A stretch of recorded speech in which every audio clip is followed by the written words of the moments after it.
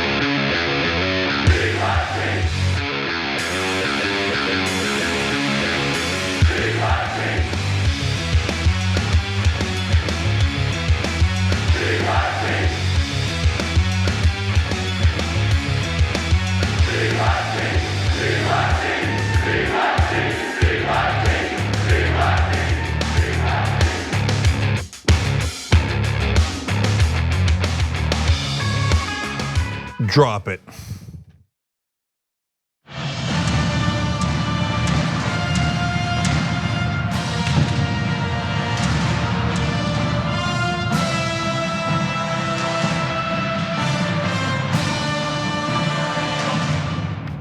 All right, look at this power panel. Jake Fugel, John Idol. John Fugelsang's back, everybody. Woo. All right.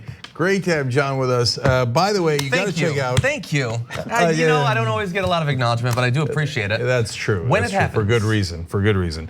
All right. Tell me everything every night on SiriusXM Progress Channel. That's where you're going to find John. That's me. Okay.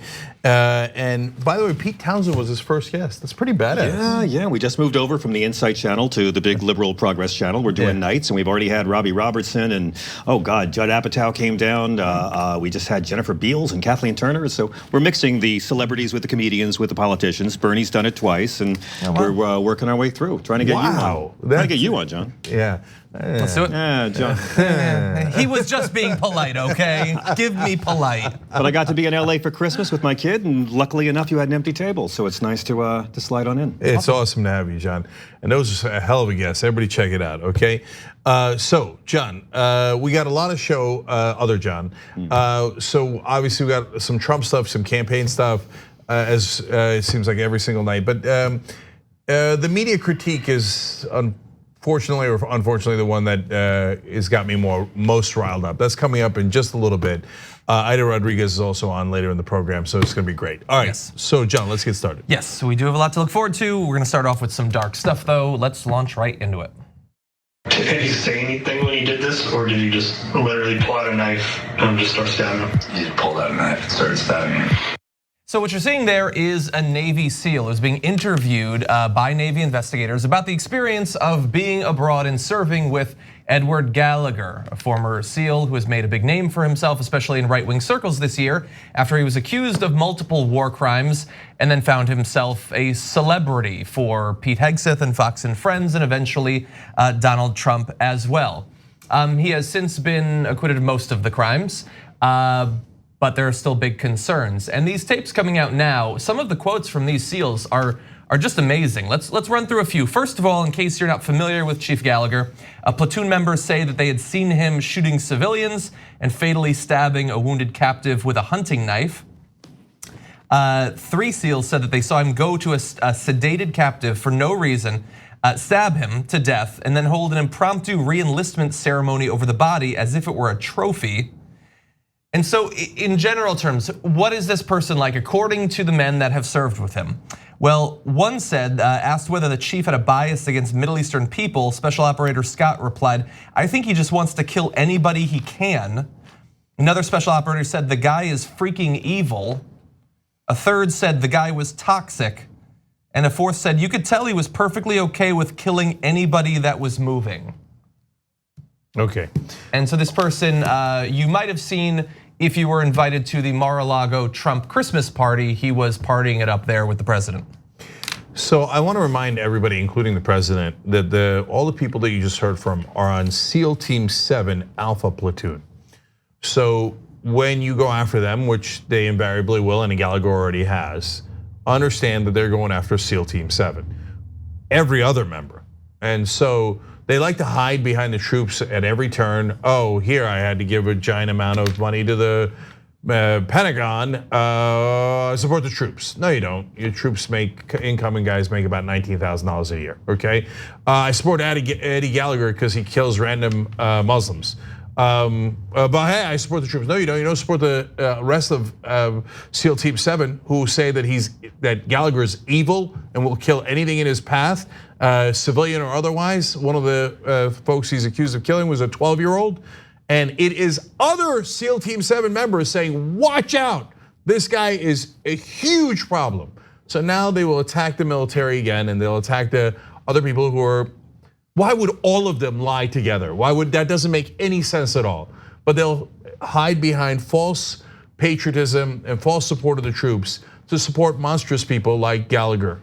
So I agree with you both. I mean, look, anyone trying to raise a child right now in this era when the human id is encouraged to run free and do whatever it wants is facing a real obstacle. How do I tell my kid, don't be a racist, respect women, don't lie, do your homework, don't mock disabled people, and then watch this. This should be a slam dunk when you're debating with your conservative Christian loved ones over the holidays. You don't get to call yourself a Christian and play dumb about this. This guy was a serial killer who was in the military so he could do it for legal ways. And the most damning thing about it is, as you pointed out, how rare is it for SEAL team members to actually come out publicly and talk about what they do?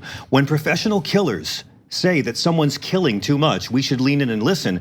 They could have impeached this guy 1 minute into his inaugural address for violating the emoluments clauses. Now you can throw war crimes on top of it. It's an impeachable offense, and it's an insult to every serviceman and woman and every man and woman who manages every day to contain themselves and not murder people. When Muslims don't trust us, it's because of stuff like this. And look, guys, it isn't about, I know right-wingers hate Muslims, so anytime we talk about valuing the life of a Muslim, they just turn off and think, no wonder, these guys are soft. Why don't we just murder them, right? But it isn't about them. Yes, it's important, and obviously we should care about that, etc. But it's about us. It's about who are we? Are we a country of laws? Do we have a military that is decent and that follows international law, doesn't commit war crimes? Or if you say, no, we shouldn't, we should just let them go and let there be no order in the military at all, basically some degree of chaos, and let them murder whoever they like, whether they're combatants, civilians, 12 years old or not. Okay, then you are arguing that America should be the bad guys. Yep. I mean, that's what the Nazis did. That's what the Al-Qaeda does. That's what ISIS does. Chop off their heads. Who cares? Who cares about international law? Who cares about morality and decency? Let's just kill them all.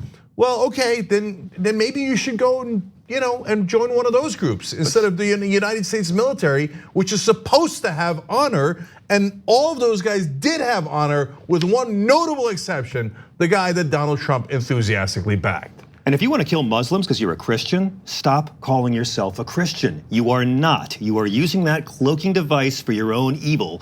And people are tired of it, especially around this time of the year. This country hasn't legally declared war since 1941. These weren't even legal prisoners of war. The whole thing is sketchy as hell. And this is the tipping point. This should be the tipping point for anyone who still believes a guy who stole from vets with a scam online university cares about vets. Yeah.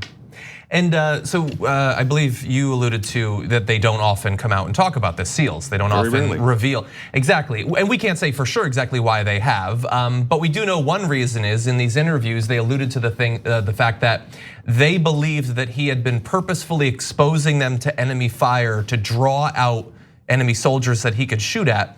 And they started to believe among themselves that he wouldn't mind if a few of them had been killed because it might make him seem more distinguished. He wanted a silver star. Yeah. And that's why he wanted to have such a high body count. Yeah. Yeah, and so if you justify, well, he can kill as many Muslims as he wants, I don't care, they're trying to kill our soldiers. His soldiers believe that he was trying to get them killed. So you should oppose him for all the same reasons. By the way, what has Gallagher done now? He has called all the rest of the people in SEAL Team 7 Alpha Platoon cowards. Of course. No, you're the only brave one. The only brave one who kills people after they're already captured. Kills children. Yeah. Right, kills children, kills the wounded, kills old men. You're the brave one, right? And everyone else on SEAL Team 7 is cowards. Do any of you believe that? If you do, there's something deeply wrong with you. You should get psychological counseling. You should not be allowed to have a weapon, and you're a danger to yourself and others. If you think the guy that every other military person is saying is a murderer and a danger to everyone and is committed war crimes, they're all wrong and cowards, but the one murderer guy's awesome. If you believe that, you're either named Donald Trump or you're a Trump acolyte and you like people who kill civilians. You like people who kill 12-year-olds, and that's who you are. And the amazing thing too is, I mean, he had been accused of multiple war crimes and he eventually got off of them, except for posing with the body, because we have the photo, you can see it. And so, but he claims that he didn't execute the person, even though multiple people says he did. Still sort of weird that you would then take the body and pose with it. Also, one additional fact, I talked about this on the damage report this morning. He had earlier on Instagram, I believe this was before going off to war, he had a knife made, he had a special knife made, and he posted about how he couldn't wait to dig it in someone's skull. And so when you're accused of having gone up to execute someone with a knife, it makes it a little bit more believable at that point, especially added on to the multiple eyewitnesses to say you did it. I love Young Turks followers, and I know a lot of Young Turks followers are, of course, atheists and non-believers, but this is why you need to remember your old Bible studies more than ever, because we have to stop these people from using the cloak of Christianity. That is their get out of hell free card in the media. The media plays along, it never questions it. No, anyone supporting this has to be called out. They don't get to drape themselves in baby Jesus anymore. They have rejected it. These guys voted for Caligula, Barabbas, and the golden calf. They got to be called out. This is literally war crimes and murder. And last thing, guys. So speaking of not allowing people to hide behind things like Christianity, they don't get to hide behind military supporting the troops when they say they're defending Eddie Gallagher, because that means you're saying the rest of SEAL Team 7 were cowards and liars.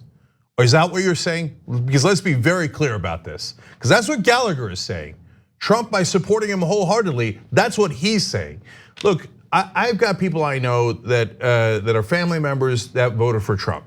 So I'm not saying everyone who voted for Trump in 2016 is a terrible person. Obviously not, right? But they, some of them say they didn't know. Some of them still want to bury their head in the sand. Some of them want to bury their head in Fox News.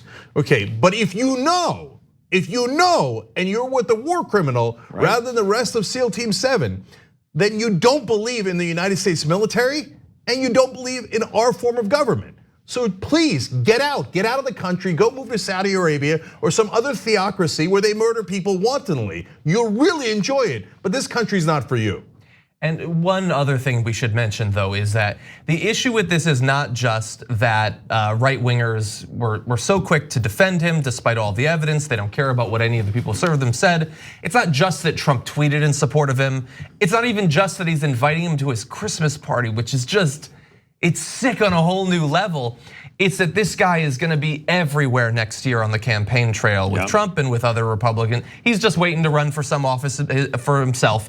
And And what's so amazing about it is that if you were to ask these right-wingers who suddenly believe that he's this huge hero, they wouldn't be able to tell you anything about his military record except the war crimes that he has been accused of. They don't mind that he's been accused of killing children and the elderly and prisoners of war. And that's why they know who he is. That's why they care about him. This endangers the safety of our troops. There is no reason for any Muslims to believe Americans anymore when they see that you can literally murder us, go through the charade of military justice, and then have this reality show racist clown give you a pass. Yeah, exactly. You want to take our first break? Good times. Yeah. All right. Yes, we're gonna take a break. And if you thought that story made me angry, wait till we get a load of the next story. So fun for everybody. The mainstream media realizes the Trump people might not be telling the truth. I'm not kidding. It's like, they actually just realized that. It's stunning. All right, we'll do that when we return.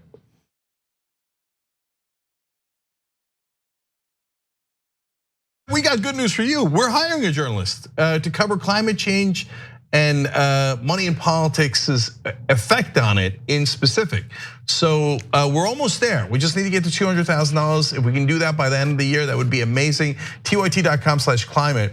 I love this because every time there's a vote, we're gonna see who donated to which politicians, how are they voting, and we're gonna hold them accountable. And we're gonna get it to the rest of the press, and we're gonna get it all over social media. Because it isn't that not enough people agree with us. 3/4 of the country believes climate change is real and we have to do something about it. The problem is the politicians that take money from fossil fuel companies. And that's what we're gonna expose with your help. So TYT.com/climate for that.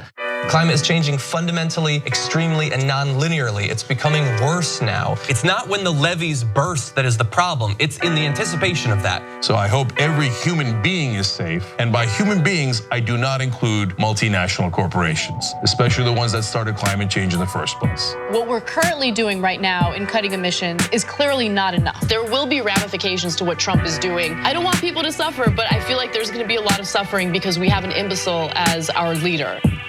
Patience. It's a virtue. They think you can put me in a box. But you can't stifle a revolution. Cenk Uygur, you started something, an idea. The truth and honesty matter above all else. And the people love you for it. And for a while, so did I. We could have stood united, a political force of reckoning upon our foes, the hypocrites, the phonies, the unjust. But you put me in this box. Jake! No! You began without me. You began without me. But God as my witness, I will be the one to finish it.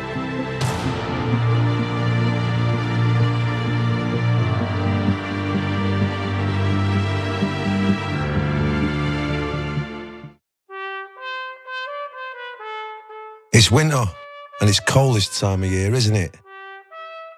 Well, it might feel chilly, and the wind might bite at your nose. Maybe you want to snuggle up with a hot chocolate, or wrap up warm and wear your biggest coat. But in the grand scheme of things, our earth is too hot, and it's getting even hotter. Our seasons are getting confused. Lots of birds are nesting earlier, and spring flowers are coming out too soon. This is what climate change looks like. It's affecting so many of the things we love, both here in our own backyards and around the world. But we have hope, because we know that together we can protect them if we act now and everyone does their bit. So this Christmas, give a gift of love and show the world you care. The Monsanto Corporation continues to sell a herbicide called Roundup, but you should know that that herbicide is a potential killer. Recent studies have linked Roundup to significant increases in non-Hodgkin's lymphoma. That's a cancer that can be devastating to you and the people you love. While Roundup continues to cause cancer, Monsanto continues to make huge profits from the sale of Roundup. They will not take it off the market. If you or a loved one are exposed to Roundup at work or home and then developed non-Hodgkin's lymphoma, you may be entitled to financial compensation. compensation, and it's important for you to take action now and hold Monsanto accountable.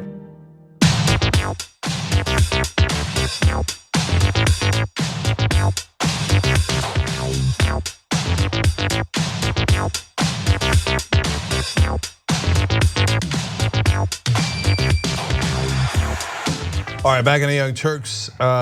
First member comments. Anna for Dem White House press secretary writes in. Fugelsang, I will be as happy as a clam at high tide if you imitate Chris Matthews at any point during this panel today. Well, there you go. I would, but that would involve these two not speaking for the rest of the broadcast. All right. I love Chris. Change my Borg destination writes in. Designation, I should say. Trump needs corrupt support from this is a really interesting point. Trump needs corrupt support from the military. His support of Gallagher is a call to any and all corrupt military individuals to come to his network. Yep. He is slowly and methodically building his network of extensive government corruption. Look, I saw it happen in Turkey with Erdogan. That is exactly right. So what strongmen do is they say, I want the people who are not going to follow the law. The opposite. They say, oh, I'm for rule of law. And then they say, no, I want people loyal to me and me only, not to the Constitution, not to the government, not to the laws. Yes. Because I need people with guns in positions of power who will follow me no matter what I do. He told ICE agents he would bail them out if they broke the law, handling migrants. He told cops they should be rougher with people and not protect their heads when they shove them into cars. He told the people at his rallies he would pay their legal costs if they physically assaulted someone else. This is Brown Shirts 101. 100% right. And so great point. That's why I love doing the show with you guys. Clint McClock on Twitter is keeping us honest too. He said, hey, this is an important story. Has anyone read the article?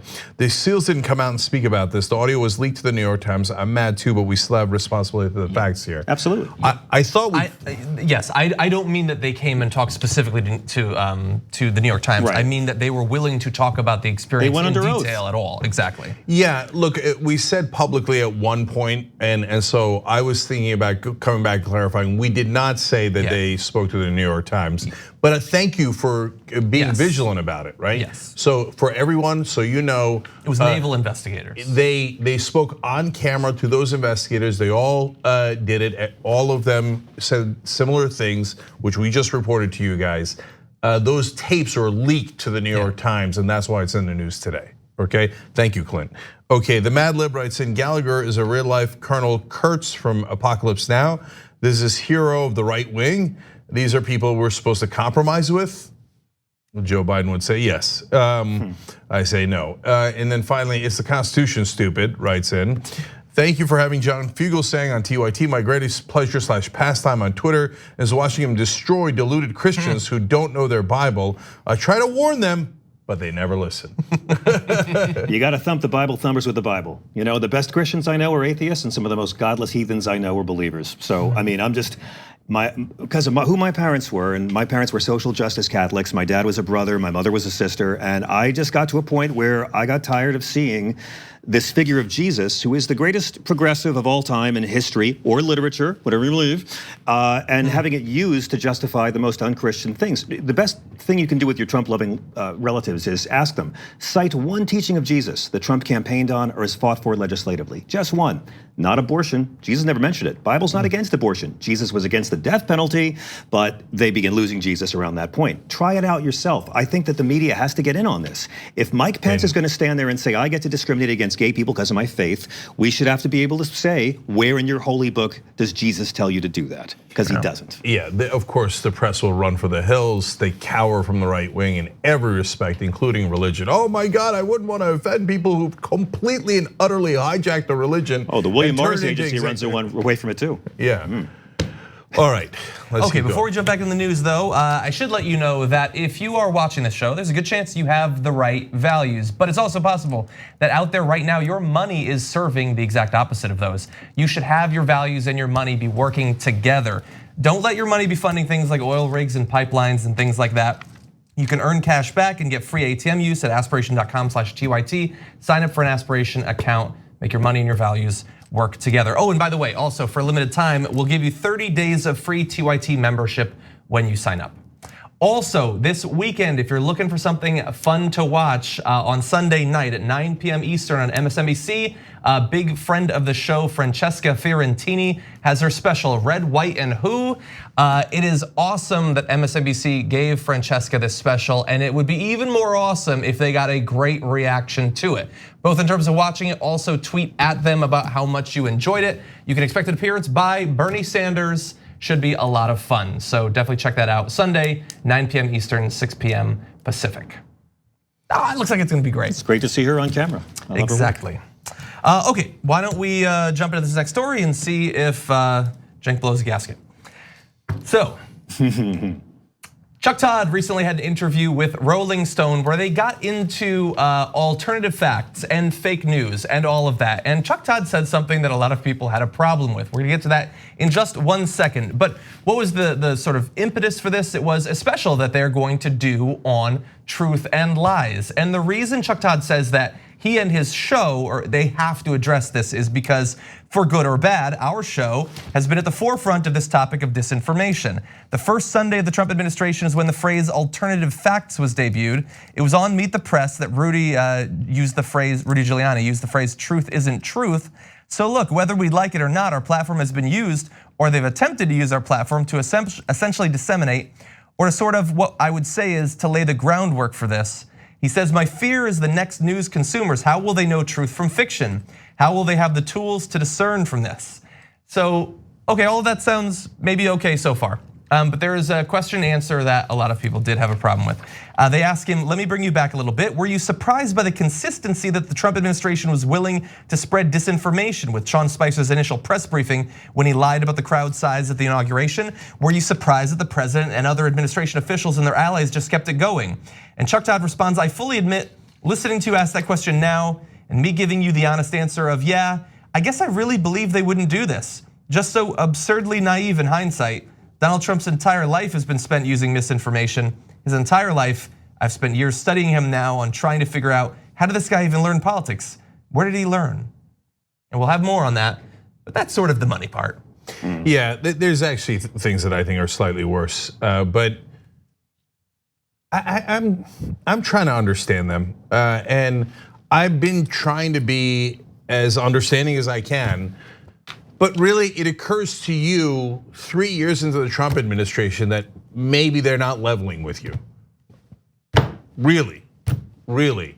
I mean, so what do you want me to say? What do you want me to say? Like, look, I've given Chuck Todd credit from time to time when he challenges a guest.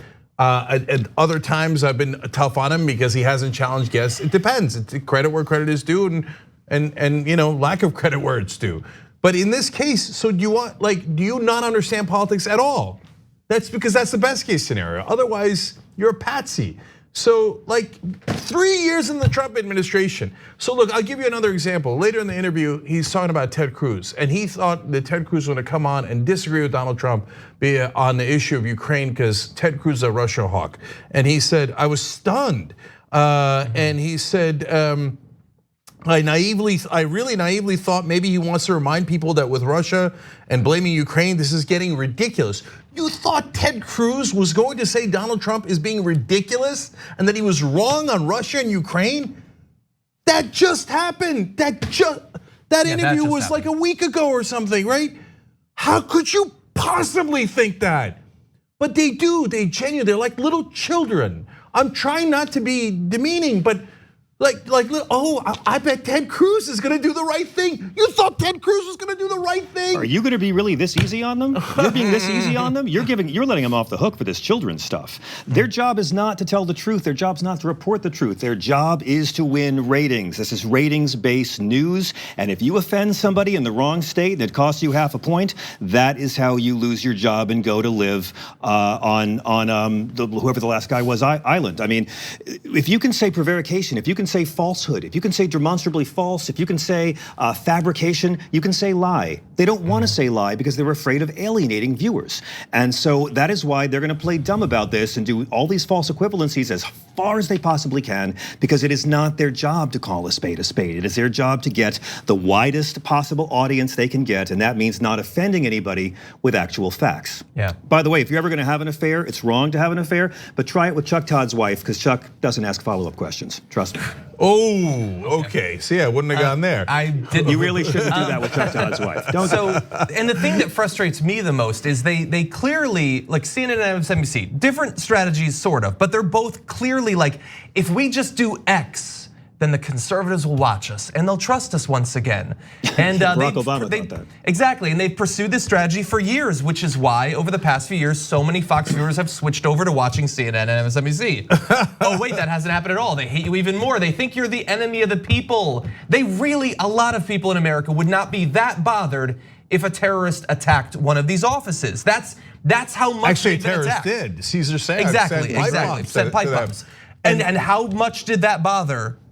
Was there any backing off of the enemy of the people talk? Did it garner any sympathy from any Trump supporters? No, not at all. They went right back to chanting about any of the enemy of the people. Look, I got two more layers of harshness here. So you say I'm not harsh enough, hold my beer. Okay. Okay, so later in the interview, Chuck Todd says, look, the Iraq war in the aftermath discredited enough politicians and enough media. Did it? What? No, it didn't. It didn't discredit any of them. So afterwards, John Kerry, who voted for the Iraq war, became the Democratic nominee in 2004. And then Hillary Clinton, who voted for the Iraq war, became the nominee in 2016. I mean, they all lost and they all suck and they were rejected by the American people. Oh no, Hillary Clinton won. Is she president? For God's sake, is she president? No, you keep being establishment people who were for the Iraq war, who paid no price at all for being constantly wrong. And who's leading right now in the national polls? Joe Biden, who voted for the Iraq war. What price did they pay for being so wrong? And the media, are you kidding me? Anyone who was right about the Iraq war was ostracized because it was so embarrassing to look at people who were right and who told you were wrong. Everyone on TV was wrong. Everyone on TV was wrong, and not one of them lost their job. But if you're a progressive who called them out, you're all gone. You're all gone. Because again, their job is to win the ratings, and war is ratings crack. Donald Trump represents 4 straight years of war-sized ratings for them, which is why some of the people who write the checks for some of these media outlets don't really want to give away their ratings or their newspaper circulation or their lovely tax cut. It's not a matter of the journalists rising up to beat the Trump supporters. You've got to let the truth beat lies. That's why you're here. That's why you went to journalism school. If you wish to be remembered, you already know, Chuck Todd, how history is going to consign Donald Trump to the trash heap of mediocre fascists. Get on the right side of the curve before it's too late. But again, it's not their job. These are guys who watched Star Wars, watched Empire Strikes Back, and halfway through Return of the Jedi said, oh wait, Darth Vader's not the hero, is he? Come on. Yeah, so let me continue on the Iraq war because Chuck Todd continues. He says, it turned out that the previous generation of national reporters missed the story in the moment. I'm not saying they were dishonest in the moment. They were too trusting of their sources. They maybe were too naive. I don't think it was active disinformation. See, you don't understand anything. You're telling me Dick Cheney was not doing active disinformation? And you're saying that with a straight face in the year 2019. That Dick Cheney was not lying about weapons of mass destruction. Forget that, about the connection to 9/11. Iraq had no connection to 9/11. You allowed Dick Cheney on Meet the Press, your organization did, and have him do those bold-faced lies and lied us into war. And what, did anybody get punished? Are you kidding me? Tom Brokaw goes around on a cloud in NBC and everybody has to go kiss his ass while the cloud goes by. Tom Brokaw's not run out of town, you idiot. You got duped by Don Rumsfeld and Dick Cheney and you aided and abetted those lies? No. Brian Williams, you name it, it doesn't matter. You all did it. You all did it. Brian Williams is the only person to lie about the Iraq war to get a demotion in America. Yeah, and that's not because he said the Iraq war was a bad idea. That would have been correct, right? No, they said, oh, well, he fudged about being on a helicopter or whatever, right? Look, and it isn't about any one particular person. I've met Brian Williams. He's a very nice guy. It isn't personal. I know they'll look at this and think we hate them and it's personal. No, it's that you're not good at your job. You actively lie to the American people. So here comes the great irony. So Trump, when he says enemy of the people regarding the press, that is dangerous talk, okay? And I believe in journalism. And we here at Young Turks, we're trying to protect journalism and rebuild it. So did anybody get Iraq right? Absolutely. McClatchy newspapers did a fantastic job on Iraq. Print journalists studied the sources, questioned their sources, and got the story right. Amy Goodman was right. There were other people who were right, okay? So it's not like you couldn't see it. And honestly, we were like podunk, nothing talk show hosts at the time on Sirius Satellite Radio with almost no audience. And we saw it. Jesus Christ, if we could see it, and Brokaw and Brian Williams and Chuck Todd, you all couldn't see it with the billions of dollars you had. No, you didn't want to see it. And not just back then, today, now you turn around and go, it turns out Ted Cruz might be a liar. Are you kidding me? And as you're saying that, you're even saying like, I mean, the previous generations, I mean, look, I don't think it was active disinformation. I mean, Ted Cruz might have said one thing wrong on my show, but are you trying to say Dick Cheney might have been doing active disinformation? No. And you guys, you schmucks, the right wing is never gonna like you. The whole point of the right wing is to tear down every source of information we have. Professors, well, they bring you information. They're terrible. Don't believe media. They bring you information. Don't believe them. Scientists, they bring you information. Don't believe them. Why? Because they want to replace it with propaganda. So it is not an attempt to make you better, it's an attempt to destroy you. Progressives, on the other hand, believe in journalism, and what do? You spit in our face. Because we're right, it drives you nuts. We were right about everything, the Iraq war, the Republicans only do tax cuts for the rich. They never care about the budget. I can give you 1,000 things that we were 100% right on. 2016. Okay, and climate change, and you're lying about Medicare for all as we speak. As we speak, you're lying about it. So the reality is, you're not the enemy of the people, but are you fundamentally opposed to progressives? Yes. Are you fundamentally opposed to doing factual correctness? Actually, the answer is, and this is super depressing, yes. You're in favor of political correctness. Hey, I don't want to lose my Republican viewers. I don't want to lose access to my Republican politicians. So what am I going to do? I'm not going to tell you the truth. I'm going to take the truth and pervert it so that it's 50-50. I'm going to equate the liars with the people telling the truth. And in fact, the people telling the truth about Iraq war, etc., I'm not going to allow them on TV. I'm not going to allow them on TV. But Ted Cruz and Dick Cheney and all those monsters and Kellyanne Conway and Rudy Giuliani, they'll be littered all over TV, And the only Democrats that'll be allowed are people that believe in the Pentagon and the Brennans and the Claire McCaskells, the ones who go, oh, the Republicans are right, Tax cuts for the rich are great. Us doing these aggressive wars are great. Look, if you think you're doing journalism, you're not even close. You're not even close. I know that you're gonna hate us way more than you hate the right wing, because the thing that gets under your skin the most is when someone is right about you. It's easy to brush off Donald Trump. The guy's a clown. He lies every day, 7,000 times a day. It's easy to brush him off. It's easy to even go, oh, Ted Cruz, maybe, oh, wow. After 7,000 lies in a row, maybe I brush him up a little bit. I'm sorry, Ted. Come back on the show, Ted, please, I'm sorry. And it will have been forgotten by the next time he's on. Yes, that's 100%. They're gonna learn nothing from this. But when we're right, God, it drives them crazy. God, that's the thing they can't stand the most. The only thing worse than hindsight needing 15 years to still get it mostly wrong is with Ted Cruz, the next time he's on, they're gonna pretend that he's an honest gentleman from wherever, from Texas. And the next war, they're going to buy whatever is told to them. And honestly, if the whistleblower hadn't blown the whistle, and if Zelensky had his interview with Fareed Zakaria, they would be covering that totally serious and straight face too. This isn't even like at this late hour, I finally understand. It's, I'm saying I understand, and then I'm gonna go right back to doing the thing that I do. And last thing, guys, so whether it's Jake Tapper telling Mehdi Hassan, we never have progressives on. So let me ask you a question about progressives. Jake, did you ever think, wait, why do we never have progressives on? Hey, wait, it looks like Bernie Sanders might win the presidency. I know you guys don't believe that because you hate him. And you say, oh, Bernie Sanders. He's leading in New Hampshire, almost caught him in Iowa.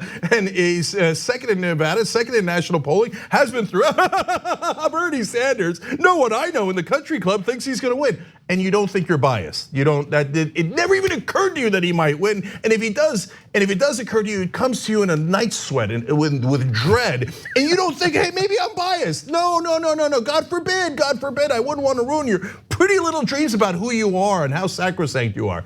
But so Jake Tapper, did it not occur to you that at least, at the very, very least, he represents a quarter of the country? I think he represents 60%. I can show you the polling to back that up, but we can have that debate later. Okay, let's say 25%, let's say your number. So 25% of the country, you don't care about them. The Republicans, but hey, 25% of the country, we never have you sons of bitches on. Oh, okay, here, what do you got? Say one thing and then get the hell off my show, right? And then Washington Post, you did that brilliant story, Washington Post, about the Pentagon and how they've lied for every year of the Afghan war. Did you learn anything from it? My prediction is no.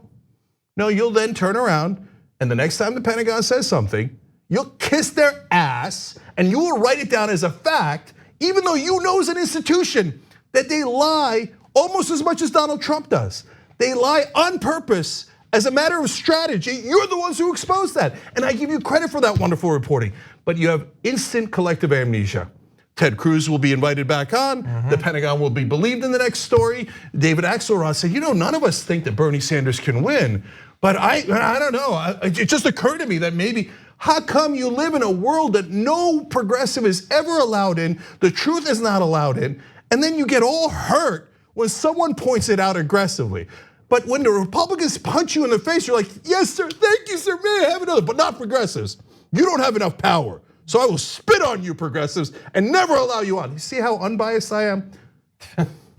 All right, I think you get my point of view. Okay, we should probably take our break. Yeah, we'll be back.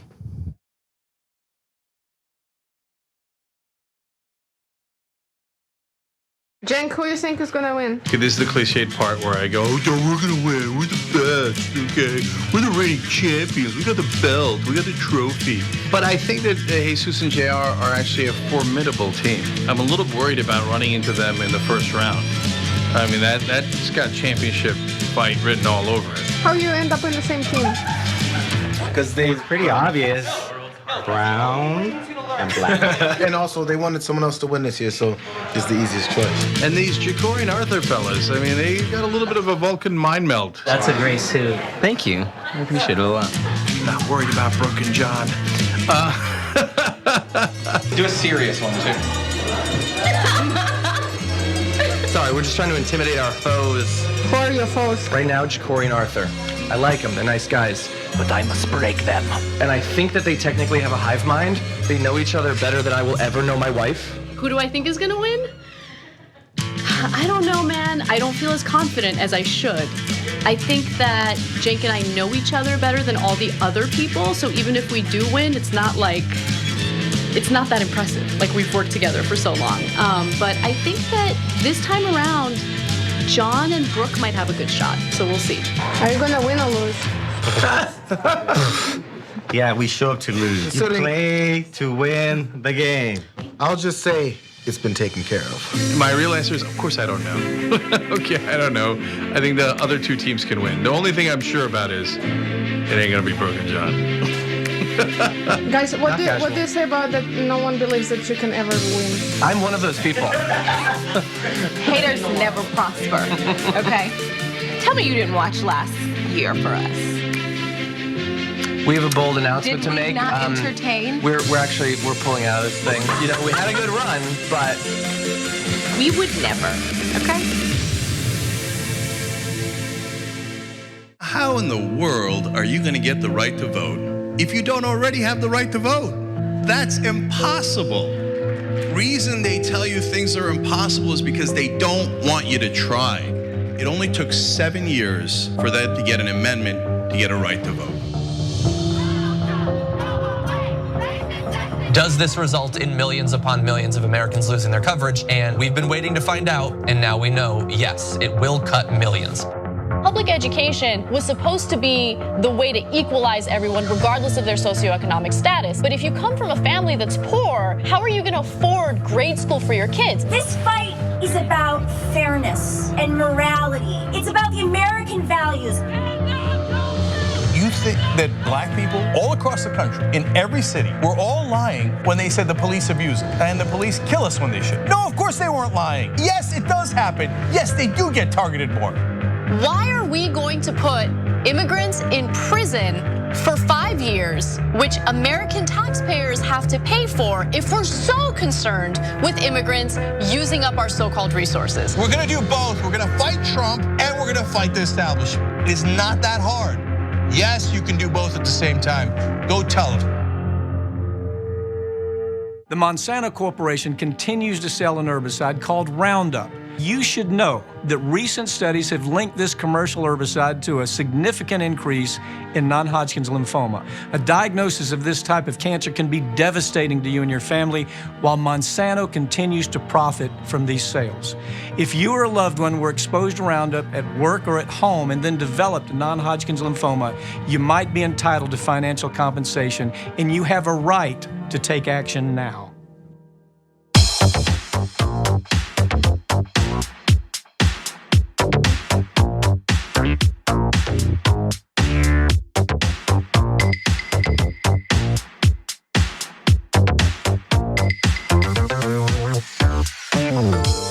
All right, back on the Young Turks. Sandra O writes in the member section, Jenk sandwich between two awesome Johns. Who could ask for more? We got more Johns and a Portuguese cat house in here. Oh, wow. All right, I am a damn lib writes in, Jenk proved that progressive honest newsmen could be popular and he got canned. Just saying your rationale holds no beer. And real quick, just a quick clarification. So on MSNBC, they did move me from prime time to the weekends, or they wanted to. Technically, I was not fired. I'm the one who said no to that offer. But your whole point holds. I had the highest ratings they ever had at 6 o'clock at that point. And I asked the head of MSNBC, is it the ratings? Well, he's like, obviously it's not the ratings because it's the highest it's ever been. Is it that I'm a person who's hard to work with? And there were some folks like that at the time there, right? And they're like, nope, you're perfectly pleasant inside the building, right? You yell a little bit on air, but you're pleasant to folks internally. So what is it? Why move me down to the weekends? Well, the answer is because they don't want progressives in prime time. Because God forbid we should talk about net neutrality. Comcast just bought them, right? God forbid we should talk about monopolies and maybe how mergers shouldn't be approved. Or the advertisers. I once made the mistake of talking about one of their advertisers. So that's how that game is played. It's not just ratings. No, you have to suck up the power. If you don't, you're out. And last thing, Gabby Marita says, Chuck Todd's not a dumb person, but he's paid a lot of money to play one on TV. So the thing that drives those folks the craziest is when you say, did you ever think why you were picked? You know, John was saying this during the break. Was Howard Zinn ever picked? Was Noam Chomsky ever picked? Whenever there's a war, it's all retired generals, not Gore Vidals and Howard Zinns, to talk about other alternatives. Yeah, and it doesn't have to be those particular people. There's 330 million people in the country. You could pick, and at a bare minimum, 25% of them are progressives. Yep. If you wanted progressive anchors, you could easily find them. If you want anchors who seek access to power and service power, you can, and you have found them. Yep. All right. What's next? Well, before we launch into what's next, the time has finally come. As of tonight, 8 p.m. Eastern, 5 p.m. Pacific time, Hostmates Season 2 is here. Take a look at that lineup. It's gonna be awesome. You got Brett hosting, Emma was here for the green room, and 4 teams duking it out. Which pair knows each other best? We're actually gonna be live tweeting this just a little bit later on. You can watch it live as it's streaming for the first time today. If you haven't already seen Hostmates Season 1, maybe you can cram it in, but do it while you're also watching this somehow. And if you're not already a member, it's gonna be hard to watch it. So fix that by going to tyt.com/, I'm gonna say John, and signing up for memberships so that you can watch Hostmates right after the second hour. Yeah, you can get membership through tyt.com/John. John's doing a great job. Damage Report's wonderful. Yes, support him by getting membership through that. All right, what's next? Okay, let's have some unfun. Have you seen any ads from Democratic primary contenders recently? If you have, you probably haven't seen any Klobuchar ads or any Yang ads. You probably even haven't seen many Bernie or Warren ads. There's a very good chance you've seen 2 men's faces. That is Michael Bloomberg and Tom Steyer. And you wanna know why that is? That's because together they've spent nearly $200 million on television and digital advertising. More than double all of the other candidates for this entire campaign so far. And one of them, Mike Bloomberg, He hasn't been in the race for a month. But despite that, he's already spent $120 million in just 3 weeks. Yeah. That burn rate is rough right there. So the article in the LA Times where they explained that Bernie Sanders had taken the lead in California, that was a momentous day. Now, if he loses the lead, then it turns out not to be momentous. But if he keeps the lead, and that was the day that he had seized it for the first time and passed Biden, that's a big news event, especially for the LA Times that covers California. They mentioned Mike Bloomberg more than they mentioned Bernie Sanders. And they kept going back. Every other paragraph was like, and then how does this affect Mike Bloomberg? And at the time, Mike Bloomberg was polling at 0 or 1%. Who gives a damn how it affects Bloomberg? The LA Times does. And all of television does. Why? They have 120 million reasons to care about Mike Bloomberg.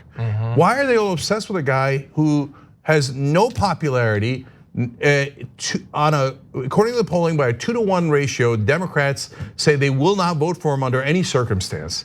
Okay, he's trying to buy himself up to a 5% popularity rating, but the media is obsessed. Bloomberg, how's Bloomberg going to affect things? Yeah. Well, part of it is because they love Bloomberg, because they all have the same groupthink. Oh, billionaires should rule us all, and money should rule us all. Of course, Bloomberg, that's a real guy, not Bernie. He represents poor and middle class people. What are we, journalists? We look out for them? We look out for the billionaires. But the bigger reason is he spends so much money in media that they're like, yes, that guy, wow, what a wonderful, fascinating character. Can I tell you how much money? So $120 million so far in 3 weeks, but projecting forward, talking about financial incentives. So if he keeps this pace, and he's got the money to, by March 3rd, he'll have spent $357 million on TV ads. By April 28th, when New Yorkers, his state, when they finally go to the polls, he'll have spent $561 million. And people will take him seriously, even though he has like no chance. That's not a photo, that's video. He has no charisma, he's barely moving. I'm kidding, it is actually a photo. But no, he doesn't have any, he's at like 2%, 1% in the polls, but he is swamping everyone else. To put it in perspective, the next highest spender after Bloomberg and Steyer is Pete Buttigieg, who has spent $19 million so far. $19 million overall in these early contests. Bloomberg has spent $13 million in California.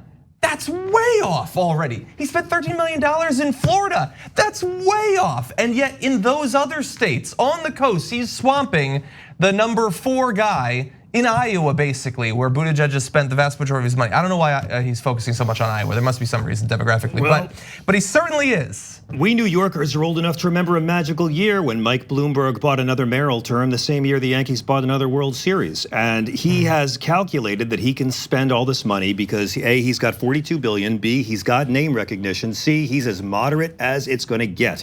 And to me, watching this, so much of the field is now a reality show called Moderate Alternative to Biden Idol. Who do they think that's not Warren or Sanders that they can turn to once Biden falters? So I understand why he's doing this, but Bloomberg, if he's trying to avoid Elizabeth Warren charging him higher taxes, he's paying a lot more now, and he could have just gotten rid of stop and frisk when he was still mayor and not be trying so hard to deal with the black Democratic vote that will never accept him. On the bright side, the commercials look great. He outsourced the editing to this great kids sweatshop in Thailand. They do fabulous work.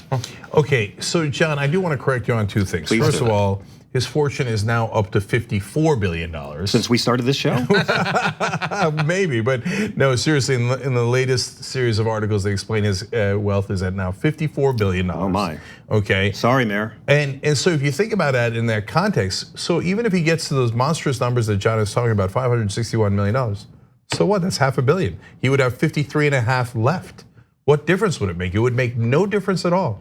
He could spend $5 billion on it. He could spend 10x of that, $5 billion of it, and it wouldn't dent him at all. He could if he spent $5 billion to buy Fox News, or if he put $1 billion into advertising for the Right to Life Party in 6 swing states. $1 billion into the Right to Life. How many Christians only voted for Trump because they're single issue voters? And we've convinced Christians to vote against everything Christ talked about by talking about abortion, which Christ never freaking talked about.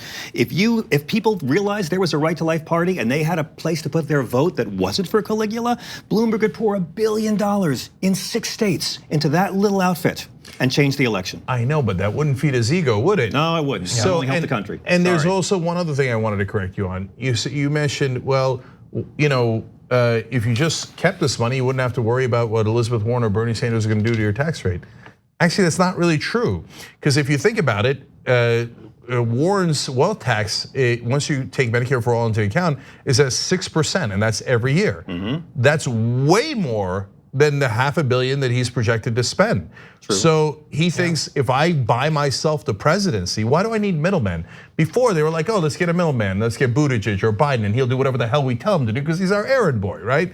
But Bloomberg's like, why don't I just buy it? Well, I'll just take it myself, and then I'll give myself a tax cut, and then I'll pretend to be progressive in other things, and I'll say, sure, I care about the environment, I care about guns. Okay, now give me the money. Give me the money, okay? Whatever you do, don't touch my money, Warren and Sanders, okay? They're coming to take your sugary drinks. They're coming, for my cold dead hands, you'll get my Slurpee. For my cold dead hands, Bloomberg. So if they can find a way to defeat Sanders or Warren, is it going to be worth the $500 million that Bloomberg's gonna spend? Yeah, financially, definitely worth it for him. It's actually a good investment as a business person. Let me make sure that the middle class doesn't get what they want and the rich keep everything. And you know what his nuclear option is. So, and the rest of the press won't acknowledge it because he keeps, in essence, bribing them by putting so much money into it. Now that's not technically, I don't think that that's fair to call that a bribe, but he's buying positive coverage. The bias is ratings. The only bias is ratings. And so, look, just to finish the thought, since he's giving them all that money, they're not acknowledging the elephant in the room, which is the only way he actually affects the election is if he runs as an independent and then spends another $500 million or $1 billion making sure that Bernie Sanders doesn't win. So, and then hands the election to Donald Trump so he can keep his goddamn money.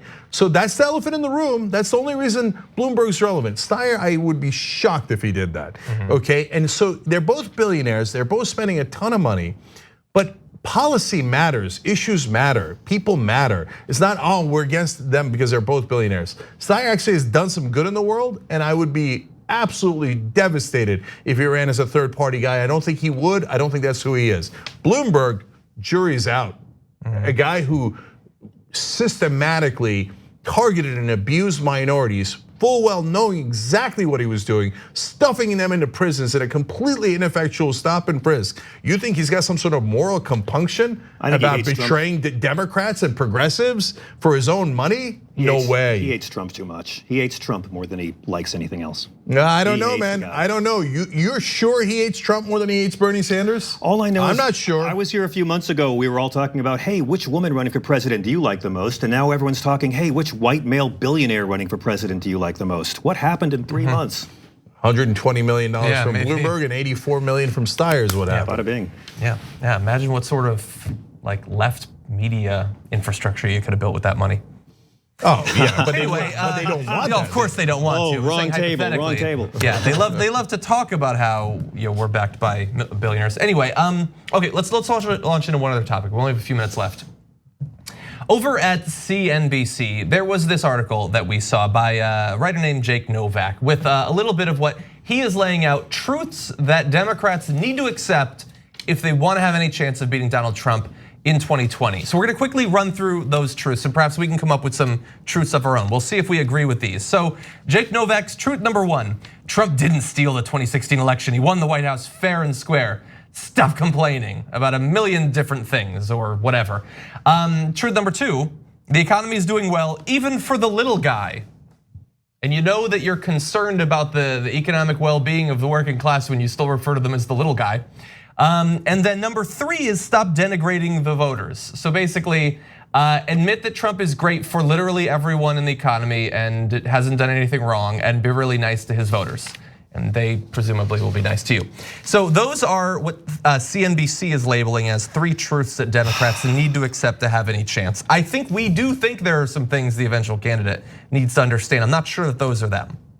So I love the title. Democrats need to accept these 3 truths to beat Trump in 2020. So the idea is you have to accept that Donald Trump has an awesome economy and you should kiss the ass of his voters so you can beat Trump. Oh, thank you so much for the advice. I really appreciate it. It sounds like you're looking out for us. And so this looks so earnest. CNBC and this dude, who was, by the way, earlier a producer on CNBC, driving the stock market machine and catering to all the advertisers who are top companies that have gained through the massive trillions of dollars in tax cuts that Trump gave you. Well, you're telling me your earnest advice is to agree with Trump and that's the best way to beat him? Oh, golly gee, wow. I'm gonna take that under advisement. Okay, this is the kind of stuff Claire McCaskill and Joe Donnelly would do right before they lost. It reminds me of, I don't remember the exact person, but Meghan McCain likes to occasionally give advice to Democrats. And she said at one point, if they want to have any chance of getting Republicans like me to vote for them, they should put up this candidate. I don't remember, I'll say Howard Schultz. I don't know for sure who it was. And then the person next to her asked follow-up questions, so would you vote for them then? She was like, no, never. Nice. Why are you offering advice if it's so fake? But anyway, look, I do think there are some things that the eventual candidate should accept. I think that if we have the right candidate, we don't need to worry. If it's Bernie Sanders, I think he'll get all of this. But if it ends up being Buttigieg or something like that, or if it's Biden, I know that everyone on cable news thinks, oh, it's gonna be a slam dunk. He's gonna rope-a-dope him around the debate stage and have no problem. But there are a lot of people on TV that seem to think that, like, Hillary sort of technically won somehow. There was just something that sort of messed with it. Nothing fundamentally needs to change. You can't criticize the way that she campaigned, the states that she focused on, the states that she didn't, the fact that she wasn't really giving people much of a positive agenda to vote for. I think that if we end up with another candidate who either largely agrees with that agenda and strategy, or at least wants you to think that they do during that, if it's Biden or if it's Buttigieg and they run in the same way, that is going to be a complete debacle. Well, karma plays a long game. Trump cheated in the 2016 election. Don't say steal, he cheated. Voter ID laws are cheating. Gerrymandering is cheating. Using stolen, hacked emails is cheating. He's being impeached because he got caught cheating in the next election. The economy is doing well. Well, our economy is like a reality show. Food, medicine, rent, pick two. 69% of us have under $1,000 in savings. And also ask Trump supporters, name one Obama trend economically that Trump didn't just continue, that he actually reversed. And finally, denigrating the voters. This is 27% of us. 46% stayed home. Apathy won in 2016. Trump came in third. It's not denigrating to say to them, every Trump supporter, you're a better person than Donald Trump. You haven't stolen from vets. You don't brag about committing sexual assault. Hillary Clinton said a subset of his supporters are deplorable. She was right, they're racists. We know they are, they don't care. A positive message for Democrats is saying, you deserve better than this liar. How's Mexico paying for the wall? He lied to you about everything, and the average Trump supporter is a better human being than Donald Trump. It's a stronger message, but these are all rubbish, and it's meant for a guy at CNBC to feel better about himself, secretly rooting for Trump. Of course. So, but let's do nuance. So there are folks and a bunch of reporters and other folks on social media, even today on my account, on Twitter, saying, oh no, but Hillary Clinton won. She won the popular vote. I've heard that a million times. Is she president? I wish she was. I voted for her. I told you guys to vote for her. Yeah. I think Donald Trump is a monster. I told you, and I was right about Bernie voted for her. Yes, and Bernie endorsed her. Did 39 different events for her, right? Rallies for her. So, but she's not the president. Wakey, wakey. So to John's point, okay, so you want us to pick someone just like Hillary Clinton because you'd like to have the moral high ground when Donald Trump wins his second presidency? Yes, but by other metrics, Joe Biden won. No, I just want someone to win, to actually be president. And so, but the press, again in unison, lies to you about a fundamental fact. They say if you pick someone like Hillary Clinton, they will have a better chance of beating Donald Trump. Just look at that sentence. How could that possibly be true? Hillary Clinton isn't president. But they tell you, no, Joe Biden, he's very electable. It totally agrees with Hillary Clinton. Almost every position is the same or more conservative than Hillary Clinton. So obviously you should pick him because remember how Hillary Clinton won and is the president? He isn't the president.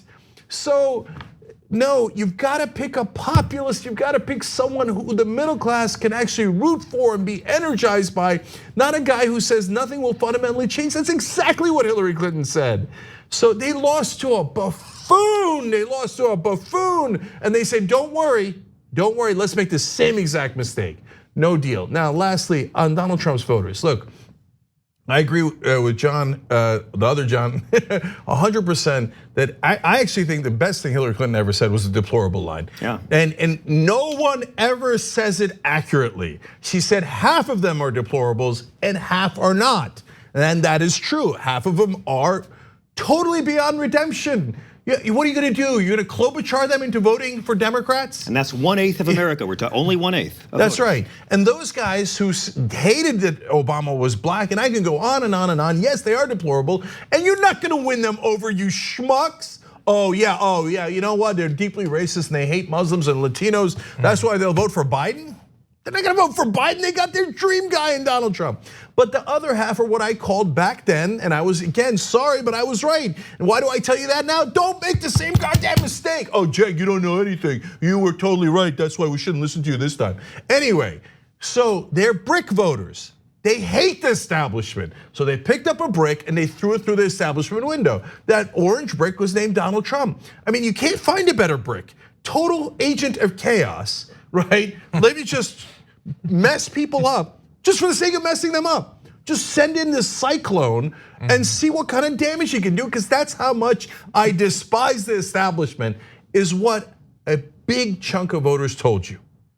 And instead of listening to that, going, oh, maybe they don't like us. Maybe they don't like the establishment. Maybe we should go populist, but actual populist that actually helps the people. Nope, not one person in media says that, in the mainstream media. You know why? Because they are the establishment. Yeah. And they don't want to admit to themselves that people don't like them. 77% of Americans in the last poll said the media is fake news. 77%. And so, nope, I hear no evil, I see no evil. The establishment is wonderful, we are beloved. Let's pick someone out of our country club just like we did last time. And then we'll get to say later it was the Russians, it was Comey, and we'll feel great about ourselves. And besides, what difference does it make? Because we all just got tax cuts. Yeah. Boom. I mean, you're exactly right. Biden is in the lead right now because he won all these polls. But if Hillary Clinton had Bernie Sanders as her running mate, instead of a very nice guy, no one remembers his name, we'd be sitting around complaining about what an incrementalist, corporatist president she was right now, and we'd still be in the Paris Accord. We'd still have the Iran nuclear deal. We wouldn't be putting Scott Baio on the Supreme Court. I mean, if you don't have a rock star candidate, you have to have rock star ideas. It's all about getting the turnout. 46% stayed home. I don't know what Donald Trump can do to make that many people stay home next time. But at the end of the day, man, the worst thing that could happen to Donald Trump is a second term. Because my biggest fear, if John Kerry had gotten the White House in 2004, he would have caught that recession, taken all the blame, and we would have gotten a Ted Cruz in 2008 instead of Obama. I don't root for a recession. I'm with you. I don't want the economy to turn, but we know the way it's going, and people have to intervene right now. And it's not going to be gradual improvement that's going to save us. The entire system has to be unrigged, and that's a message that can really resonate with conservative brothers and sisters. They've never heard of Bernie Sanders or Elizabeth Warren break down how they're being ripped off. And they just voted for a guy with a golden toilet to stick it to the man. Exactly right. Or everybody check out John Fugelsang's show on Sirius every night. And John Idarola's got Damage Report, and you can get that if you sign up for membership too. tyt.com/John is a good way to do that. You guys are awesome. Thank you. Nice to see you both. Happy New Year to both. Wonderful to see you guys. All right, we'll be right back with another powerful hour.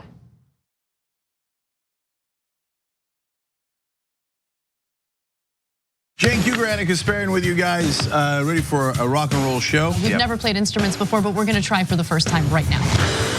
My God, if Jesus came back, how much would the Republicans hate him? Jesus would come back and be like, no, I'm done with all the banks. And he said, now you have to give away all of your possessions to the poor. Steve King would be like, oh, Weezy, they're coming to get me. It's not about fighting amongst each other. It's about making sure we correct the political system so our government works for us and our representatives actually represent us. And unfortunately, not a lot of the rest of the media even understands that concept, but we do here. You can't be pro-life and pro the death penalty. They're afraid to do it because they're stuck in this this lie, the Republicans are great with money and the economy, and then they don't spend all your money and take it from you. It's exactly what they do. Just say it. Okay, we're about to have some fun on the show. Strap on. That's not a thing. She's gonna fall one of these days. One of these days she's gonna fall. Okay. All right, we gotta do the story. This country is not run by the people for the people.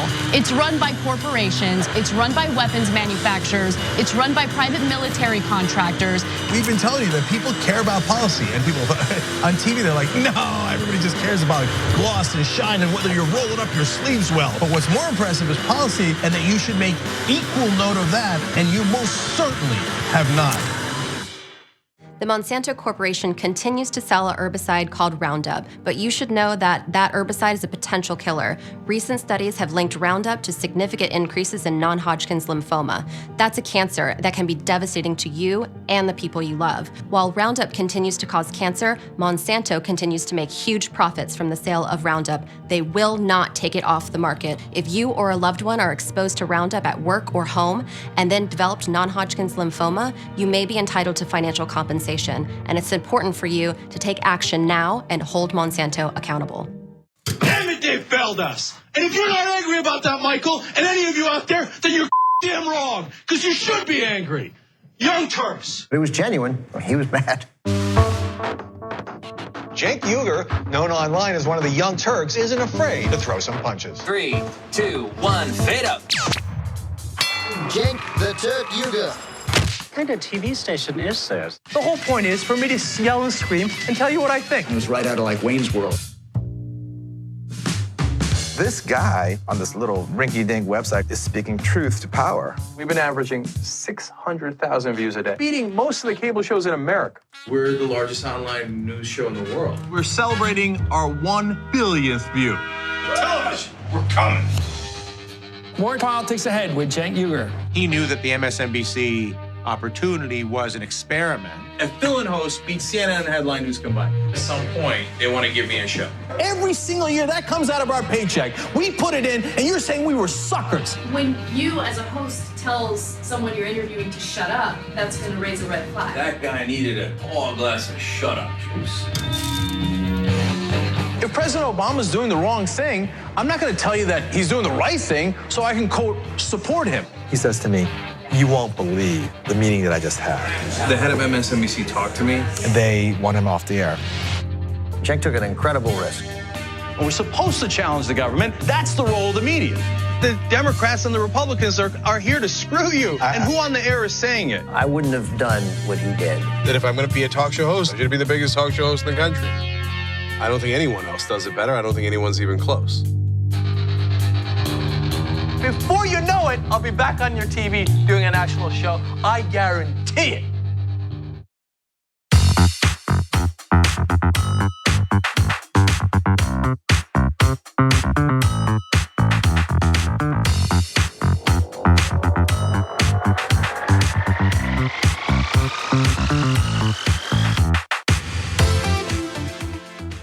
Drop it.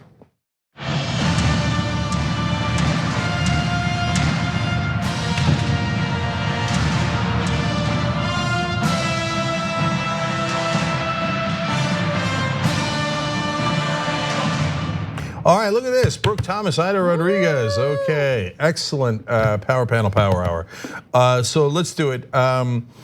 I'm just gonna read a couple here. You guys send in too many good comments. This is the members, tyt.com/join. The hippie shake, for those who want it, writes in. Can't wait to watch Hostmates tonight, but clearly the intentional omission of Michael and Ben reeks of Cenk's fear of his title defense. My money is on, he said, #Jesus, as in Jesus. First of all, Ben stood us all up last year, okay? I know. Yeah, trust me, it ain't us. I would love to have them back. He sent us a video, which was great because his daughter is kind of awesome in that little cameo in it. Oh yeah, that's right. That's right. Yeah. Not me, us writes in this controversial but interesting comment. After watching The Irishman, I have a whole new understanding of money in politics. It's so weird that big labor funded Nixon, who basically launched Fox News with Roger Ailes. Unions members are not at all the problem. Some union leaders, okay. It's been a long time that that's been an issue. Anyway, Real Now What Then Zen writes in on Twitter, Cenk, I think the show would be better if you were a little bit more free with your emotions. I see what you did there. Yes, well, I appreciate that. Etoine Quat, AKA Steve the Socialist OG Cody writes in, Flint's water could be fixed for $55 million. Just saying, if billionaires really wanted to help, they could. So 55 million is less than half of what Bloomberg has spent in media ads in the last 3 weeks alone. Could have fixed Flint water just like that. But man's got to run and protect his money, okay? And last one's from YouTube Super Chat. By What Design says, Andrew Yang is going back on MSNBC tonight after being forced to boycott them for weeks. What do you think of Andrew calling out MSNBC and then news media in general during the last debate? I loved it. If they don't call him out, nobody's ever gonna pay attention. Republicans call out the media 24/7, they're not even right. So it's way past time the progressives and outsiders like Andrew called out the media. I love it when he did that. And guess what? They responded and now he's back. That's how hardball works. All right, Brooke. All right, let's do it. So we are used to the president kind of using social media, Twitter specifically, to, in a way, I think that endangers many lives. And yesterday, he focused all of that energy on one person, the alleged whistleblower. Okay, Trump's personal Twitter account, this is @RealDonaldTrump, it retweeted a post by the re-election campaign's official War Room account that was aimed at the whistleblower's attorney, Mark Zaid. It's pretty simple. The CIA whistleblower is not a real whistleblower. That's what the tweet read, but also it included a link to an article that has the alleged whistleblower's name in the headline. The Daily Beast has been reporting that Trump had gossiped for weeks about this alleged whistleblower with various friends, media figures, senior administration officials, and it asked some people if they thought it was a good idea for him to publicly announce or tweet the name. Of course, logic says no, it's not. And those people also said no, it's not a good idea, reminding him that it's counterproductive, it's unnecessary. But not just that, also this, as the Washington Post noted 1 day before this tweet, the CIA analyst who triggered the impeachment inquiry does continue to work on issues relating to Russia and Ukraine. But when threats against him spike, often seemingly spurred by presidential tweets, he is driven to and from work by armed security officers. So this story has a bunch of fun elements. Kidding, not at all fun.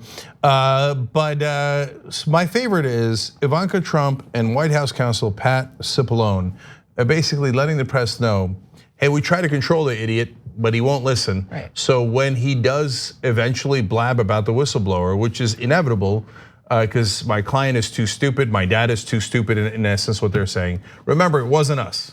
It wasn't us. The smart people in the White House told him, hey, you're not supposed to out whistleblowers. That's the whole point of whistleblowers, that we're supposed to protect them because they're blowing the whistle on something wrong that happened in the government. If the government then turns around and punishes them, it defeats the whole point of having whistleblower protections. But Donald Trump, it's not that he's too stupid to understand that, although that's certainly true. He just actively doesn't like rats, and he's called them rats in the past. Why? Because he's a criminal. So he thinks that honest people who work with law enforcement are rats and snitches. And he even once said in an interview that maybe it should be illegal to work with law enforcement. Gee, I wonder if he's a criminal, I can't quite tell. Yet we're having debates about this? No. And I'll get back to the unimportance of the whistleblower in a second.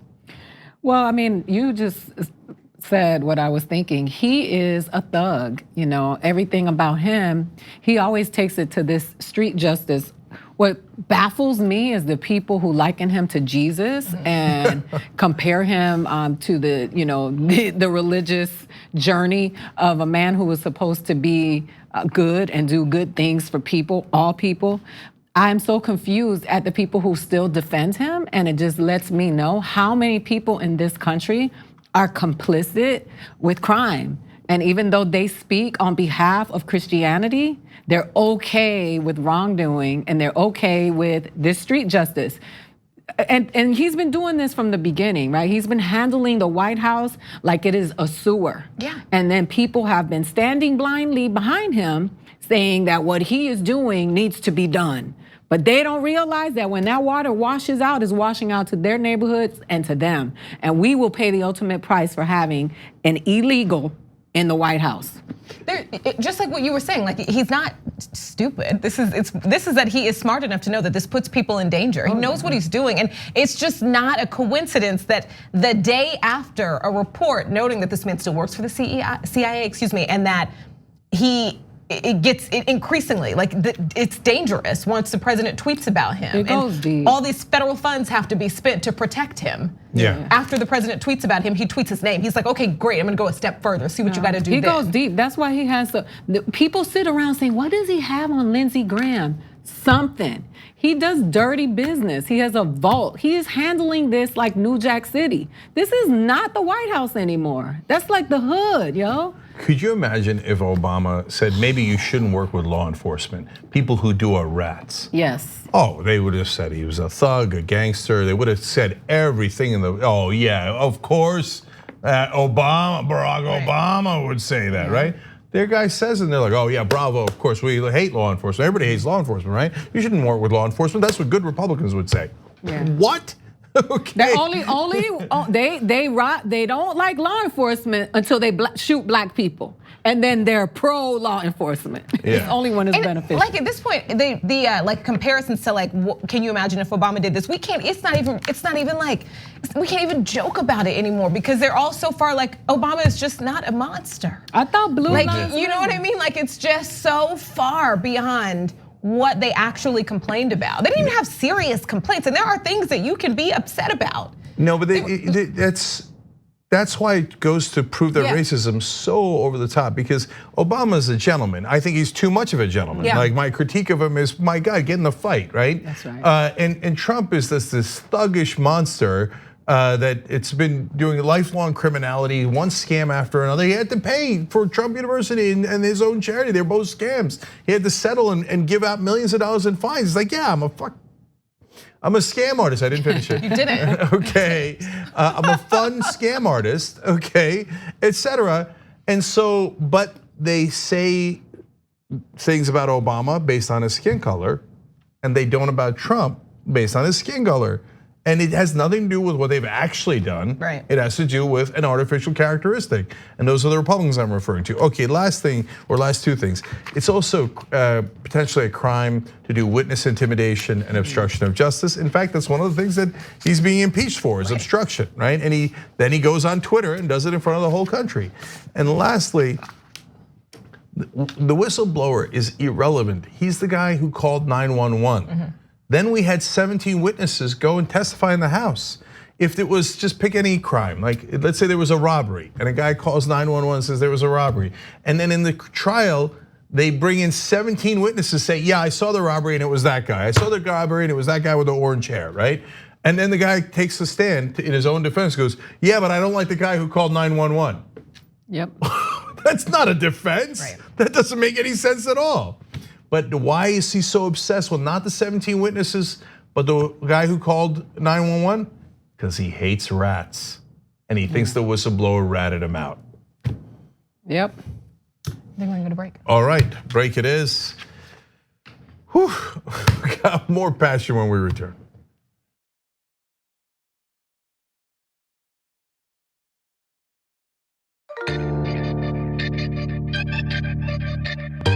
People work hard for what they have, and if you want more, you gotta do it yourself. Stock stories bring headlines to life in an instant, whether you work on Wall Street or in Wichita. Stock report cards and professional analyst buy and sell ratings help gut check your thought process. Buy stock, take profits, and manage risk. And the Idea Feed is your daily one-stop investment shop with videos that unpack today's money-moving headlines in under 3 minutes, because you need ideas, not lectures. And live in-app chat from when you want to talk to someone, but you don't actually want to talk. So what'd you think? With unlimited commission-free stock trades and great ideas from real traders. Visit doe.com/TYT. People still don't know what the word feminist actually means. Not even that, people are still angered by the word. People think feminist is a bad word, but it's not. There are gradations, there are different waves. The people who are against gender equality love to use like militant feminists as the representatives of all feminists. It's untrue. I don't know why you'd be threatened by strong women unless you were an incredibly weak man. If you don't have equal rights, or you're not treated the same way, well, wouldn't you be angry? The Monsanto Corporation continues to sell a herbicide called Roundup, but you should know that that herbicide is a potential killer. Recent studies have linked Roundup to significant increases in non-Hodgkin's lymphoma. That's a cancer that can be devastating to you and the people you love. While Roundup continues to cause cancer, Monsanto continues to make huge profits from the sale of Roundup. They will not take it off the market. If you or a loved one are exposed to Roundup at work or home and then developed non-Hodgkin's lymphoma, you may be entitled to financial compensation, and it's important for you to take action now and hold Monsanto accountable. Cenk Uygur is not here today, which means that I will be able to talk during the show. We'll see. We'll see. Poor Cenk, under the bus. My God, if Jesus came back, how much would the Republicans hate him? Now you have to give away all of your possessions to the poor. Steve King would be like, oh, Weezy.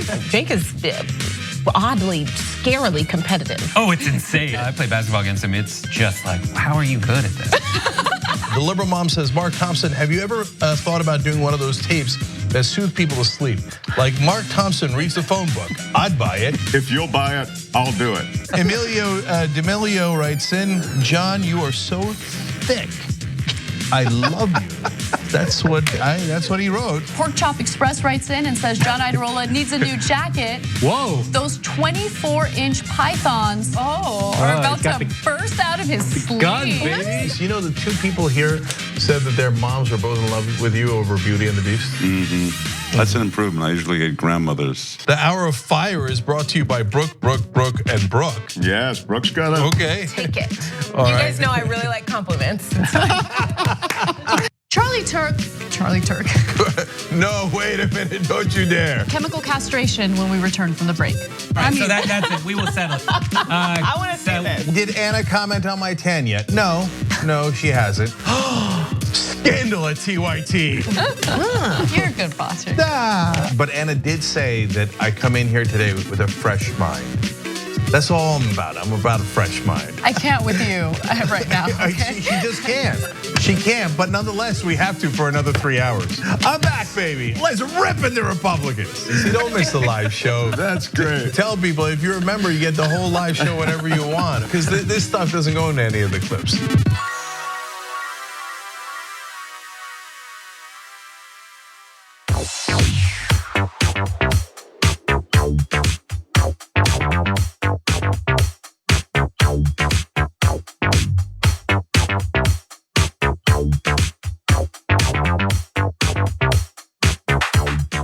All right, back on the Young Turks. Stephen Faulkner writes in, what soap can I use to get Bloomberg out of my eyes? Okay, I wouldn't suggest it, but I hear you. This is all members. Steven Scale says, Ida Rodriguez and Hostmates in the same day? That's what I'm talking about. Okay, thank you, Steven. So right after this show at 5:05 is the second edition of Hostmates. That's for the members. Sorry, that one's just members. tyt.com/join to become a member and check it out. Anna and I try to defend our title. Were we successful? I'll put it this way, it was a thriller, okay? So check it out, I think John you'll love and I it. try to answer 2 questions right this year. Don't give away last year either, in case you haven't seen it, okay? All right, and then last one here is, a couple people asked this in different variations, but Progressive Gojira writes in on Twitter, isn't it also illegal to out the whistleblower, possibly even a felony? Could Trump be impeached again for this? Guys, yes, but he's committed now half a dozen crimes, easily provable, right? The question isn't whether he's committing crimes. The question is anything ever going to be done about it? So that's where we are. So yes, that would be another thing that you could impeach him on. But will they? Very unlikely. All right, what's next? Next up. One of the nation's largest school systems, school districts actually, is encouraging activism and getting involved at a young age in a way that I don't think we've ever seen before, and conservatives hate it. Starting January 27th, Fairfax County Public Schools in Northern Virginia, they're gonna permit students in 7th through 12th grades one excused absence each school year for, it's a loosely defined civic engagement activities. The school board member who introduced the policy, Ryan McElveen, says it could mean marches, sit-ins, or going to the state capitol. But that school board member actually has already faced some backlash online from conservative critics who charge the policy is the latest instance of the left coddling its too liberal, too sensitive youth. A nearby school district in Maryland actually also tried to do this last year, but they got hundreds of emails, letters from self-identified conservatives complaining, one could call it protesting. At one point, the school board member who proposed the policy in Maryland was invited to discuss excused absences for student protesters on Laura Ingram's show. It's just that serious. And also, like, I guess you could go to a Klan rally if you wanted to. Yeah, so that's one of the things I was gonna say, which is like conservatives say, oh, like you can go and do civic engagement. It must be a liberal program. Why can't you do civic engagement? Right, so I mean, you can go to a hate rally or whatever if you want, if you're a conservative, or like God forbid you do something good in the world. Like you could be like, hey, this is conservatives to feed the homeless, and we're taking the day off, and we're bringing all of our kids. By the way, there are conservatives that do feed the homeless, believe it or not. It does exist, okay? So why not do that? So, oh, great, what a wonderful thing that the school did that I can teach my kids. Let's go do this, or whatever you want. Why does it have to be just for progressives? It isn't just for progressives, but they think civic engagement, right? like the kids voicing their opinions, freedom of speech, we hate that. Wait a minute, I thought the right wing complained all day, all night online about how they don't have enough freedom of speech. Now when the students are encouraged to speak out, they're like, oh, don't do that, bottle them up, shush, shush, they might be opposed to us, shush, no freedom of speech. I don't Ironic. know. Wait a minute, Cenk. I don't know if you watched The Handmaid's Tale, but oh my God, where's this which going? is where we're headed. On that show, women and children are property and don't have the right to speak up. And in the conservative realm, it is the men, the straight white men who have all the voice and are the ones that are supposed to be speaking up on behalf of us all, without any regard to our needs. What I think is really interesting about this is that being liberal and progressive has become synonymous with fighting for the rights of others who do not have rights according to white supremacy. Like that's become synonymous. The fact that you want to fight for the rights of LGBTQIA plus people, Black Lives Matter, the children in the cages, that has now become synonymous for conservatives with liberalism. So what train of thought is that you guys wanting to have a voice and a seat at the table is radical thinking? That is the epitome of privilege to me. And it's just so sad because these are the people who are always talking about the Constitution. They fight for the Constitution. They show their guns on Instagram on behalf of the Constitution. And here you are teaching children to exercise their constitutional rights. And it is liberalism and being a snowflake. And listen, let's not be fooled that we don't have issues with liberals and them being extreme in their own right. But this ain't it. This ain't it, bro. Like, this ain't it. The fact that these children, people like that come from the communities that I come from, need to know that these are our rights because we are taught that we don't have rights. And then we rebel and we act out, and then people say, look how they act. Look how they act. It was this man, this conservative, I forgot his name, Jock, who tweeted a picture of these young Black men fighting and said, until we are able to discuss young Black men being violent in numbers without being called racist, we will not alleviate these issues. And it was like, that is the thinking. Nobody goes beyond what causes those things. And it's the fact that we don't talk about white supremacy like it's real or institutionalized oppression. We talk about it like it's, oh, here we go again. Slavery ended 400 years ago. I always go back to these issues because when you hear stuff like this happening, it is usually the marginalized that suffers the greatest price. Because when you have privilege, you're probably not gonna get arrested for protesting. But when Black Lives Matter does, they get beat up, they get tear gas. So I have to speak up on behalf of the marginalized, because those are the people that suffer the most at the hands of this foolishness. Hear, hear. Right, there's nothing else to say, Yeah, right? that's 100% right. All right, let's move on to our next story. But can I just start it though by saying that the customer is never right. The customer is never right, and I feel like that is just something we should all accept. And that's, you know what I mean? Like that's how it should be from now on. The customer is never right. You know those Disney characters walking around at Disneyland, Donald Duck, Mickey Mouse, Minnie Mouse. It turns out people touch them inappropriately at the park. So much so that just this month, 3 of the employees dressed up in those costumes have had to file reports with law enforcement. In one case, a 36-year-old Disney employee who portrays Minnie Mouse posed for pictures with a man and his wife from Minnesota in the park's circus-themed meet and greet area. Afterward, Minnie Mouse gave the man a hug, then without saying a word, he groped her chest 3 times. That's according to the sheriff's incident report. That same man also had an inappropriate interaction with another cast member the day before. So came back to the park the next day to do this again at this children's park.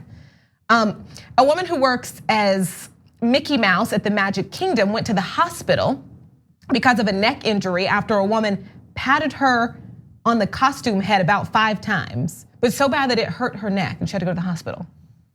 Like, what? Yeah. What? So 2 out of 3 cases are strange. Right. Okay. So I'll get to those in a second. But the guy, it's just sometimes guys are just hopeless, man.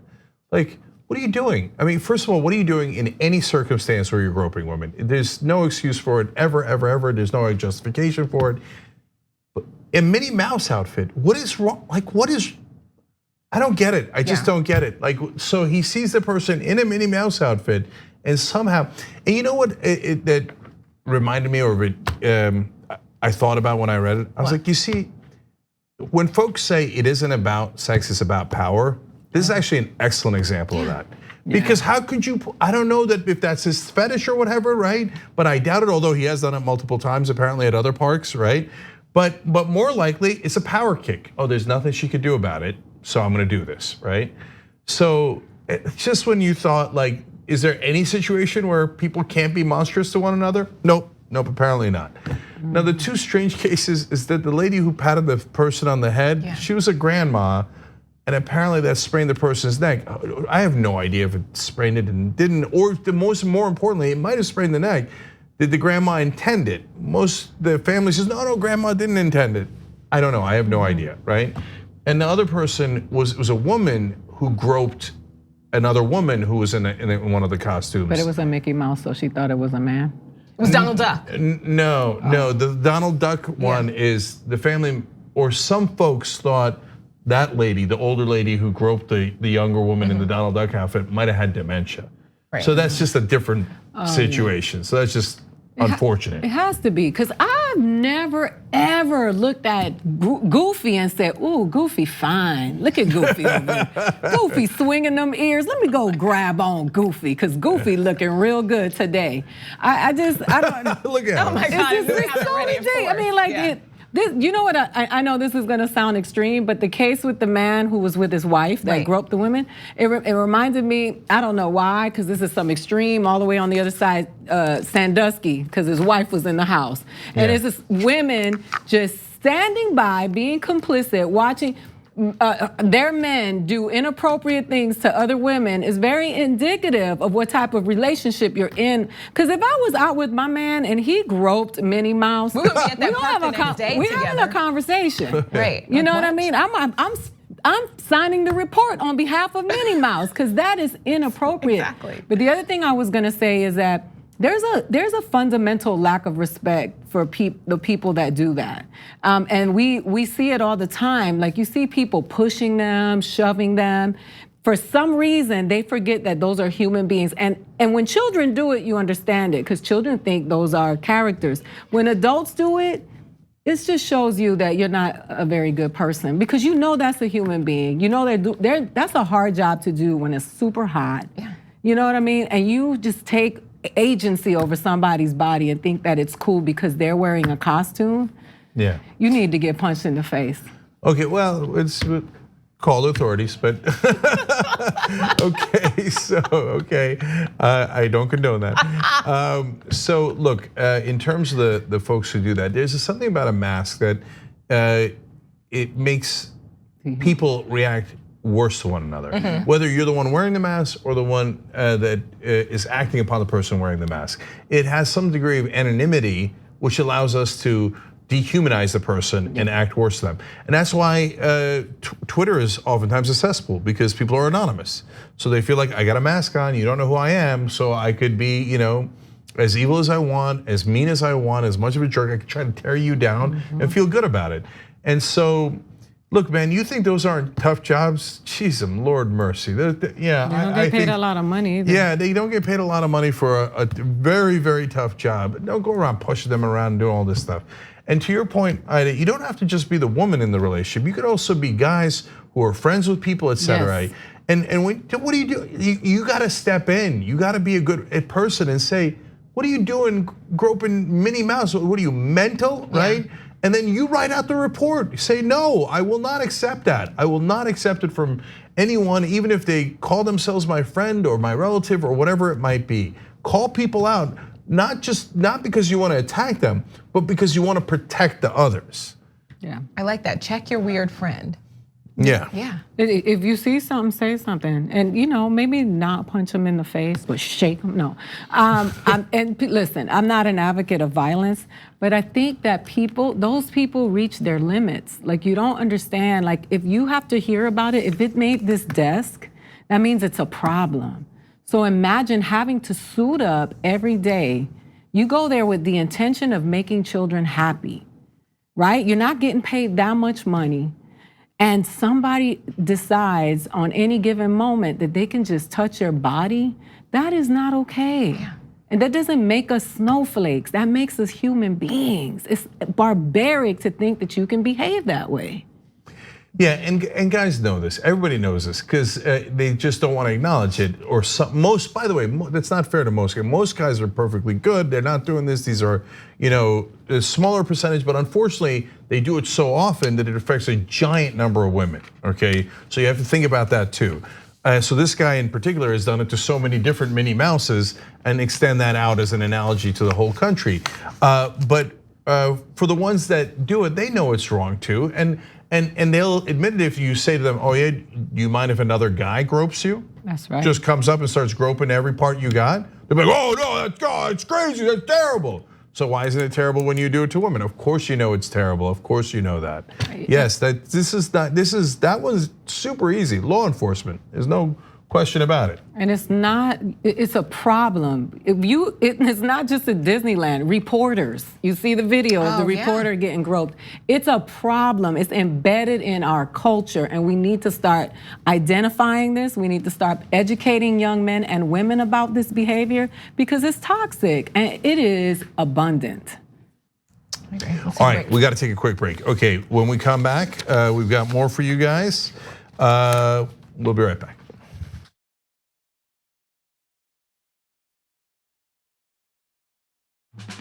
I've been a fan of TYT, I believe, for the last 6 years. 5 years. 3 years now. 7 years. 4 years now. 2.5 years. I just started because she got me into it. My boyfriend actually watches it every morning and every night, so I kind of just started watching it with him. Looking through YouTube, looking for political shows that look cool. I came across a very angry rant from Cenk, and that's when I knew. So I was immediately in love with the show. And then I had How to Miss a Live show since then. 10 times a day, I watched the show in the morning. Whenever I had a bad day at high school, Young Turks. Man, Cenk is just so blunt and honest, and I love the honesty, and there's no BS behind the news, and they just tell everything like it is. There's nobody censoring him. There's nobody there to say, you can't do this, you can't say that. I feel like I get the real story from the Young Turks. I am TYT. I am TYT. I am TYT.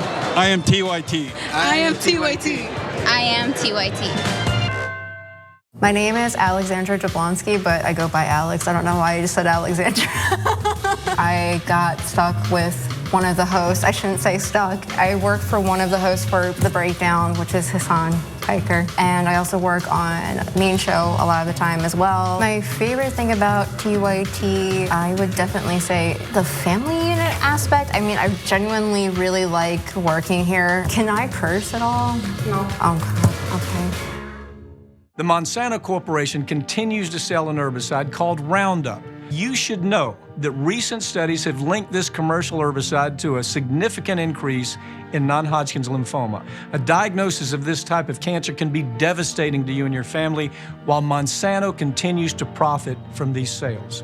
If you or a loved one were exposed to Roundup at work or at home and then developed non-Hodgkin's lymphoma, you might be entitled to financial compensation, and you have a right to take action now. I'm here today to announce the program known as DACA is being rescinded. We don't run our own country. We've lost our democracy, and all we have left is rage. Where are the Democrats? I would be on every cable news channel screaming and yelling and talking about what the Republicans are doing right now. How do you expect us to get excited to show up to the polls for these loser Democrats? How come we have nothing but cowards who'll never fight? Primaries are everything. Building a great wall on the southern border. You have politicians who fearmonger about disenfranchised groups. The first attacker came through the visa lottery. Now they are against legal immigrants. Ending chain migration. They don't want people from those countries coming here because they're fucking racist. This guy's an absolute monumental disgrace to all of us as Americans. I ordered to launch precision strikes on targets. That is what I was warning about for literally years on this program. This is what they promised they would do if they got into power, and what do you know? They did it. I've now shown dozens of videos on the Young Turks of cops handcuffing people who are bleeding to death. His life means nothing.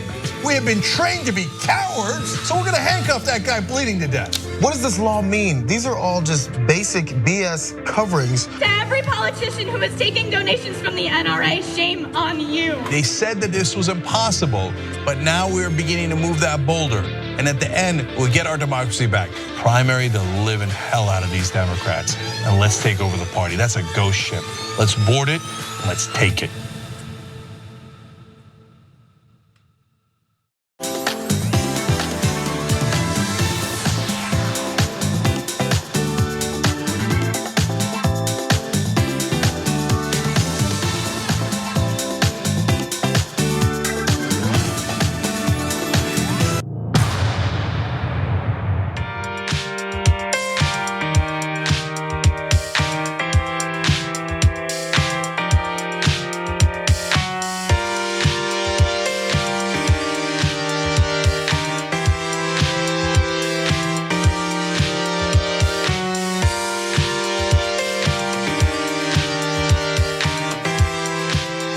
All right, back on the Young Turks. A lot of you had good ideas for right-wing marches for the kids. Hammer Dan writes in, they could have a right-wing pro-carbon atmosphere rally in March. Oh. Okay, that's an idea. Progressive Todd says Republicans could run a seminar for youth on how to bribe or buy politicians. Another good idea. Terry Teeter, a teeter-totter German teacher, writes in, conservatives being afraid of kids show they know that they've lost the youth. Great point, I love that. And then Mickey C wrote in with a great comment. These are all our members, tyt.com/join. I was inspired to learn about politics at 11 by a fantastic teacher. She drew a line down the center of the blackboard and listed each of the candidates' policy proposals. Our homework was to watch the debates and read the newspapers. She gave no opinions. On the election day, the class voted. The winner in the class also won the election. It was JFK. I've been hooked ever since. So, God, I had a great poli-sci teacher in high school, John Calamano. He passed away recently. Just wonderful, wonderful person. Plant a seed. You never know what difference you can make, okay? And last one is just a fun one from Twitter. The Socialist Scotsman says, about to watch TYT on my new 55-inch TV. Consumerism, woot. Okay, that's one way to go. I like that you're watching us on the big screen though. You can do that obviously on all the platforms we're on. You got Pluto, Roku, Xumo, Comcast now, Xfinity, and so many others, YouTube TV. But also we have apps that put it on your TV as well. Lastly, 2 things, guys. Hostmates is in 15 minutes, 20 minutes really, right after the show at 5:05 Pacific, 8:05 Eastern. For all the members, 2nd edition of Hostmates. You guys are absolutely gonna love it. TYT.com/join to become a member and get it. And then we're raising money for a climate reporter to expose how money in politics is affecting all the votes in Congress related to climate change and at the local level too. So in order to participate in that, tyt.com/climate. We would greatly appreciate it. We're almost at our goal. We're trying to get 200,000 by the end of the year. See if you can help us do that. That's amazing. Thank you guys. 168,409, almost there. Almost there. Yeah, let's push to finish it up. All right, Brooke, what's next? All right, so a major hospital system in Tennessee actually made huge changes after journalists with ProPublica called them out. Basically, it was an investigation into Methodist Le Bonheur and their aggressive debt collection practices, and it prompted the hospital to erase at least $11.9 million in debts owed by thousands of people. From 2014 through 2018, Methodist sued more than 8,300 people for unpaid hospital bills, including many people who were low income. The hospital is Memphis, Tennessee's largest, and it garnished hundreds of workers' paychecks, including those of its own employees. And I'll tell you more about that later, but basically the hospital started dropping lawsuits less than a week. They started dropping them from court dockets less than a week after the investigation was published. And by the end of July, the hospital had completed an internal review, pronounced itself humbled, and announced an overhaul of its policies, and then of course started to erase the debts. So this whole system is brutal. Yeah.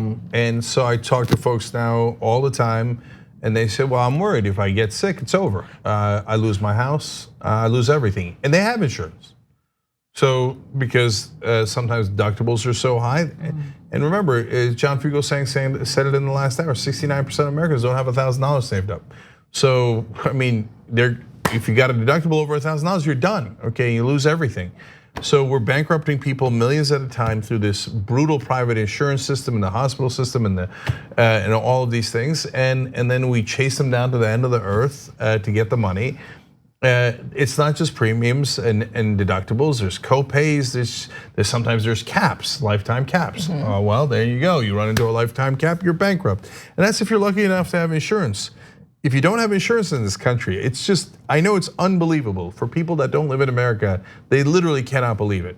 But if you don't have health insurance in this country and you can't get it because you're poor enough to get Medicaid or anything along those lines, or you're old enough to get Medicare, and you get cancer, we just let you die. Yep. We just let you die. Yeah, they also have these other hustles. Like I went to the dentist not too long ago and I needed to get a crown. And they inflated prices, and then they'd suggest a credit card company that will cover the dental costs. But the interest rate on that credit card is so ridiculous. It's just another handcuff to put a person who doesn't have money in. And I was just sitting there like, you know, I have better sense than to take this. But you know what I mean? It's just, I don't know. It's a hustle. But what I was gonna say is, this brings a new meaning to, if you see something, say something. And this is what we need to be using journalism for. Yeah. And this is what we need to be using our voices for. Because through this one particular action, some poor people and some people who needed help got seen and got heard and got considered. And that's important. Yeah, can I just double down on that? Because earlier in the show, I yelled at mainstream media journalists because they just discovered that maybe the Trump people might not be telling the truth. Okay, but as I told you then, I'm telling you, sometimes there's wonderful journalism, and that's what we want to encourage. That's a great thing. So ProPublica, great job, because this is how you bring justice in the world. You're supposed to, what's the saying? You're supposed to comfort the afflicted and afflict the comfortable. If you're a journalist. Unfortunately, a lot of the journalists in this country, a lot of the media in this country has reversed it. They defend the powerful and the elites, but there are still great journalists that do amazing work which brings truth and justice into the world and helps people. Yeah, and to all the Christians out there, the Bible says, buy the truth and don't sell it. I want to show you the different amounts that people owe, just a little bit about that. The smallest balance owed was 2 cents. The highest was more than $41,000, and that was actually owed by a couple who was sued in 2011 for more than $32,000, and that includes attorney fees and court costs. And this hospital bill was from Lebanon Children's Hospital, so this was them taking their child to the hospital. The new policy, Methodist says they will no longer sue anyone, regardless of insurance status, whose household income is less than 250% of the federal poverty line, which means they were doing that. Like, that's absurd. And you noted something about, like, this is not even just people who don't have insurance, even if you work for Methodist, because Methodist Lebanon Healthcare has sued many of its own employees over unpaid medical bills and garnishes their wages. Also, its healthcare plan prevents them from going to competitors with better financial assistance. So that's absurd. That's awful. This is a Christian hospital. I met another guy recently, and he said that he was out trying to help progressives win. I said, why? He said, I need Medicare for all. I said, well, you look like you might already have Medicare. He said, oh, I do. But my wife, she went to the hospital, and they didn't. The insurance, the hospital didn't want her racking up bills, so they shoot her out of the hospital. Turns out she had internal bleeding. Oh, God. And then she died because they wanted to save money. Look, guys, there are some things that the private industry should run, sneakers, jeans, etc. There's other things that the government should run because our lives depend on it. So, fire departments. Can you imagine right now, because 45,000 people a year die because they don't have health insurance. Could you imagine if we had private fire insurance like we used to back in the day, and we said, oh, well, yeah, I know, but they didn't have fire insurance, so we let 45,000 people burn to death every year. That's in essence what we're doing when we don't have government doing health insurance, not the whole industry. And so, look, as we celebrate journalism here and getting a great result, don't let the mainstream media lie to you. If you get Medicare for all, everyone has insurance. And everyone has better insurance than the insurance they have now.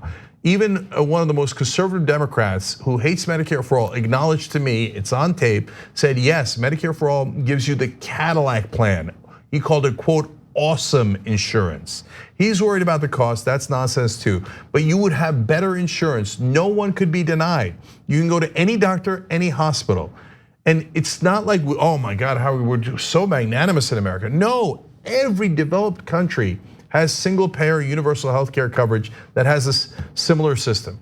We're the only ones who don't. We're the only ones who are barbaric enough not to. And then when you run into financial troubles, then you have hospitals chasing you down and trying to ruin your life to get that money from you. Yeah, and to those people that live in like those racist communities and are really scared that the Mexicans are coming to take your jobs and you will bite your nose to spite your face, you got a better chance at getting cancer than having a run-in with those Mexicans. So you get your priorities right, because a lot of these people who are opposed to this are because they are allowing their racism to drive their car. And Donald Trump is stoking it daily.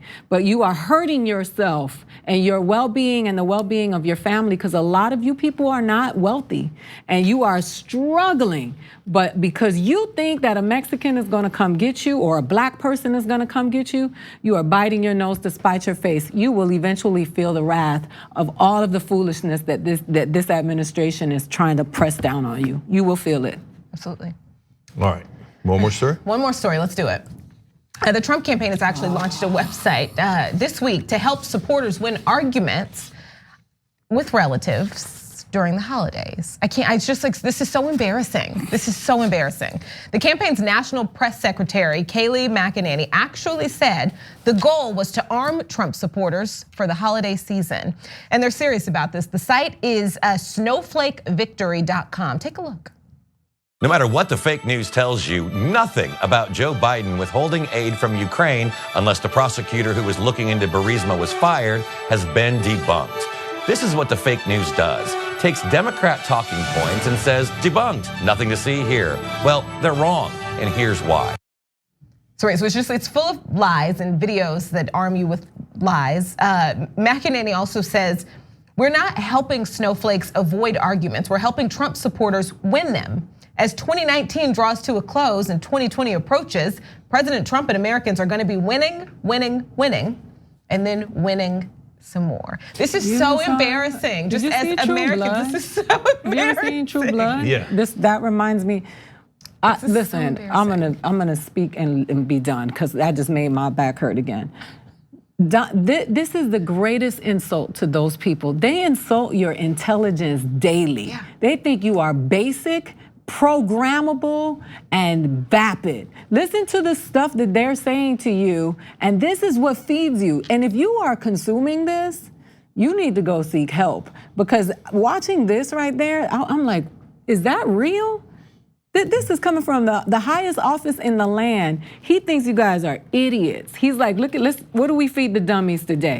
That's so true. They have videos to coach you on how to look stupid in front of your family members who read with comprehension skills. So, a couple of fun parts of this story. So, first of all, I love they're like, we're gonna teach you how to win, and then win some more. That's so embarrassing. Yeah. All right. Let's note that the last poll out showed that 55% of the country thinks that Donald Trump should be impeached and removed from office. Only 40% think he should not be removed from office. Right now, 55 to 40. Does that sound like they're getting tired of winning? Okay. I mean, it is. But I'll give them this, right? So any other president would be humiliated. 55 to 40, the country's saying get the hell out of office. Not when you get to the election. Right now, you are not welcome by a giant margin. They're saying, no, you're a criminal and you should be driven out of office. But they have no shame. So that's their defining characteristic. So they put out emails like, hey, we're winning, everybody. Let's win, right? What's the point of winning the argument if you're losing your health care? You're losing what are you winning? That's the insult of them all is what are you winning? You're winning an argument over a turkey leg, but then you're not gonna be able to go to the doctor for the carcinogens that you're consuming. Like, what's the point of winning the argument? I'd rather lose the argument and give me my rights. Are you guys, I'm not going to Thanksgiving with that. Like, I'm not even gonna be there for you to argue with. I'm going somewhere else. So that's the second funny part that I love about this. Like, so they don't get that they're the idiot, toxic people we're trying to avoid, right? Like they're like, oh yeah, your snowflake relatives don't like it, man. But you know what? You just shove it in there, yeah. You go to Thanksgiving dinner and ruin it by making stupid arguments no one agrees with. Yeah, that'll show them. No, you don't get it. Everybody else at the dinner table is embarrassed because you're a loser. Yeah. You're a total buffoon. They're trying to have a nice family dinner and you're ruining with your dumbass talking points that you got from Kayleigh McEnany. You said, oh yeah, you know what? 55% of the country wanting him kicked out is winning. Yeah, I got you. All right, I'm like, who wants to go to dinner with that guy, right? So I got a great idea, okay? So why don't all of you, and by the way, just one more thing before I get to my idea. They call it snowflakevictory.com because we're the snowflakes. Is there anything that Donald Trump hasn't reacted with, like as a snowflake to? Like, hey, Donald, I don't think that your grammar was correct. How dare you, witch hunt, hoax! Oh my God, everybody's come out there, they're gonna get me, oh, they're going to get me, the deep state, the witch hunt, the hoax, right? You worship the snowflake in chief. Okay, anyway, my idea is, why don't you all leave us alone, okay? Just get out of like our dinners and just go have a dinner by yourselves. You guys will love it. You guys will own each other. You'll live rent-free inside your own heads, okay? And there'll be no snowflakes and you'll get to fight each other. It'll be great. Maybe like move to an island, right? And you'll have the best Thanksgivings yelling at each other. It'll be fantastic. Call them winning dinners. Winning dinners. That's right, it's not a bad idea. Yeah, like if you have to study a website to prepare for, like just don't go. Why are you going? I know. You know what I mean? Who prepares to fight their family before they go to Christmas? Right. These guys. That your whole family is not idiotic. Yeah, that's right. Apparently, their family doesn't agree with them either. Right, exactly. All right, guys. Thank you, Ida and Brooke. You guys are amazing. You're gonna see Brooke again in a second. Hostmates is coming up, so stay right here. tyt.com/join to watch. You gotta be a member to watch that, and have a great weekend. Bye-bye.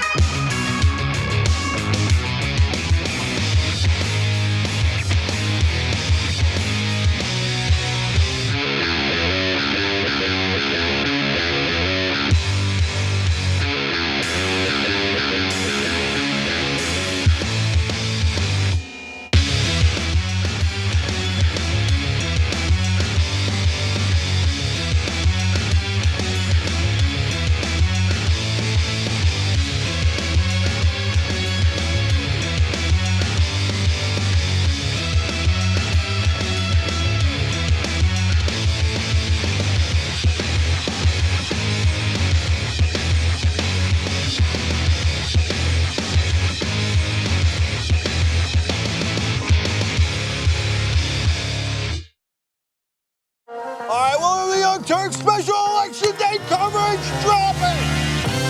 An amazing power panel. Look at this panel. You want to talk about power? Like a smart Destiny's Child. We're all too strong. We spun a revolution. Yes, another one. Aren't you excited? Wow. Some of the best writers in the country are right here on this panel, with the obvious exception of John Irola. Let's not so quickly discount Harry Potter fan fiction. Most of us are usually in boxer shorts underneath. I went with the pants today. This is the first ever power panel with Donald Trump as president. We have elected the top Twitter troll in the country. We have to stop pretending that race is not an issue in this country. Now keep in mind, racism had gone away until Barack Obama brought it back. That's right. They want to protect life so much that they want to ensure that insurance companies don't cover your maternity care.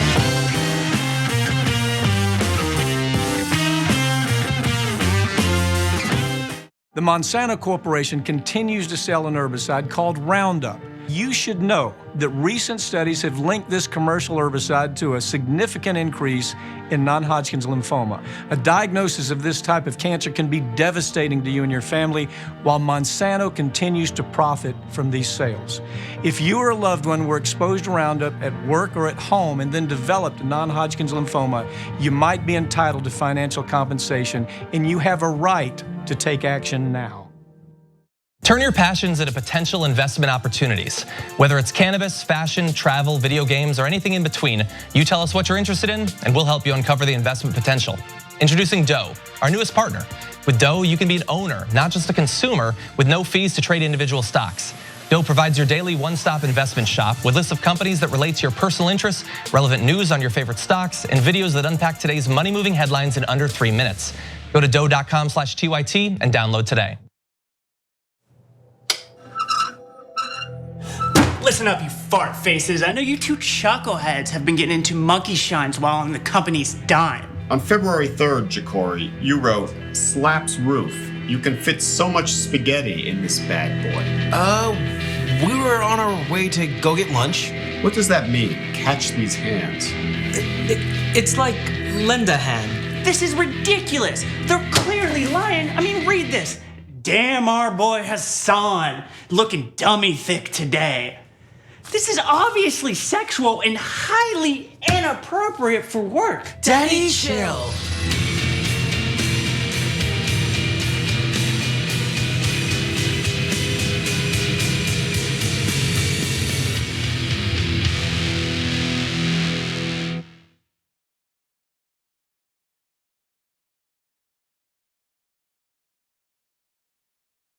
Hi everyone, my name is Julie. I work on PR and marketing for TYT. I'm about to show you guys my collection of political memorabilia. So let's get started with the Obamas. Hi Michelle. I like to wear one on each foot so I can say that I'm walking with the Obamas. To the right is my Abraham Lincoln tote. So I get to be eco-friendly and I get to take Abe with me on my errands. And of course, can't be without my socks filled with Abe Lincoln's face. Duh. Brand new Bill Clinton socks. These were on clearance, Alexander Hamilton socks, which I like to wear during Politicon. This really cool lanyard as a souvenir from my internship back in 2013. Around it, I have my RBG keychain. My boss gifted me these really iconic women cards featuring Hillary Clinton, Sojourner Truth, Rosa Parks, Susan B. Anthony, Sacagawea. All right, that's it. Cheers.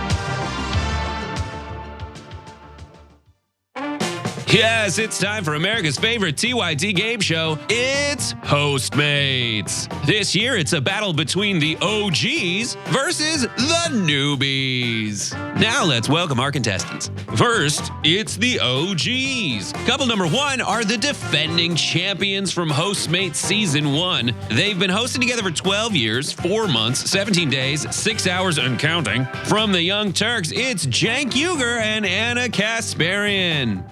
Couple number 2 started working together at TYT 16 years, 7 months, 3 days, and 9 hours ago. It's J.R. Jackson and Jesus Godoy. Now let's see who's competing as the newbies. Couple number 3 has been hosting together for 2 years, 2 months, 11 days, and 11 hours. Oh, that's fun. From the Damage Report, it's John Idarola and, oh, look at that, it's Brooke Thomas. And couple number 4 have been friends and collaborators at TYT for 5 years, 3 months, 19 days, and let me check, 1 hour. From Jacory and Arthur, it's Jacory Palmer and Arthur Aguirre.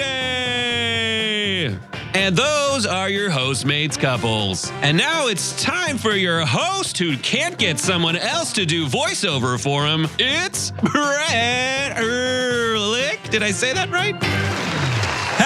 How's everybody doing? Welcome, TYT members, to the event you've been waiting an entire year for. It's Hostmates.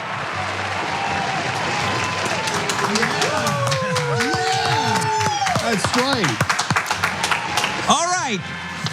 It is Hostmates. No, it says it on the card. So here we're going to see how well these hosts and TYT family members really know each other. And it's season 2. So right now we're going to get into it because the theme is the OGs versus the newbies. Yeah. So ready. All right, first let's meet the OG teams competing against each other. We have Cenk Uygur and Anna Kasparian. Look, not a big deal or anything. I'm just saying. Reigning champions of planet Earth. Stick it long. By the way, so Ben and Michael had to make this trophy for us, or at least buy it. So they did Cenk Uygur and Anna Kasparian and then put an asterisk. Like, oh, because they're still bitter that we beat them last year. But this year, they ran. Not here.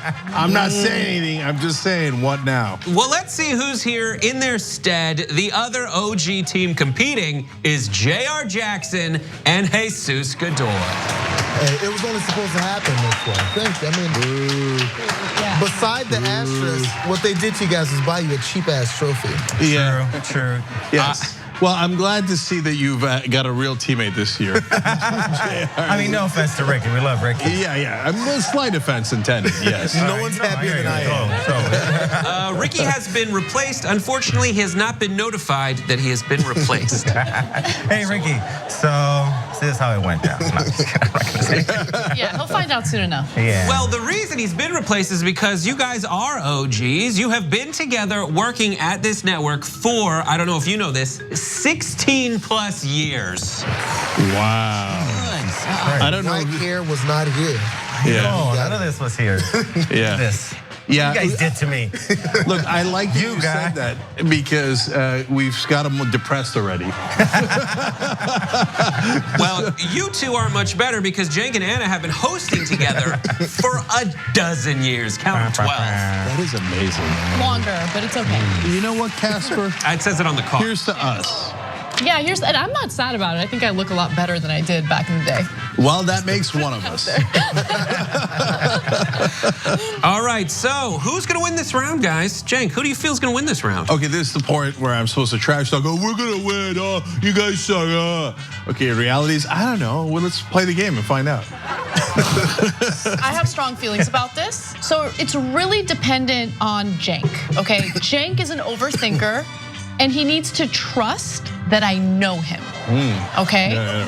Just trust that I know you. Don't try to think about what I'm likely to think about you. Think about who you are and just trust that I know who you are. This is subtle cheat talk, is what I'm picking up on. That is not cheating. I'm just saying that he's got to trust his teammate here. You're like, Cenk, remember that your favorite color is orange. Trust me, I told you that just a few seconds ago. To give you guys an opportunity, JR, you've done this before. This is Jesus's first go around. Without revealing any information about the questions and answers you've been provided with, what advice do you have for Jesus going into this? Just trust me. Jesus. Oh, right. Trust that I know you, and that when there's a specific question asked, this is the answer.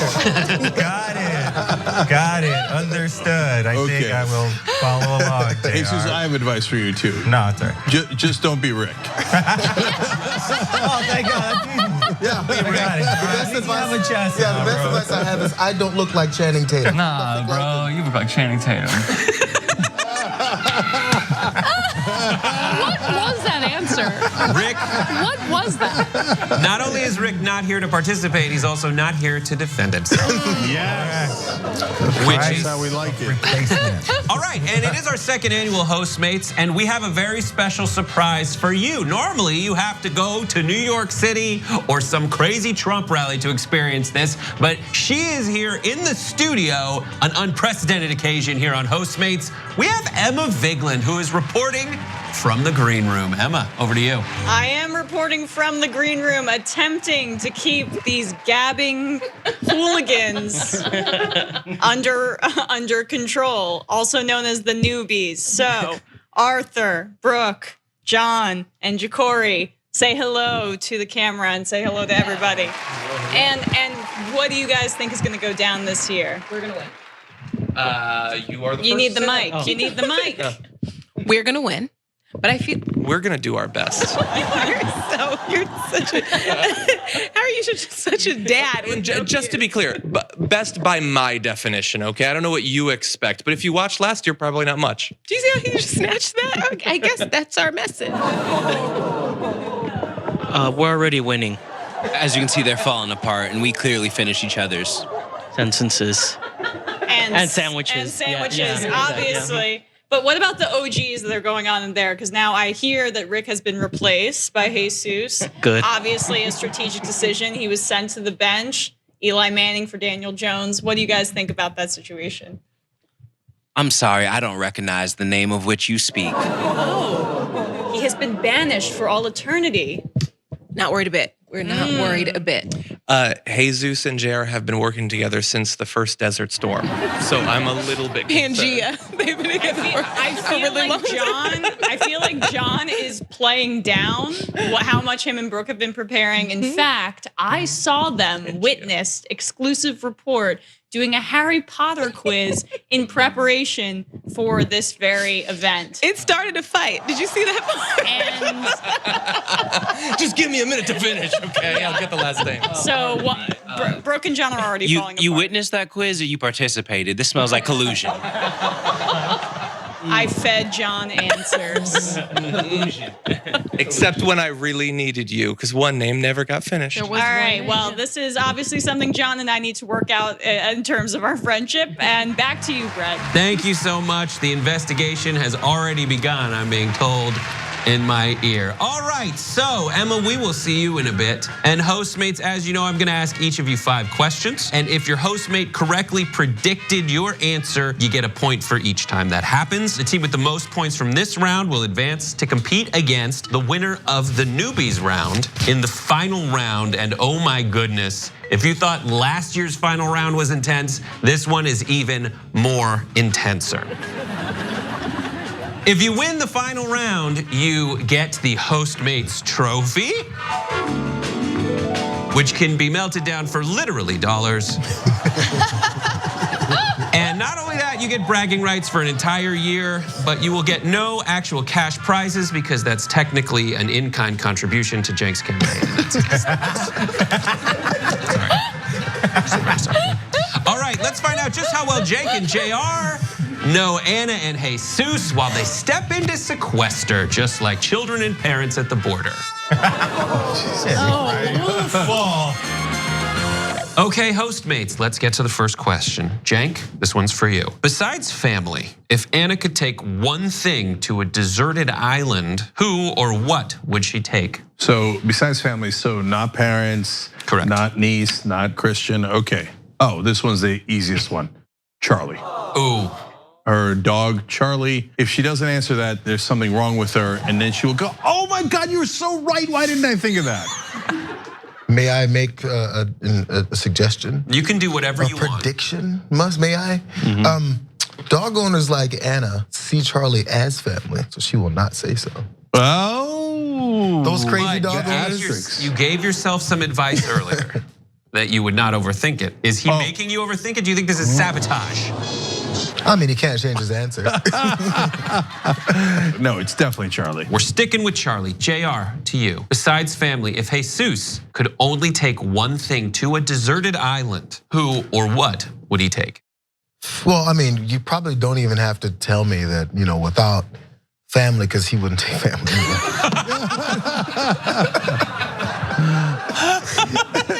And I hate to put my good friend on blast, but let's keep it real. His family's so cute. It is, but I'm sure it's a bit tiring.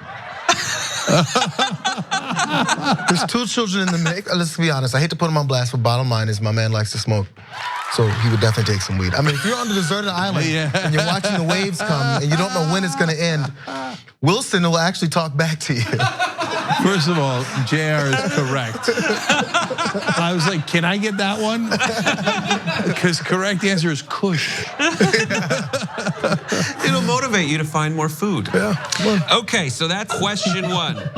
Question 2, Cenk, what was the last thing you and Anna argued about? Okay, so we almost never argue, but we did argue recently about 2 things. The problem is I'm having trouble remembering the more recent one, which is problematic. The bigger one was, this is uncomfortable. Wow. Tulsi Gabbard.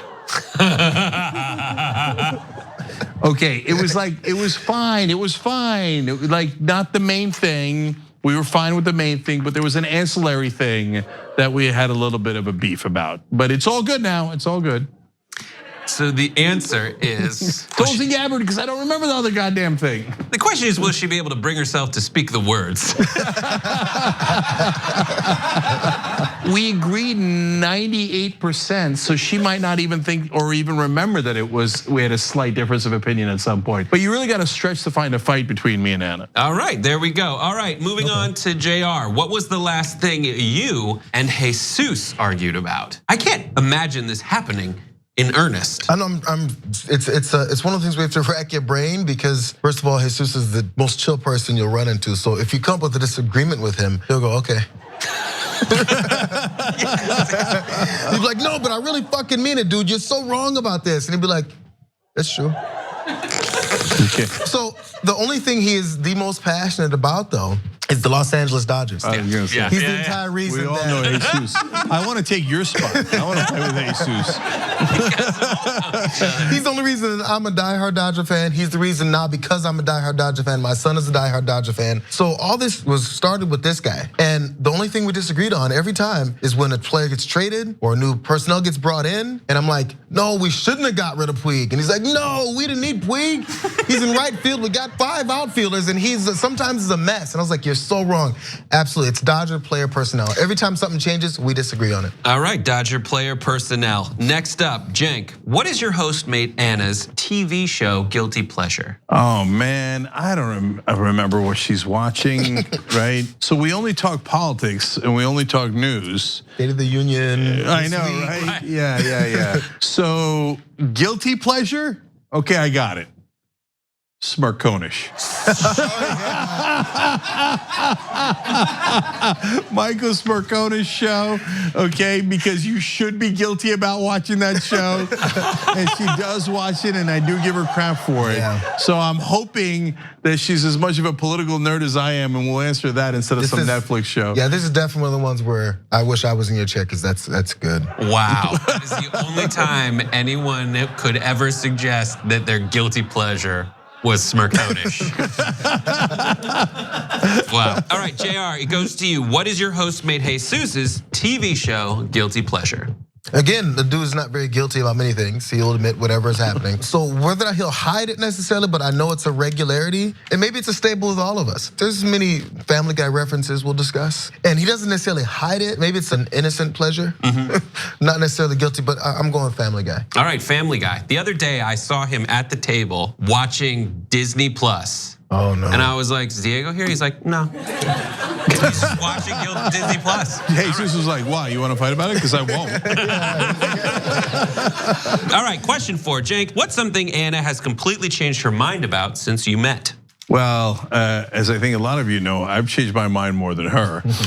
So if you ask her that question, she's gonna have a target-rich environment. So recently she said that she changed her mind a little bit about rent control. So that's kind of controversial because she's big into housing. So 1, I don't know if she'll say that she fully changed her mind on it. 2, I don't know if she'll admit it on tape. But that's the one I remember. So I'm going rent control. Fair enough, rent control. For me, I think the answer is Mankiewicz. Oh, yeah, that's true. All right, so question 4, JR, what's something Jesus has completely changed his mind about since you met? Sativa.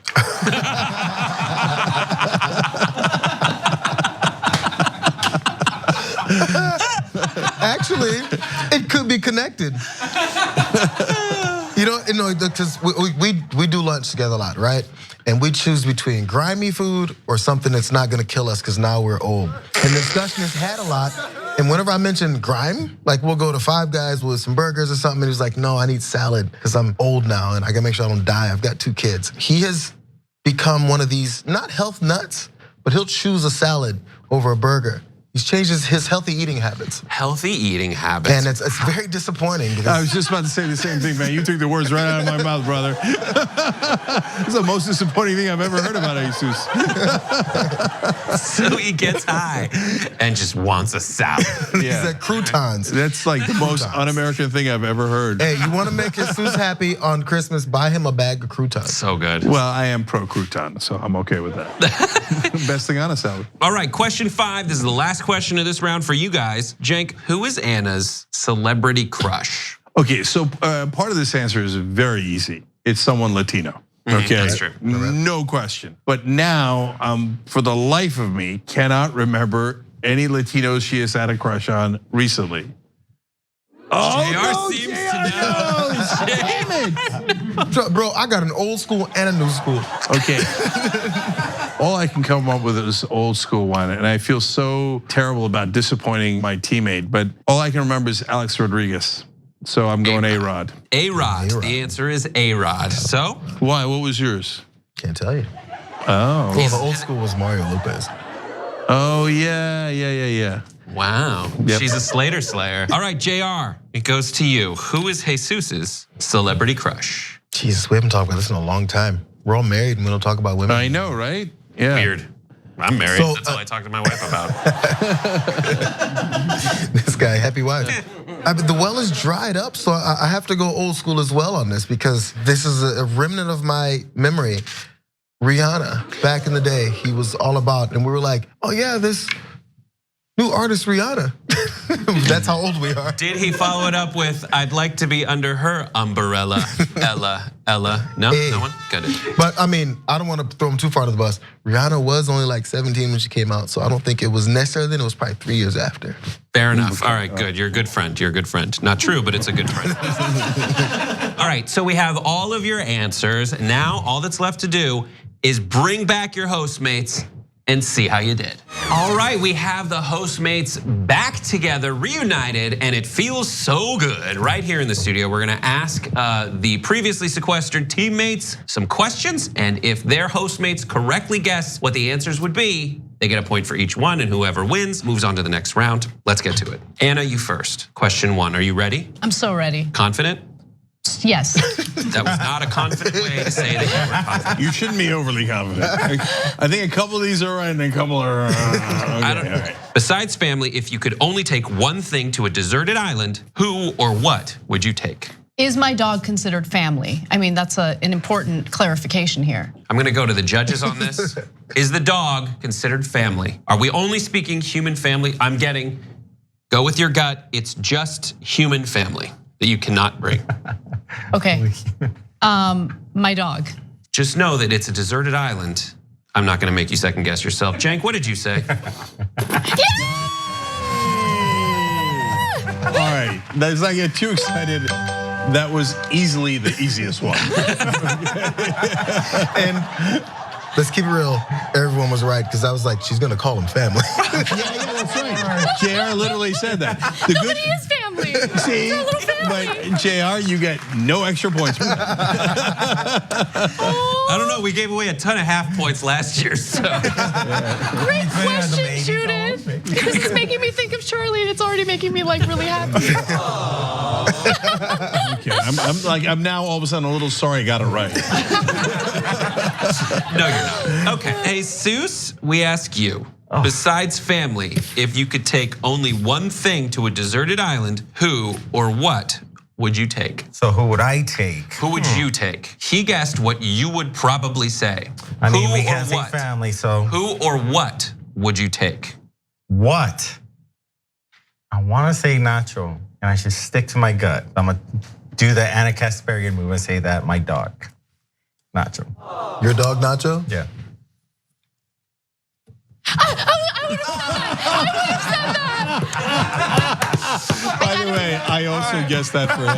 He's the only one who didn't guess it. Bro, I would have grown it there. What the fuck do I need to take it? Like, it'll probably get better. Like, at least I'll have entertainment with my dog. The main thing is she's obsessive about her dog. You never talk about that asshole. You really don't. Come on, don't be hating on my dog.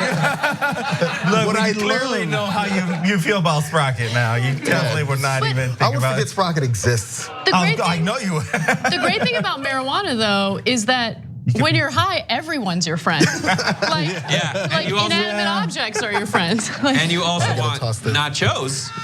But Why would I set myself up for that if I'm gonna be on the island and be like, I'm smoking, I just can't have nachos. All right, well, we got I love that they didn't even consider human beings. Like that was not even like, friends, whatever. No way. Family. That's right. Yeah, family. Yeah. I was gonna say I take JR. Dogs are always loyal. All right, so we have done one question, and the answer is Cenk and Anna 1, JR and Jesus 0. Back to the original thing. Trust me. That was your first ever. You got it out of the way. All right. We're moving on to question 2. Question 2, Anna. What was the last thing you and Cenk argued about? Oh God. What was the last thing we argued about? I'm gonna go ahead and say how progressive Elizabeth Warren really is. How progressive Elizabeth Warren really is. I've never seen someone try to read someone so much. I know, I'm like afraid to, okay, just do it, Cenk. Hey, you're on the right track. Yeah. Political. Cenk, the last time we talked about her, we did not argue. No, I know. I explained that. Like we agree on 98%, but we did have a small argument at one point. That was like honestly the first time you and I had like a real argument. But that's why I said Tulsi Gabbard. We didn't have an argument over Elizabeth Warren. We had like a political disagreement. We had a discussion. Yeah, you're right. It was a political disagreement. Whereas with Tulsi Gabbard, it was an argument. It wasn't even a debate. So I was right. There was no exchange. No, it was bad. It was bad. Okay, so there's an opening for you guys. They've gotten a question wrong. Now it goes to you, Jesus. What was the last thing what are you doing to your face? I'm trying to give you signs, bro, like baseball players. All right. What was the last thing you and JR argued about? We don't really argue much, I feel. We see each other at work, and I think the only thing we might argue about is where we're gonna go get food. Because this guy supposedly is working all the time. And then he's like, I need to do some clips, yeah. And so it's like, maybe that? He's right, and he always delivers, so. Supposedly. But he does let me down on lunch, so it's kind of weird, you know what I mean? I'm like, dude, I thought we were going for lunch. So your answer is where you're getting lunch? Yeah, something as trivial as that, yes. So you're locking in lunch. Lunch. You want to phone a friend? Do I have friends? The answer is player personnel for the Dodgers. Oh, come on, bro. Absolutely. I put that in my lockbox and waiting for spring training before I talk about Dodgers again. This is just not a time to talk about Dodgers right now. Absolutely, it's obvious. just know yourself, Jesus. Exactly. Somebody help me. You're Actually, a why am I straightforward holding person. You're a straightforward person. It is amazing you got, But the thing What is, were we arguing about though? well, every time they trade someone, Puig was going. They You're like, haven't oh, we traded get rid of his anybody bum. And I was yet. like, Like, no, he's they not haven't bum. made any moves. And they bring someone in, and I was like, no, not that guy. He's Like no moves have been made. Garrett Cole's still free agent. Strasburg's still like. all right, so lock it in right now. No, listen. The thing is, you've been right on the parts where you said we don't argue about much of anything. I was like, that was what I said too. Except for the answer, and the answer is the only important part. We gotta move on. Sorry. You did just now argue over player personnel. Also, amazing you got that answer wrong, given that right before you gave your answer, you were giving baseball. Exactly. I was like, he's on the right track. He's in the right mindset. All right, we're moving on to question 3. Anna, what is your TV show guilty pleasure? Oh, come on. You don't watch TV, bro. Fuck. TV show guilty pleasure. I don't feel guilty about anything. That's the problem. You sure? Sometime this week. Hold on. Expand your mind. That's a big, wide window of time. Guilty pleasure. Whoa. He is only repeating the words in the question. I know, But he's emphasizing certain words. Yeah. I need silence to concentrate. Yeah, Jake, shut up. There's an opening for a comeback. There's 2 openings for a comeback. There are different kinds of TV shows. It's time. All right, that's Real Housewives. Real Housewives is an interesting genre. That's the only time I've ever said that I feel guilty watching something. Nope. No? Okay, my answer is Wait, no, don't. Can I change my answer? No. He hasn't said anything. No? You guys discussed. Indicated that he has changed. And he was shaking his no. head. I didn't say You anything. did not lock it in. He was didn't say shaking his anything. head. Not lock. though. All right, fine. If you want to change your answer, go ahead and change your answer. You can I lock saw a it in. head The shake. progressive voice.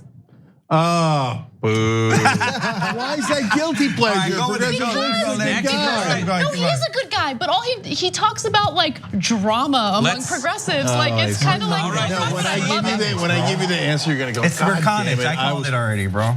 Told you. Anna, know yourself. Hold on.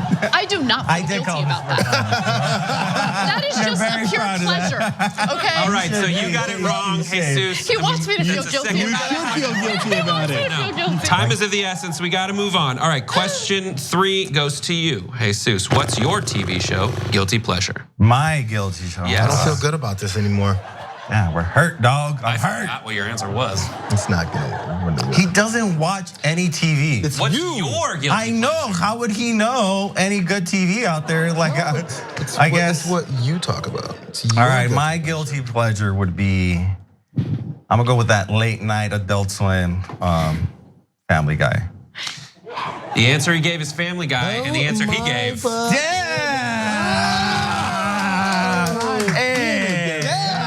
That's not a guilty pleasure. That's not guilty. That's just a pleasure. All right, almost 40, and I'm still watching cartoons at like midnight. Family Guy is not just a cartoon. Keeping it real. I mean, it's cool, but like My wife thinks so. sometimes Diego gets up because he needs to use the restroom, and I'm like, and there's like You can't let him watch shooting it. like Brian or some shit. You're like, You can't oh let him- yeah, you can't watch these cartoons. Diego, let's go to the restroom. Yeah, because they go, All right, cartoons, yeah. so, Oh, guys, what are you this is a watching, very intense thing. Right now, the score is 1-1. We move on to our next question. Guys, we got to move on. Yes. All right, moving. Next Sorry. question is question 4. What's something, Anna, that you have completely changed your mind about since you met your hostmate? One thing you've completely changed your mind about since you met your hostmate. There's so many, Jank. There's so many. We're an evolving people. I'm gonna need an answer. Can you repeat the question? What is And use it one in a thing sentence. you've changed your mind about since you met your hostmate?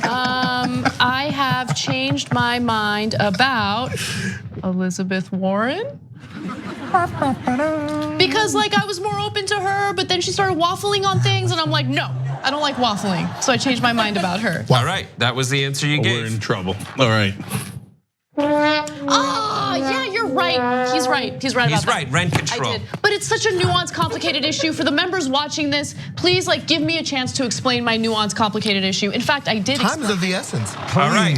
No, she's really against it. Just It should tweet be whatever. mandated Whatever. federally. Okay. Don't even Okay. research it. Just tweet whatever your feelings are. By the way, so far I've been more right about you than you have. Absolutely right. Let's see what goes on with this next answer. Question 4 goes to Jesus. What's something you've completely changed your mind about since you met your hostmate? Dig deep, bro. Digging. Digging deep, Jackson. You're on the right track, I can tell. Am I? I doubt it. Jesus Christ. Something I've changed my mind. You know what? J.R. Jackson has been going to the auction for a long time. Am I on the right track? No, he cannot indicate. Look, he's a good player. He's a good, honorable player. He is not indicating anything. I don't know what the hell you're talking about. Just okay. I'm sorry. No expression from me. But I'm gonna say old ugly cars. You've changed your mind. No, I haven't. So it's a bad answer. But I have no idea. You're a disaster. Yeah. The answer is old ugly cars. Let's see what That's your JR lock-in? said about old Yeah, ugly because I cars. stand no chance. I have no idea. You always have been in old ugly cars. We both drove 70. I know, but that's my point. Like, All right, we're still in the ball game, Jay. We're still in the ball game. Healthier food choices. Both of you know each other better than they know themselves. You're right. Such good We're friends. trying. All right, right now it's tied 1-1. When you mentioned going to lunch, I was like, save that thought for later. Damn it. I know. Oh my God, you're still disagreeing about lunch. Okay. Question 5, tied 1-1. Anna, who is your celebrity crush? What's that face? I just thought about my celebrity crushes. Who is your celebrity crush? Yeah, you get the advantage of thinking longer. Yeah. Is this an old school crush, new school crush? There's I many will say crushes. this. I will not give you the. I see the eyebrows, Jackson. I will say. I see the eyebrows there. I'm just gonna say it. All right. This is no longer a celebrity crush of mine. I'm gonna go with Mario Lopez. Oh. What? A-Rod. I wouldn't have said A-Rod. Anyway, Wow. JR was right. I She said went Mario Lopez on old school crush. So far, their rivals have known them better. Stay tuned next year when it's Anna and JR. All right, so it's still 1-1. Here's a chance to take the lead for you guys. Hey, Jesus, who is your celebrity crush? Celebrity crush. Going back, I've known JR a long time. And we've been watching news together for a long time. Oh no, disaster. I'm gonna dig deep here. I'm gonna say Tamron Hall. Tamron Hall. That's That's such a a great really good answer. one. That's a It's really a good wrong one. answer. Shit, you are right. You're so You're so always talk about that. You're so right. You know she got her own show? Yeah. Yeah. No, you're so right. No, you're exactly Remember I right. told you she was dating Lawrence O'Donnell and you got super mad? Oh man, everybody. Back in the day. All right, that is the end of the first half of round 1, and the score is conveniently 1-1. That means there have been 8 wrong answers given this round. Let's see if No, that means we're playing soccer, okay? And this is a high-scoring game at halftime. I like that perspective, yes. Let's see if these two teams can redeem themselves in the second half of round 1. We're gonna sequester the other pair of Hostmates and do the same thing all over again. Right now, we're gonna go to Emma in the green room. Emma, 1-1. 8 questions were answered incorrectly. What's the reaction in that green room to what we just saw? The reaction that each of you guys could only get one about the other is quite embarrassing. Everyone in here has been mocking you relentlessly over and over again. So it's 1-1. What does everyone have to say about it? I mean, obviously keep the mean stuff that you said behind their back just to me, but more chilled reactions from you, Brooke. Well, like 1-1. What is this soccer? Is this what? I was gonna say I feel a bit more comfortable about our own odds, but you know, just because the bar's been lowered. They're tied at 1. Exactly. I know one thing about you. Hopefully it's that thing they asked. At least 2. Yeah. You're like really lowering the expectations for yourself, John, to historically low levels. I was here last year. He says, I was here last year. Didn't speak into the mic, doesn't know the basics of broadcasting despite doing this. What do you want out of me? It's my first day. Ja'Cory, Arthur, what do you guys think about what's happened in there? They are pathetic, all of them. Sad losers. Not just for this game, just in general. That's a bold thing to say about your boss, but go for it. As far as I understand, the legal rules of this game is whoever wins this is the boss after this. So I'm willing to risk it. In that case, I'm locking the doors and killing all of you and taking control of this entire establishment. Back to you, Brett. Thank you so much, Emma, and I am terrified of you.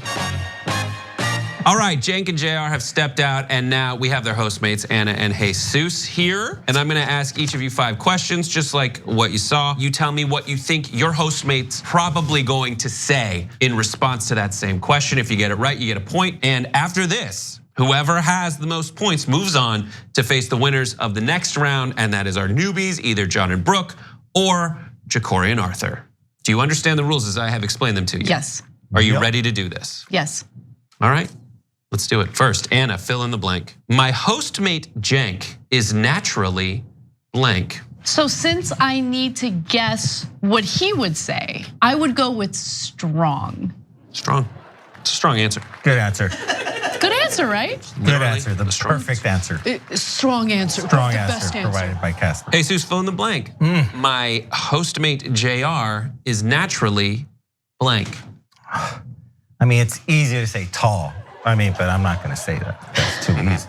JR Jackson is naturally, I mean, the guy is a social guy. He could chat you up anywhere. So I'm gonna say he's a social butterfly. So he's naturally a social butterfly, sociable. Great. Social. Got it. All right, we have that locked in. Question 2, Anna. Yes. After a fight, who was the first to say, I'm sorry after a fight, you or Cenk? This is a 50-50.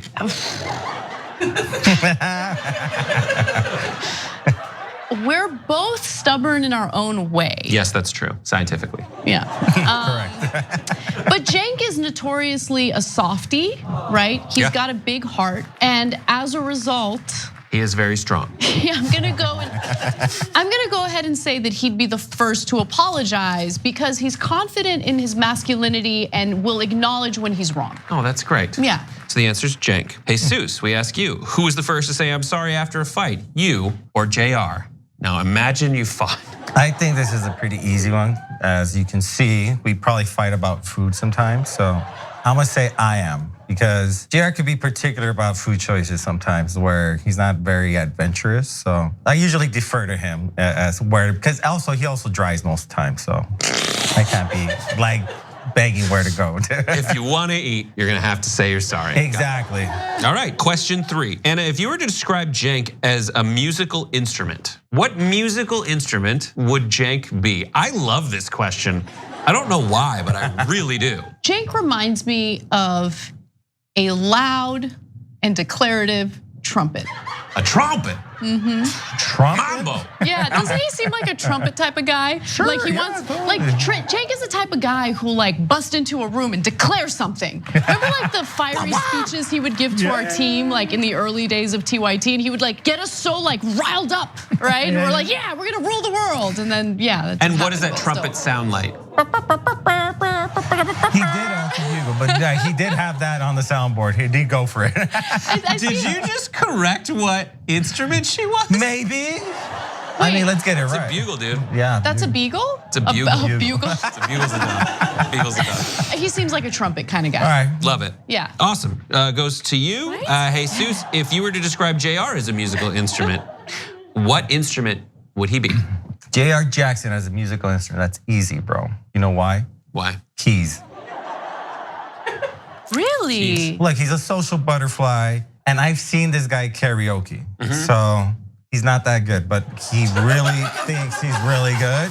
That I feel like any keyboardist is just faking it, like, and you're just like jamming, and you're like owning it. I'm like, Jackson, keys. All right, question 4, Anna. What would you say is Cenk's best personality trait? I know this because Cenk brags about this personality trait more than anyone. And it's his ability to savor things. And to his credit, he does know how to savor things. He's the savorer. Savorer. Whoa, I'm right here. My name is Jesus. I mean, just keep it cool. It's not Jay. Get out. Get your shitty puns. All right, Get sorry. the fuck out of here. I tried. I don't want to be, I'm leaving. It's the only shot I have to use that sometimes. Make like a chili pepper and flee. With your shitty puns. All right, Jesus, what would you say? Did she? No, I was still stuck on the whole bugle thing. I thought it was I didn't know. I thought it She was was a trumpet. looking at me like, savior? I don't know. No. I got it. All right, Jesus, what would you say is JR's best personality trait? JR Jackson's best personality trait. I mean, jumping hurdles isn't a personality trait. No, it's a physical ability. It's a physical guy. I was gonna say that too. Metaphorically, jumping hurdles, I guess, is a personality trait. Overcoming obstacles. No joke, I think he's very intuitive. I would say he knows when to listen. He intuits things about people. Got it. Those all work. Question number 5. If Cenk were to describe his whoopee making as a TV show, would it be Cheers, The Greatest American Hero, Lost, Are We There Yet, An Ice Cube number, Deadwood,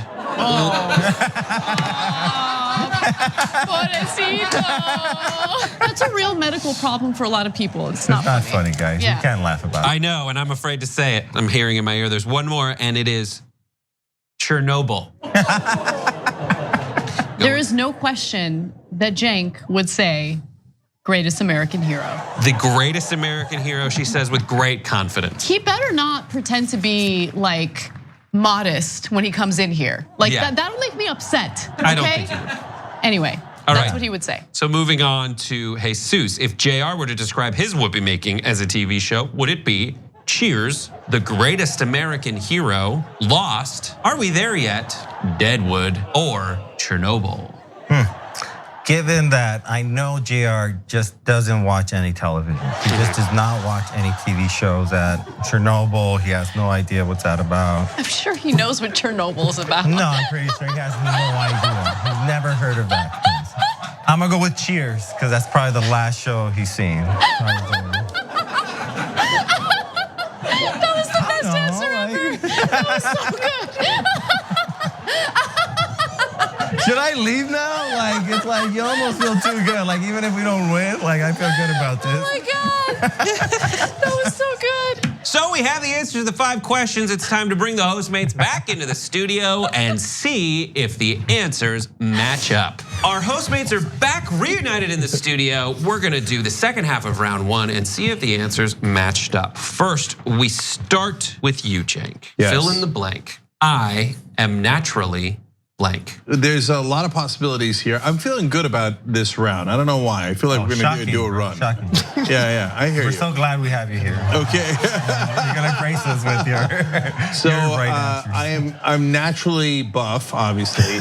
I'm naturally grateful, and there's a lot of things I am naturally. But I'm gonna go with the simple answer: happy. All right, Pharrell.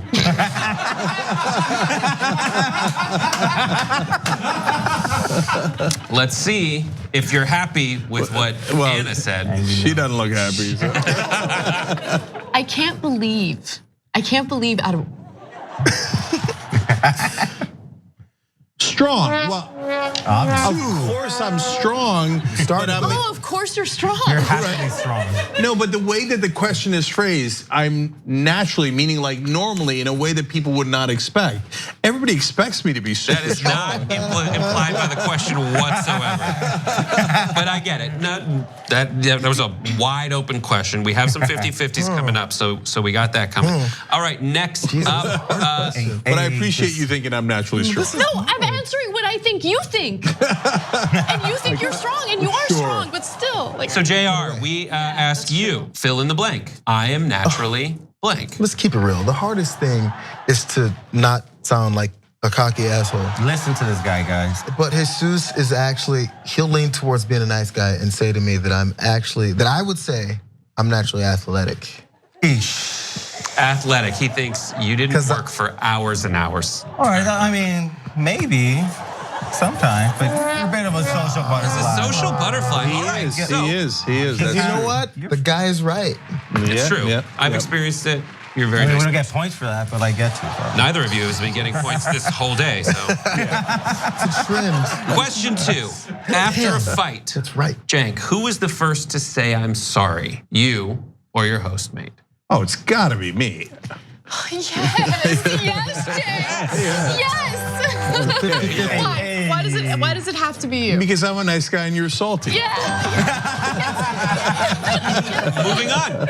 We got 2 now. What now, Brett? Huh? you gonna talk shit? What is that? What is that? 40, 20, 15%? Whatever, still, we got 15%. No, 15%. So 150 batting. He's just the host. You're not playing Brett. The question goes to you, JR. Who is the first to say I'm sorry after the fights you guys have only on this show? I was gonna say the problem is there's no fucking fight. True. Wasn't a problem with us. But I mean, again, I'm leaning to what I went through on the first answer was he's a nicer guy, so he'll apologize for it. Damn. Wow. When it's a 50-50, we have a good chance. I know. I was hoping you guessed wrong. 'Cause you're both nice guys. Whereas one person here. Someone's gonna have to apologize again. You'll be hearing about this later, Jake. All right, so question 3, Cenk. So if you had to describe yourself as a musical instrument, what would you choose? What musical instrument would you be describing yourself? Yeah, I hate musical instruments. You can't say iPod. Right. So like, what's the big thing with a like a the one that they're wrapped around themselves? Yeah, oba, tuba. Apparently, tuba is the big thing that goes all the way you around. wouldn't describe yourself as it because you don't know the name. Okay, I mean like the common ones are like piano, guitar, drums. Oh, maybe drums. Yeah, I'm kind of loud. Cool, I'm kind of loud. So I'll go with the loud one, drums. This was a hard one, so I'm gonna give you a pass. There are jillions of musical instruments. There are, and I chose a loud and declarative trumpet. Like that one? Counted? But here's the thing. I knew that this one was a long shot because I thought of the bugle, thinking that it was a trumpet. Yeah, that's a good one. That's a good one. Yeah, that's me. Yeah, that is you, right? That's me. See, we know. Another thing we know is it's still tied 2-2. Big opportunity for you guys to take the lead. Okay. You know who you are, bro. If you were to choose a musical instrument to describe yourself, what musical instrument would you be? There are guitars around the house, and the wifey plays one, and I tried at one point. So me as being, you were one, if I just what was would you one. be as a person? Take your personality, turn it into a musical instrument. What musical instrument are you? See, I'm not loud like Cenk always, but everything's kind of loud. Yeah, drums, bro. Rhythm. Jeez, bro. Rhythm Nation. Hit it. All right, You get percussion on keys. You get it all. Wow. You know what I mean? You could be the guy. Better than piano. If I said piano, would that have That worked? would have counted. I would have given it to you. All right, cool. All right, try it. Well, doesn't matter. I wouldn't have said it. All right, thank God we're still tied because I they know. also suck. Yeah. Okay, all right. Question 4. In your hostmate's opinion, what's your best personality trait? Oh, God. In your hostmate's opinion, what's your Yeah, but best? there's so many wonderful traits I have. Just think about your top trait, the thing that you're able to do. Remember, they're all really good. I mean, Talk about it all the time. Okay, hold on. I'm the most open-minded guy in America. Okay, sorry, I can't react. Stop. I know. I didn't even tell if that was good or a bad. It was definitely a sound. And Yeah, I know. Right. I'm the most logical man in America. What's my best trait? What is your best personality trait? What would you say? Oh my God, what would lose my Anna mind. say that is Cenk's best personality trait? I'm funny. I mean, I'm super funny. Oh my God. Best personality trait. Being kind. I'm gonna go kind. It's a kind. He's a kind man. She hasn't looked at you yet, so that does not bode well for the future. Come on, Jay. You're the saverer. You're the most logical man in America. You savor things. If you're gonna save You're very it, even if it's not food, you Yeah, gotta hold on to savor. it. Yeah. Personality trait is what threw me. It's a weird phrasing for that. Of course, you're right, but I am also all those other wonderful things. That is That's what we love about him. We deserve to lose. I know, right? all right, thanks But for nonetheless, All right. You don't even have to read the question, bro. Bro. But you may if you'd like. I mean, just let him do his job. They paid him to get here, bro. Like, they should. Nothing extra. I know. That's. In your hostmate's opinion, what is your best personality trait? In his opinion. Oh, geez, I thought it was supposed to be what I would say. What's your best personality? I mean, because it's literally a tag on my emails. All around good guy. That's what I think about myself. Nice guy. Nice guy. Nice guy. I wish I would have kept it that simple. I mean, I went with a better word. Intuitive. He's intuitive. He is intuitive with terrible people's answer. feelings. Yeah, It is. yeah. You look into It is like still things Her in answer was depth. good. It is one of the many things I'm good at. That's true. Intuitive. What is that? All right, we're on to question 5. Oh man. It is tied. Oh man, 2-2. this is thrilling. Horrible.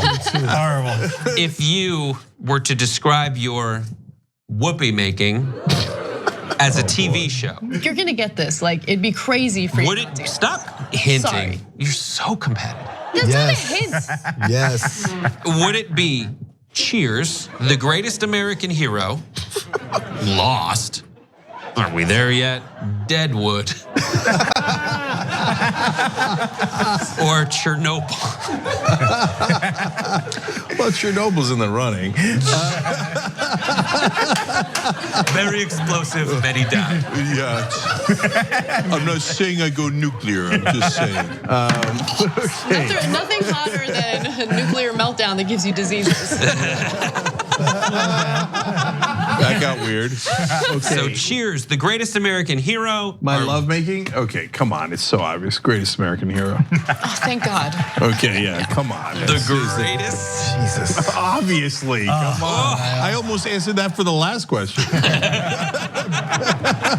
All right, so JR, if you were to describe your whoopee making as a TV show, would it be Cheers, the greatest American hero, Lost, Are We There Yet, Deadwood, or Chernobyl? I overstate things sometimes. So I would definitely, in joking manners, because you gotta be cocky sometimes. It's the same thing, greatest American hero. Jesus Christ, you suck. Yes! Wow. Yes! You don't watch any TV. Give me the high five. Yes! They win! What an unbelievable, needless victory. He's right, bro. All right, turns out we want to call Ricky back. I mean, All right. Who would answer Deadwood? Some people who are honest, and it happens to everyone. And I know why people would answer Cheers, because they're always glad you came. Okay. You see it? The winner of this round is Jake and Anna.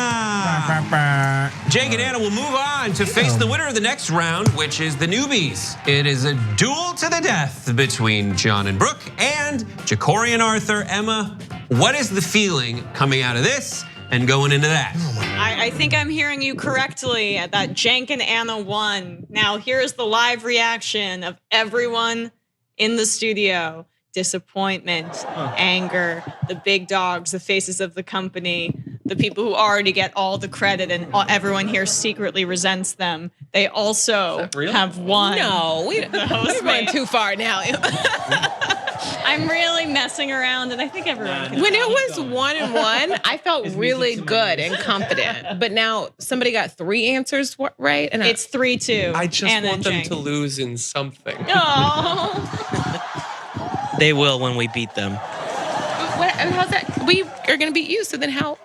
Like, when will you play them? Oh, you got it all wrong. No, but does wrong now mean right? Is there two? It's gonna be okay, bro. Please don't break the mic in half. You'll get to go home early. I don't know, but are we gonna play the finals at my house? I don't know, like, 'cause you guys are gonna lose. John is so uncomfortable with the trash talk. The earrings look so much better on you than Delusion does.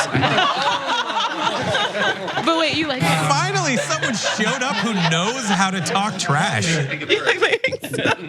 All I heard Jacory, Brett says finally someone showed up who knows how to talk trash. How do you feel? I am trash, so therefore I think trash, so therefore I talk trash.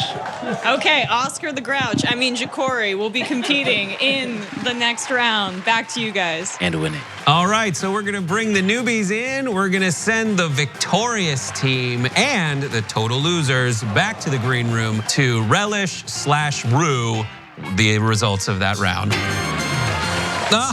Stop it, fake people. Oh, really, just for me? This was just for me. Oh, thanks. All right, we welcome our Hostmates teams. It's the newbies, John and Brooke. It's us. We deserve it. Where's the fake audience? Who are they? Versus Jacory and Arthur. And there's the generational divide, the shaboy. Divide. All right, so you may recognize some of these people from last year. Arthur, for example, was here as Ben Mankiewicz because Ben Mankiewicz canceled at the last minute because that's precisely the kind of person he is. In the core of his soul. Yep. That is way too funny for some of these people in this room. Asher, can I hear Asher? But you get to be yourself. You're so amazing last year. We wanted to have you back. And who better to join you than your creative partner and BFF, Michael Shore. Ja'Cory Palmer. That one, yep, that's me. All right, John and Brooke, last year you guys were kind of my favorite precisely because you were the absolute worst contestants I've ever seen on a game show. We were Miss Congeniality last time, so. I'll take that. So here's something I'm not sure people who haven't watched every episode of Damage Report So your sequel will be You worse? guys kind of studied for this at a certain point. We did. We tried to. On every Monday, we would try to learn something new about each other. We did a total of 3 questions. We did. It lasted 3 rounds. I just want to communicate to the audience that it left such an impact on you that you are both driven, dedicated people. You tried to get better. Right. Do you think it will have any effect a whole year later, having worked together for an entire year? Do you think you'll do better this year? No. It's fine. But no. When we were in the green room, she told the whole story, and then at the end, she said, "I've already told you that," and I hadn't remembered. Yesterday. Wow. I told a story that I have told John in detail. Okay, I told it to new people in the room. He asked more questions than anybody. I have. So it's gonna go badly. Well, that's your expectations. And look at this, the same energy as last year. Really, really piss poor. All right, let's see if it gets any better. Emma, we're gonna go to you in the green room right now. How do the OGs feel about the possibility of victory tonight? Thanks, Brett. I'm here with the OGs, the original gangsters, right? Except for maybe not JR and Jesus, who are the original losers tonight. Showed up. Coming back because am I making any friends tonight or just enemies? Also, pick up the mic, Jank. Yes. Well, that was kind of a gangster move on your part. Yes, I'm trying. Yeah. So what do you think about the newbies? Who do you think is going to pull out the victory tonight? Well, I know who's not. John and Brooke. I mean, I'm not the first one to say it, right? And John I'm not going was to be the last attempting one. to temper expectations the entire evening in a comical way. Yeah. How do you feel about that? You know, people who temper expectations are the ones expecting to lose. Anyway. Yeah, no, it's, but it might work. Because last year, one of the funniest parts about it was their bickering. I think they've got it together. Ja'Cory and Arthur are coming in a little bit too, I guess, confident the way Jesus and I did. Coming in too hot. Yeah. I mean, I'm calling the underdog. Bold move. Yeah. Bold move. Yeah. What is the spread on this game? I think they're gonna get way more points than all of us did.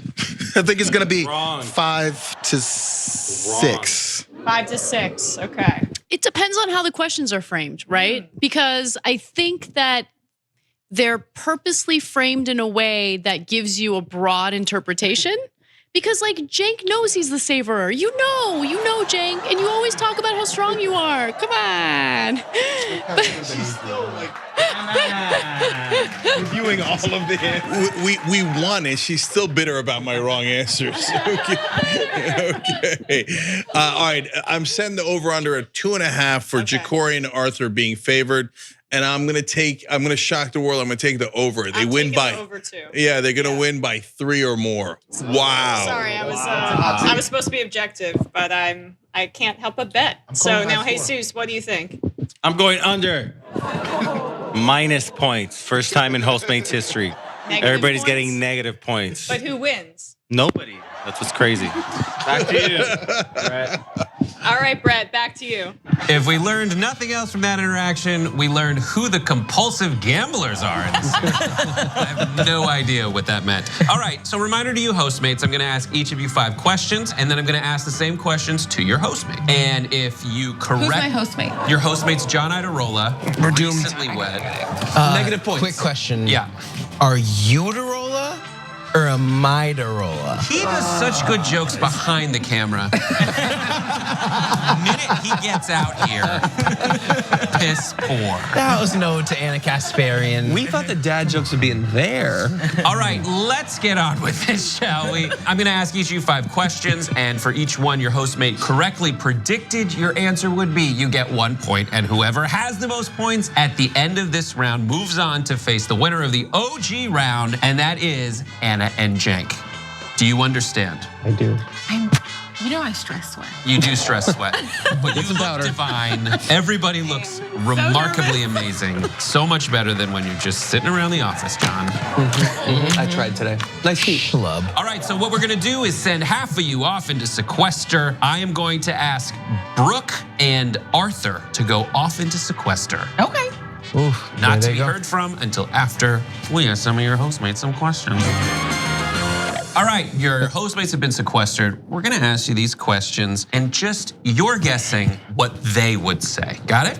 Got it. John, first question goes to you. Question 1. Fill in the blank. One thing Brooke and I will never agree on is blank. It's open-ended. I'm assuming I can't say everything or that we wouldn't agree on. There have been so many things just today that we haven't agreed on. Ooh, okay, look, to have any chance of succeeding, I have to think about what she is going to say. I think there is something that comes up very often. I'm gonna say that we would not agree on music. I have literally heard you say, I don't really like music. And that's obviously an exaggeration, but it's kind of true, and she does actually like it, like she's always got it on. So I'll say just the general concept of music. General concept of music, good answer. Because she likes it. Yeah. I've heard you guys disagree on everything, but specifically music. All right, Jacori, same question to you. Fill in the blank. One thing Arthur and I will never agree on is blank. I think agreeing on musical taste would likely be where we would never agree. Just because we both love so many different types of music, we both would have such a hard time narrowing down what our specific favorite type of music is. That's a good way to agree that says you're both similar people. Right. Like it. Question 2. John, who is your hostmate Brooke's hero? Not more specific than that, like in anything? John, stop trying to fight the question. It's broad and it could be anything, like historical hero, political hero, superhero, cinematic universe hero. John, this just says so much about you. Black Widow. There's a lot of different heroes. Yeah, that's a problem. And the ones you listed are all like different subcategories that you would have. But I don't think. Yes, that's true. So I instantly think about politics or music for her, but she's definitely gonna put like Gandalf or something for me. I'm asking That's you, fine. who is Brooke's hero? So who would she say? Okay, she would admittedly not say Gandalf. I've lobbied her, but she's not won over by him. What might pop into her head more is something flashier. She talks about Rihanna constantly. This is the second Rihanna appearance on the show today. Yeah, I think that she's talked about Rihanna more than any other individual potential hero. So I'll put it down. Rihanna, good answer, good answer. Yeah, she's no Gandalf, but she's okay. I love that you pitch her heroes. Jacori, who is your hostmate Arthur's hero? Arthur's favorite hero. That's easy, first of all. All right, so you wanna start with like a French baguette, right?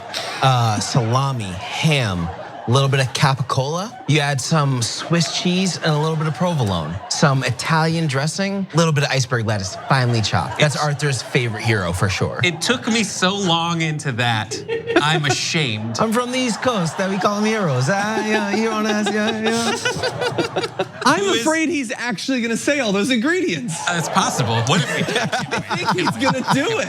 Who is your hostmate Arthur's hero? Including the sandwich thing, I'd have to say Arthur's hero is probably internet legend and rapper Zach Fox. He's a very free-flowing person who both stays up on memes and inspires social justice. Zach Fox. Two words I've heard separately, but never together. Good. I don't know that person. Look him up, he's great. If it's the right answer, I'll look him up. Oh, it You won't should have stuck with the sandwich though. Yeah, I think so too. Question 3, John, who is more vain? You or your hostmate Brooke? So I know what's going on. Huh, what's going on? Like literally the questions are written to get me in trouble. I think this one is who's more written vain? to get you at least one answer right. Well, there's only one possible answer. I mean, don't take that. Wait, is she gonna see? She's not gonna see the video, right? Did she see the video? She can watch the video after. We're putting this up for members. Okay, here, but let me explain why, Brooke, since you're watching this. She's gonna see the answer. No, I know, but The explanation matters, okay? Sorry.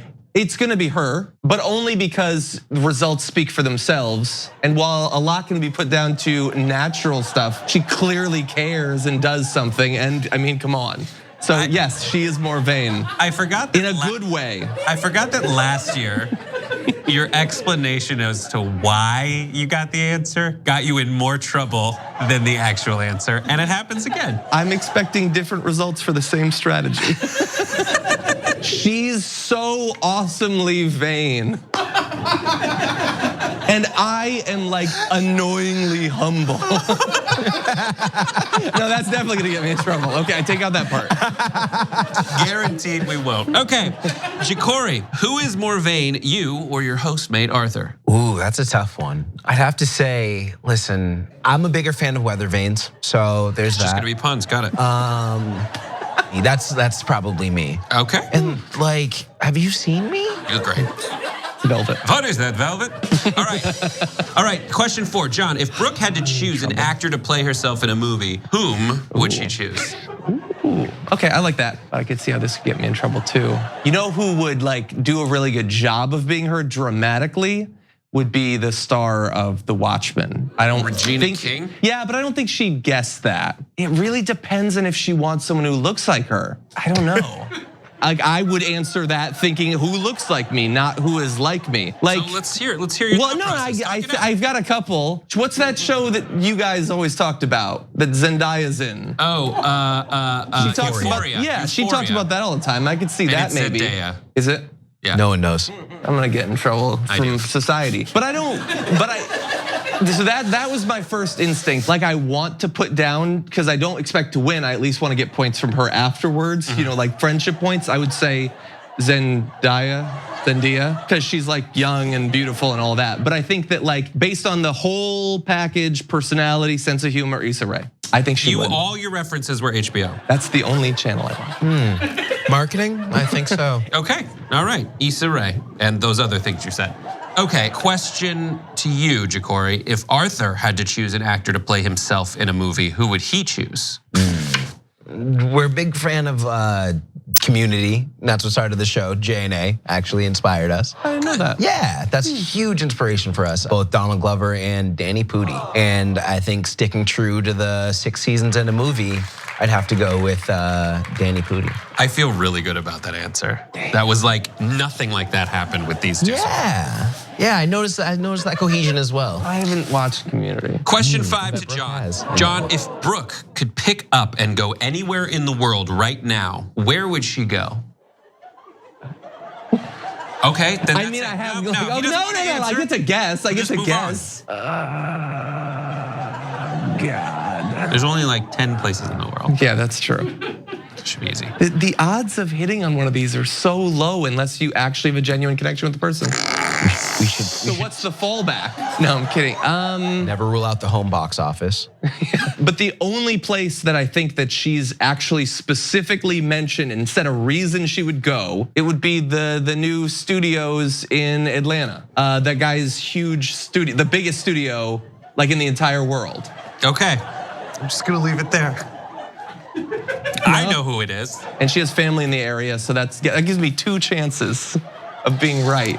But I would say those studios. Next up, Ja'Cory, if Arthur could pick up and go anywhere in the world right now, where would he go? I think that's also an easy one. It would probably be the space between John and Brooke because that's the entire world. Their answers are so far from the truth. It is crazy. You don't think? I'd have to say somewhere beautiful with a lot of art history in the country of Mexico, likely. I think Mexico City being like the center of it and the heart of it, we'd probably go there and explore that a little bit. All right, Mexico City. Yeah. Fantastic, we have our answers. I can tell one half of these 2 people feels good about it. We're gonna bring your hostmates back in the studio and see how many of them you correctly guessed. We'll be right there. All right, our hostmates are reunited. Let's see how they feel about it. Confident, Brooke? Yes, yes, because someone said that your words can change like your feelings, which then changes like your, yes. Yes, whatever self-help book you got that. I will buy it. Arthur, confident? Extremely. Question 1, Brooke, fill in the blank. Okay. One thing we will never agree on is blank. How much time do we have? Talk it through. To, like, We narrow got it down. whatever a reasonable amount of time we have. We argue about music, like definitely like television shows sometimes. Women, the biggest thing, it's women. It is like, I don't agree with like who he, like his like. Mary's. No! Sounded like both of us got that. Both of us got that. No, when we talk about like, At his absolutely not. Cut that out. I love his wife. No, when we talk about like celebrities, I just want him to have better dreams. Who's a celebrity that he chose that you do not because agree that's with? so mean. When you ask like John, like who's like the hottest woman, like celebrity, and he like Rihanna's not even the 10th person he names. I think something's broken, and like so I'm trying to like help him. You're trying to fix him. So is that what is your answer? One thing you'll never agree on is. Is there a time limit here? It is now. I have time.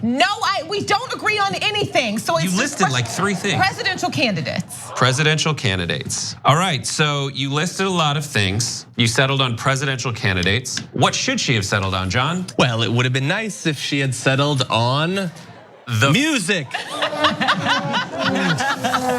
In that you actually like it at all. And literally the first thing she It was said. the first thing. The first. We would have been off on a great foot.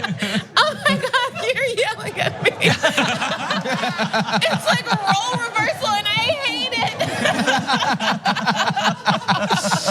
All right, Arthur, one thing you and Ja'Cory will never agree on is blank. No matter how you do, you're beautiful and I love you. Look at that. That's how it should be. Lose. Jeez, we'll never agree on. There was that one time. Which one? Are you guys sending each other messages? Are you still awake? I think they're talking to each other. Look at don't cheat.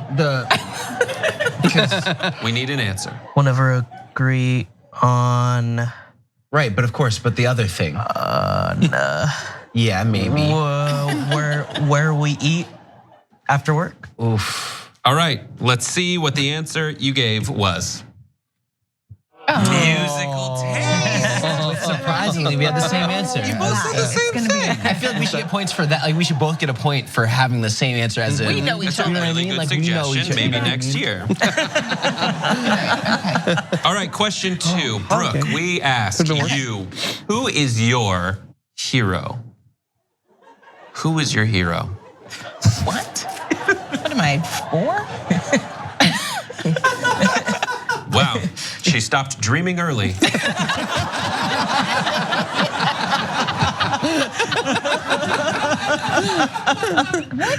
What is this? I am so overwhelmed right now. I'm like flashing back. Think about like all the American Girl dolls. I'm there trying to are. like think about like things that I have like said like angrily to John, and it's just loud and it's just clouding. Like it's too much.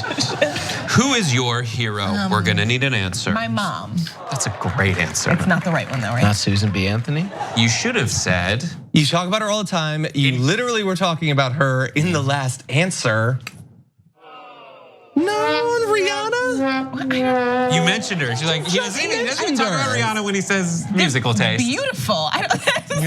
That's the most important thing. Last time. You take one thing I say. Yeah. And listen and remember. I think she's beautiful. I think she's iconic. I don't want to be her. I want to experience her. Like I like the. Right now, right now, we take you away. Okay, well, your mom will be really proud. Random words. Listen, he's grasping at straws, and I love that we have the example of a functional friendship. And We love in our own way. Don't you judge us? They do love in their own way. They do. Up until now. So do alcoholics. All right, question to you, Arthur. Who is your hero? Not me. That's off limits. Who potentially, including Ja'Cory, is your hero? Think out loud. Come on, chop chop. Yeah, talk it through. You definitely can't say that. Gonna say Jack Black. Jack Black is his hero. Not according to Ja'Cory, because. But phonetically, though, we're not far off. Many phonetic similarities. You know what I mean?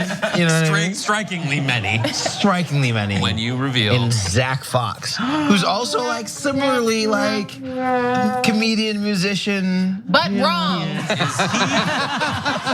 Wow. The dysfunction continues. But if you think about how many black foxes there are out there. Moving on, question 3. Brooke, who is more vain, you or your hostmate? Me. This was a freebie.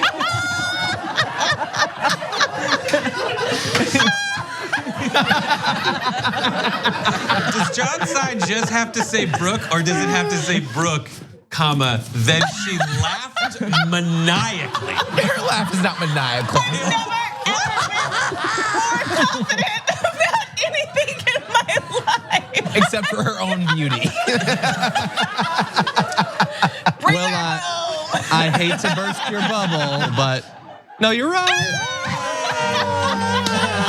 All right, so the score is 1-0. I think we're near enough for both of us. It's true. If you watch John on the show, you'd think he never looked in the mirror. From that 3 months, he had the back of his head unshaved. That's true. I'm sorry. Those are control room problems. This thing. Go look back in old damage reports. It's this thing. He had to shave his head in the dark. It was like a day. It was like a day. It was not.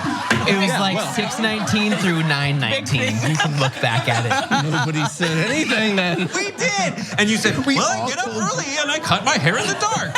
For weeks on end, the same patch was overgrown. He wouldn't shave it down. He Oh my refused. God. It was like a rat tail on the side. All right, moving Okay, on. too much. Okay. How would I know? I have that no he- more mates. Reel it in, okay? All right. The question then goes to you, Arthur. Who is more vain, you or your hostmate? Ja'Cory, my host. Yes, 100%. Yes, Let's see it. we've both seen me before. The one dressed like Nino Brown. Crushed it like velvet, nailed it. Okay, next, moving on. It's 1-1. Question 4. Brooke, if you had to choose an actor or actress to play you in a movie, who would you choose? Naomi Campbell. I felt that in my soul. And You had that before the question was Energy- well, asked. 'cause- Have you thought that through before? my whole life, okay? But I'm feeling, the energy that I'm getting is that you got this wrong. Because it's the same energy for literally every other Because he doesn't know who Naomi Campbell is. All right, let's go. Is that your answer, Naomi Campbell? Yes. All right, let's see it. Please read it out In loud. hindsight, you do talk about her quite a bit. But She hates him. So I had, it was Zendaya because she's young and beautiful, or Issa Rae. I'm gonna go with Issa Rae because she's a hot mess, right? He did it again. He Googled millennial black woman interests. No, you didn't like that at all. You didn't like any part. It would Did you make like the more first part? sense for Zendaya to play Anna. I love Zendaya. Yeah. No casting director would ever make that. But it's not up to a casting director. It's up to you. And anyway, I didn't go with. I went with Issa Rae. No, nothing. Nothing. Can I add a third name? It doesn't have to be Naomi Campbell.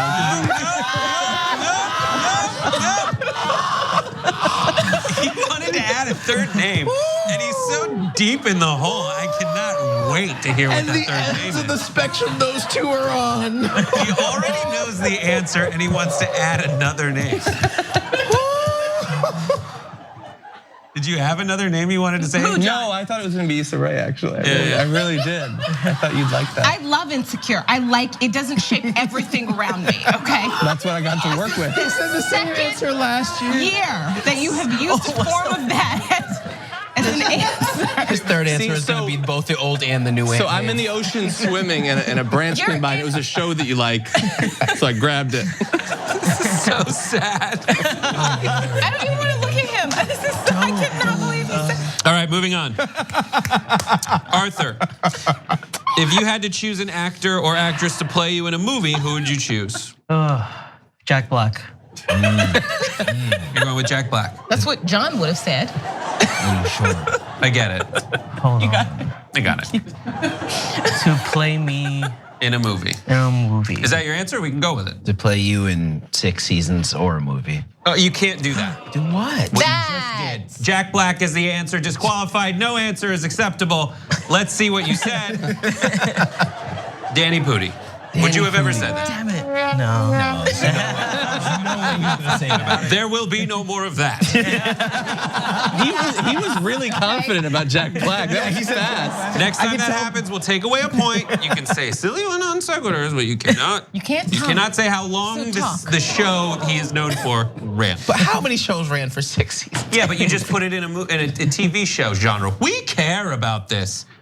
Somewhat. Okay. I didn't know it was a movie. Question 5, Brooke. If you could pick up and go anywhere in the world right now,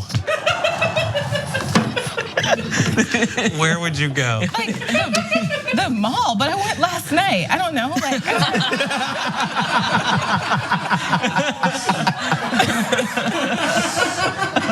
I just want John's face. I want to remember this forever. this is not that funny, okay? It is going to be once you hear his answer. Jack is standing up back there. Jack has never stood up for anything. Jack has never laughed as hard in his life.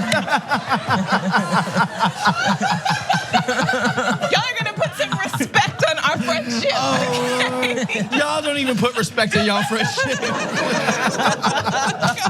This is so But like, honestly, I can't even get mad at him because I don't know where I would want to go. How can he answer a question I don't know? I lost Craig. We already lost Craig. I can't believe what's about to happen. It's okay. Don't stress. Oh Lord. Right. John, you might want to unmic yourself before she. All right. You guys are so close. Maybe you intuited it to him. I don't know. That's cute. It's not. Just in case my sarcasm wasn't clear. Ouch. I'm sorry. I'm just kidding. Honestly, I like my bed. I don't know. I don't. We have no time left. I am sweating and I like this dress. 9. Okay. 5. All right. We need an answer. Okay. The answer is. I don't know. Home. Home. Her answer is home. Did John say This is home? not your fault. I think in a way that answer is correct. And I don't even want to. Let's go. Not your fault. It was Atlanta to visit that guy's huge studio. I really want to go there. Then that would count as a place. Go there. Oh, so bad. Oh. I tried. No, Wow. You did good. We really dodged a bullet because really I thought that was also. Yeah, I thought. Yeah, I did too. I'm surprised. Oh well. It's okay. All right, you still don't have really any points. It's 1-1. You're right. You know me better than me. For 5 seconds. Arthur, if you could pick up and go anywhere in the world right now, where would you go? I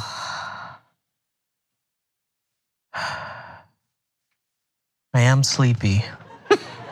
Because it's 9:42. I'm gonna say Springfield in The Simpsons. Springfield, theoretically Illinois, but who knows? They can never say which one. They never say. Missouri? You know. Yeah, that's pretty much what I said, right? I was gonna say that. What's the difference between Springfield, Illinois, and Mexico City? We just have to get honestly. 2. Right. That is the end of that half of the round. Ja'Cory and Arthur and Brooke and John are tied at 1 point apiece. Seen this before? Yeah, so have I. We're gonna sequester the other half of the groups and be right back to ask some more questions. All right, so far it's tied 1-1. We're gonna go to the green room now. Emma Vigland with the OGs. Emma, do those OGs have any advice for these folks going into the next round? So everyone, do you guys have any advice for the newbies besides the Miller High Life champagne of beers? We're not getting paid. For all the trivia that they're doing. Do you guys have any advice for? Yes, go quicker. Okay. Stop sucking. It's 1-1, by the way, and Yeah, let's keep it real. I was way over on my over-under. I said 6. Oh my God. Oh man, yeah. Well, it's because I thought we actually specifically sucked, but apparently sucking is the general norm at this point. So 1-1 is the normal. I think this is what I've heard. 1-1 is the norm for after the first round. And see if you guys can break our record. Now, next thing is, can you break even the 3-2? Is that the final score? That's the only thing left for you. That's the only thing you have to strive for. 3-2. Yeah, I guess I'm not at all surprised by John and Brooke's poor performance, but I am slightly disappointed in Ja'Cory and Arthur. Right?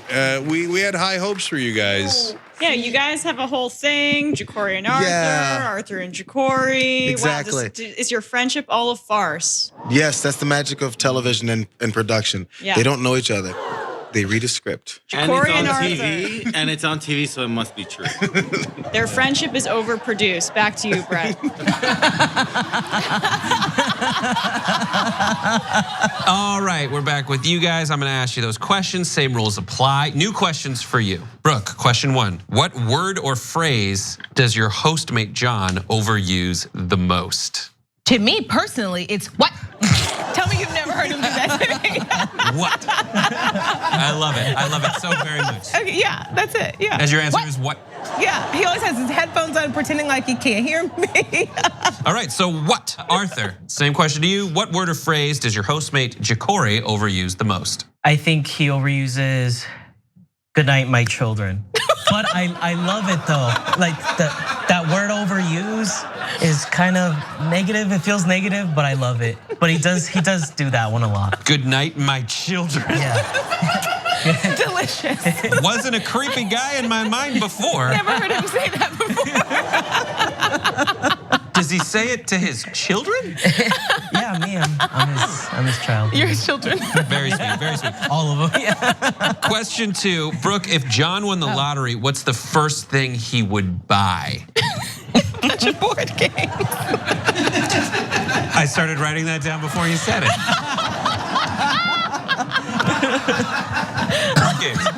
John said he was thankful on our Thanksgiving special for board games. You've been to his house. So most people are like, oh, we'll put dishes in these cabinets. It's just board games. If he doesn't get that right, he does not know himself. Right, exactly. All right, Arthur, if Ja'Cory won the lottery, what is the first thing he would buy?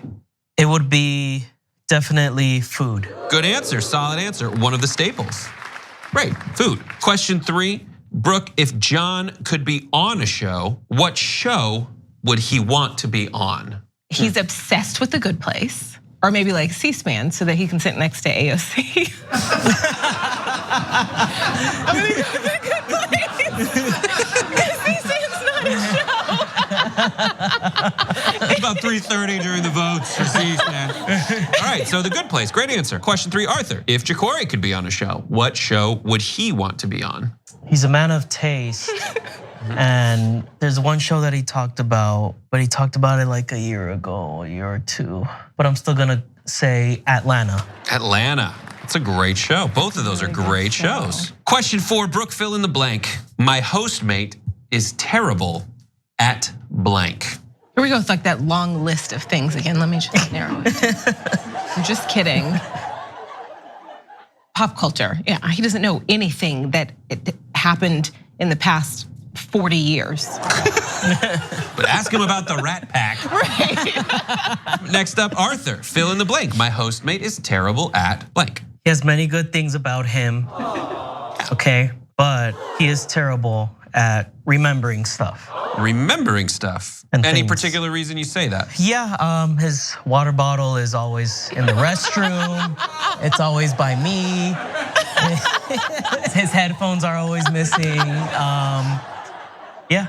Remembering stuff, great, fantastic. Let's see if he remembers that's what's wrong with him. Question 5, Brooke, if John was to describe, wow. We love it with the whoopee making questions. I hate it. We do not have that type of relationship. Brooke. I mean, this is about what? Brooke, close your eyes. No. Remember Viewers at home, close your eyes. I want you to picture John. Open your eyes. Just doing stuff. Nasty stuff. That is, oh my God. This is John. Okay? John's in the middle of it. So uncomfortable. John's doing it. John's getting some. You know what I mean? Just peeling the old banana. Not that bad to visualize. It's great. He's been working out.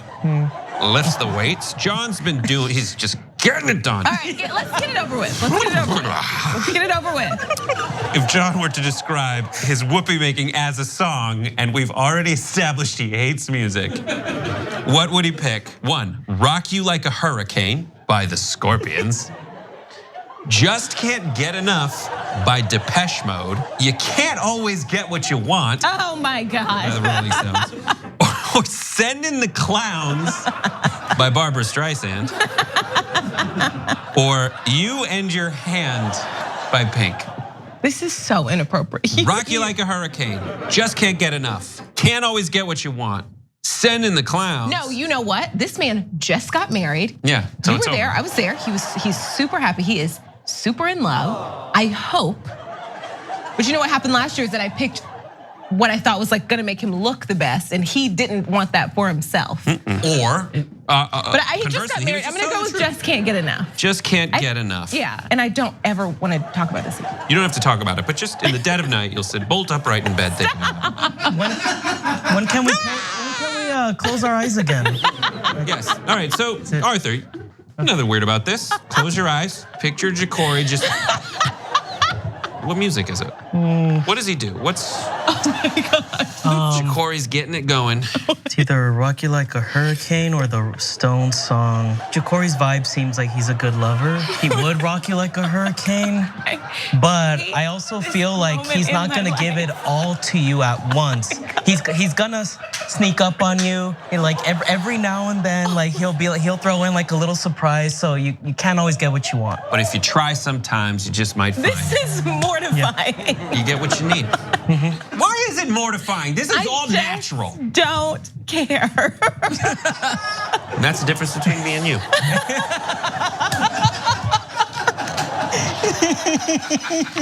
All right, that's it. That's questions 1 through 5. We have all our answers. We're gonna bring our Hostmates back in the studio and see how well they did. All right, we are back. The Hostmates are back together again. And John, you feel confident about this?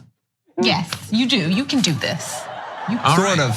You got Let's this. get in. Jacory, confidence? Absolutely. What is the opposite of confidence? Not. Rhetorical question. I don't want to know. All right, we'll keep it from you. All right, here's the question. Question 1, John. What word or phrase do you overuse the most? What word or phrase?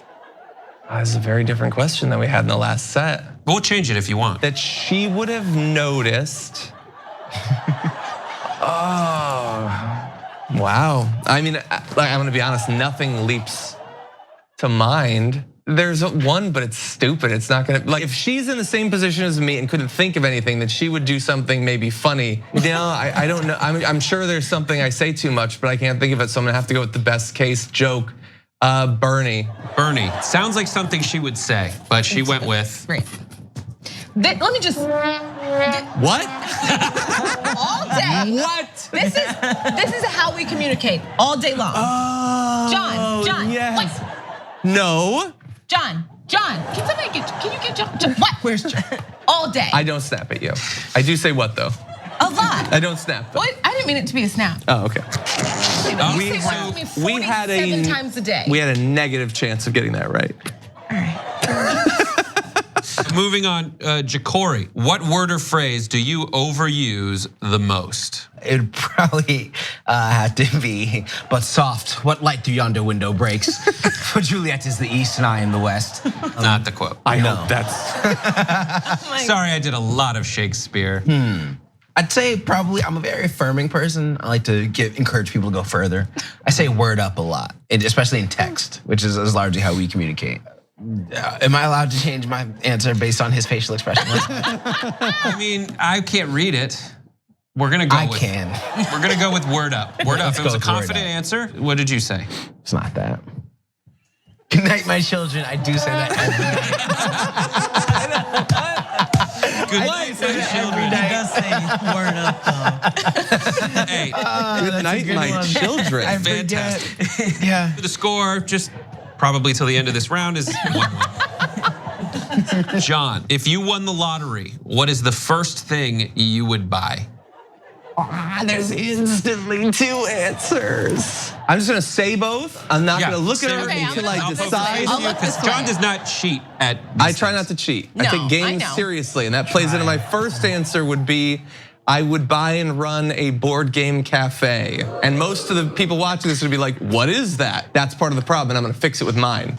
But understanding that my dog is a rescue, I would buy an Australian Shepherd puppy that I would love. But I don't think that Brooke would have said that. So I'm gonna go with the board game cafe. Let's see the answer. You better give me this because he made that, he stretched that shit out. Nobody's ever heard of a board game cafe, okay? Board games, you get a point. You get some. Who hasn't heard of a board game cafe? Cursed on air! Oh my God! A lot of historic firsts tonight. In a pre-tape. Congratulations. Yes, that's good. It is 2-1 because in order to buy a board game cafe, We got two right! you have to buy a lot of board games. They said it couldn't be done, and I said it couldn't be done. Oh my God. All right, so you're ahead. Okay. For the first time, literally ever. Woo! I can't believe I said that. Ja'Cory, if you won the lottery, what's the first thing you would buy? Oh, that's easy. I would definitely buy food for everybody. I like. No, it's not in like a sincere way. It's to trick you into liking me. So It worked already. Food for everybody. Yeah. What is your answer? Not that. But also that.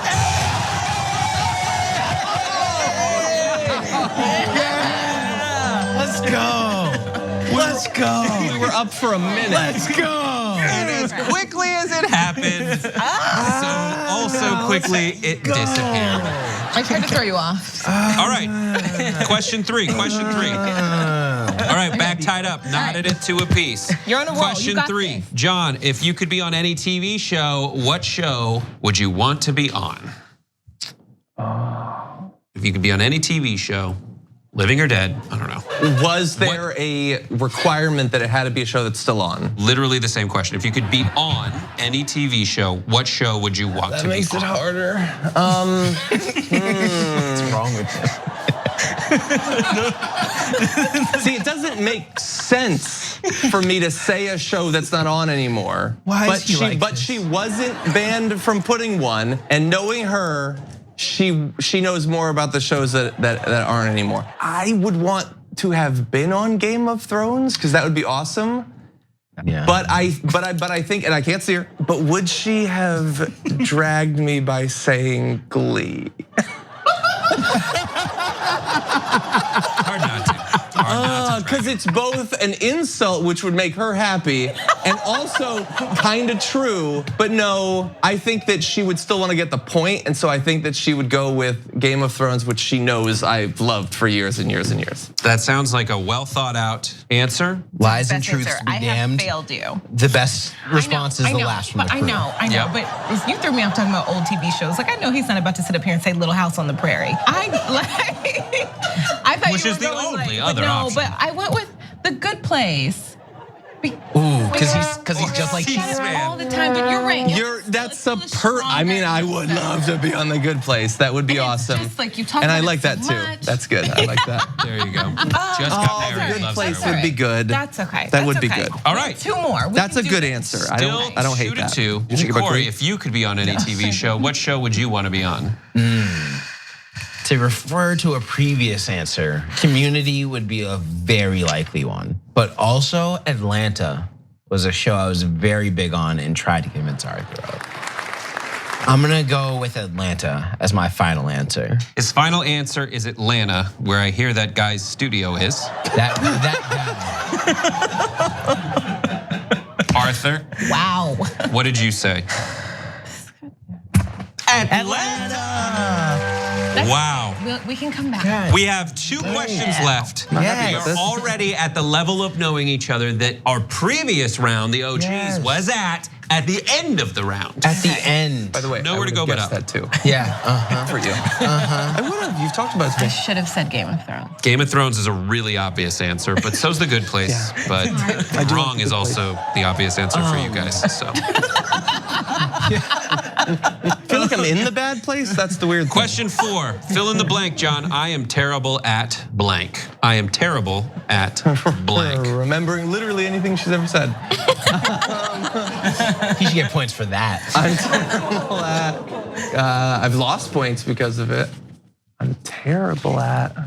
Oh my God. Takes him way too long to figure out what he's bad at. Picture a job interview. I don't know. No, it's not just the things I'm bad at. It's the things that she knows and would think of. I have to be strategic because that's clearly working so well for me so far. Just thinking it through. I like it. I like seeing the wheels turn. Why am I terrible at that she would know and think of? So much. Besides answering questions in a timely manner, what are you terrible at? It's tough and I'm down now. They're winning. It's hard to narrow down. I guess because I don't have a lot of time, so I guess I'll go with the thing that I said earlier. I'm terrible at remembering things that she's told me. Terrible at remembering things that she told me. She doesn't seem happy. No, but maybe But I don't remember what the question was. You just said Zendaya should play me, and every other answer is some form of Issa Rae. Okay, you are terrible at pop culture. Okay, you don't know anything. But you've told me about it, and I've forgotten. I'm good at some pop culture, just nerdy pop culture. That's okay. all. That one was The hard. score remains 2-3. Tie this up. To pad your lead. Fill in the blank. Ja'Cory, I am terrible at blank. Oof, this is a tough one because there are legitimately a lot of answers. Being wrong, that's one. Not as evidenced by many of these questions. You're right, good point. See, there it is again. I'm bad at being wrong. I'm bad at shutting up when convincing people of things. I'm bad at dressing poorly, that's for sure. That's true. Yeah, that's pretty much where the list ends. You'd say I'm terrible at being mean to people. It's a very nice thing. It is. To say, did you say that? I did not. Oof. No. Team, if you ain't cheating, you ain't trying over here. You guys have been disqualified from the last answer due to having seen it. Ladies and gentlemen, we have a very unprecedented moment here. Right now, we have had a malfunction, and it was possible for Ja'Cory to maybe have seen the answer. He says that he didn't see enough of it. Here's the solution. We are going to ask the question of you guys. If you get it right, we'll have a tiebreaker question, a separate tiebreaker question, and that will determine who wins, all right? If you get it wrong, these two go straight on till morning. Okay. They wouldn't have had to answer the question anyway. So John, the question goes to you. If you were to describe your whoopee making as a song, which you're familiar with music, right? You don't like it. You bastards. So when you and your lovely wife are making wanton the night, say her name. I don't want to say her name because I respect her. Thank you. But when you're calling it out all night long.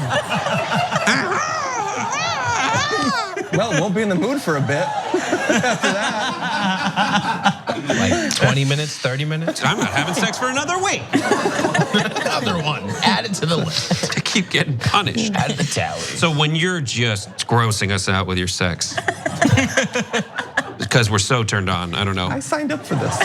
John, if you were to describe your whoopee making as a song, what would you pick? Rock. We have options. Oh, it's multiple choice. Thank God. To be fair, John only knows like 6 songs. So 1, Rock You Like a Hurricane by the Scorpions.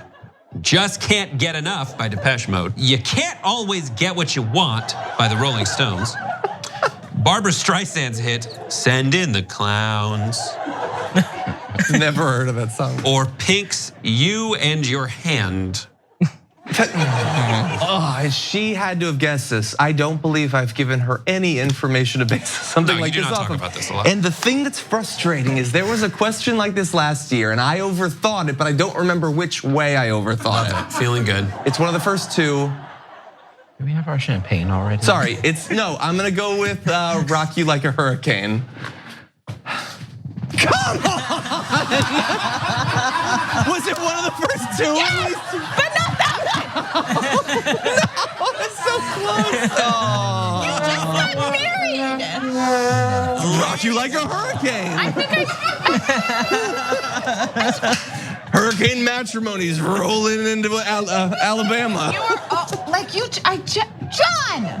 Just can't get it. There was no information to base that answer off of. But last year, I gave you like the sexiest answer. That's rock you like a hurricane. I was like, just can't get enough because you guys just got married and you're so hot for each other, and it's just like hurricanes ravage Gulf Coast communities. Spend time with each other. Okay, so after that round, we have a final score. They don't even need to answer the last question. The winner of this round with 3 points to 2, Jacory and Arthur. Well deserved. Cheated worse than my grandma in bridge, but it's fine. Right now, we're going to toss to Emma to get some feedback from the challengers and the folks, whatever their names are, who lost earlier. Yes, I'm here with the potential challengers to the new winners. Drum roll, please, everybody. No, there we go, Jen. Wait, I'm a trumpet. I can't do that. All right, we got Jacory and Arthur. They are the winners, and they're going to be facing off against Cenk and Anna. Did you predict this, or did you not? Yes, we predicted Jacory and Arthur, but we were wrong on the over.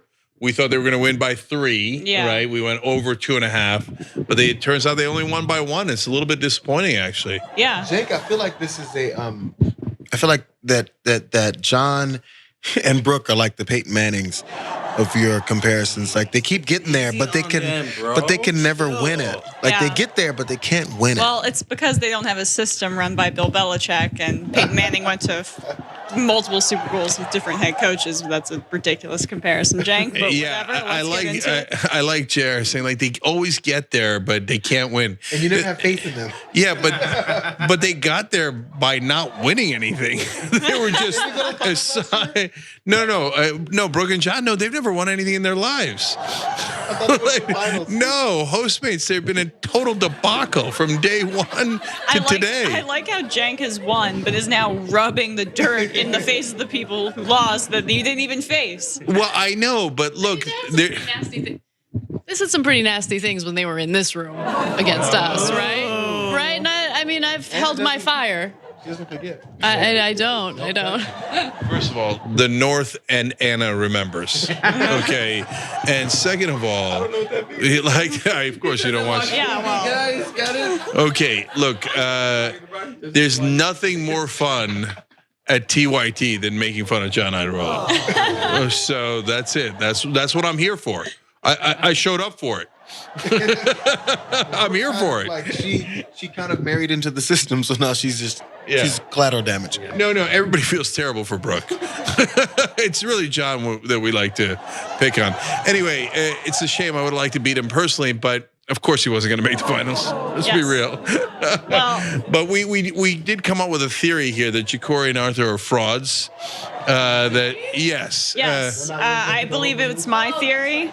Right, yes. And we believe their real names are Jamal and Andy. Mm-hmm. Well, that was not my theory, but you can take credit for that one. Arturo, not Arthur. Right, okay, well, I'm too tired to pronounce anything differently. Back to you, Brett, but at the same time, Jacory and Arthur, I don't know. Are they overproduced? Are they real friends? Are we going to see? We're going to have to find out. Cenk and Anna versus Jacory and Arthur. It's the Eagles versus the Patriots.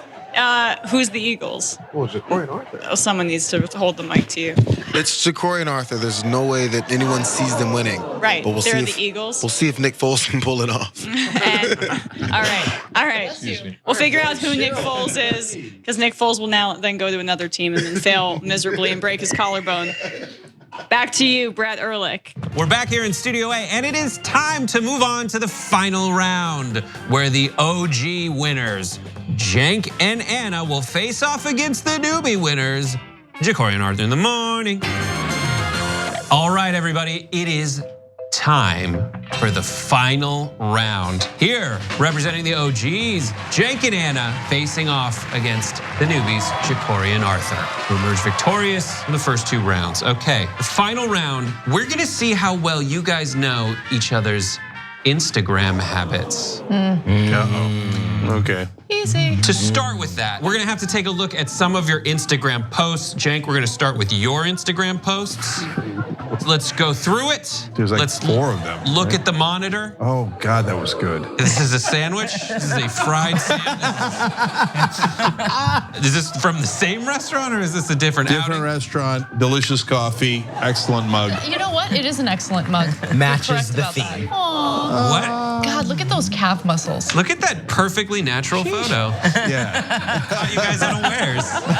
Congratulations, Anna. You're the only person to appear in my Instagram.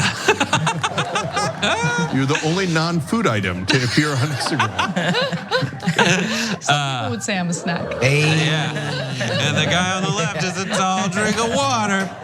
All right, so that's that. Or a wide drink of water. Here's what's gonna happen. We're gonna ask both teams, and no one react, no one give anything away. We're gonna ask both teams to guess the amount of photos their partner has posted to Instagram. And the team that guesses the closest wins. So we'll add them together. We'll see the difference. Whoever's difference is the smallest wins. Who's ever off by the least amount collectively. All right, Anna, guess. How many photos has Cenk posted to Instagram? 4. 4.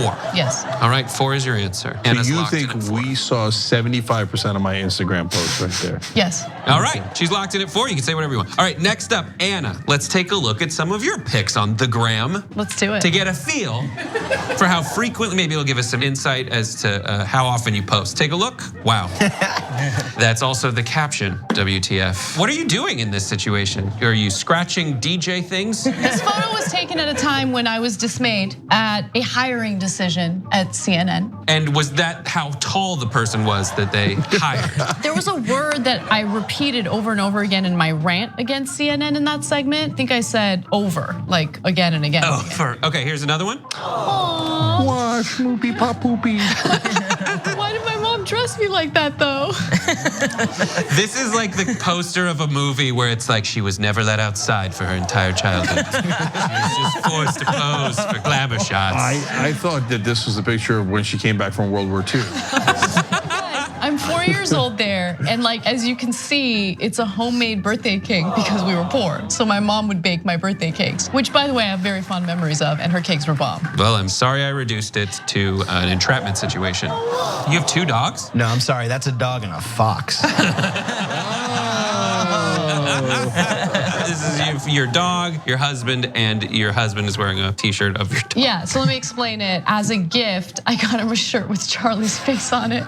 Which he must have deeply appreciated. He did. He loved it. And you went with the V-neck, stylish. Okay, so we've seen 3 photos. Now it's up to you, Cenk, to guess how many photos Anna has posted on Instagram. I'm gonna go with my gut. I'm a little worried it's low. I'm gonna crank it up, but I might still be low. All right, I'll go 287. 287. Why that number? Just popped in there? Popped in there. I don't know. You do a couple a week, is what my guess is.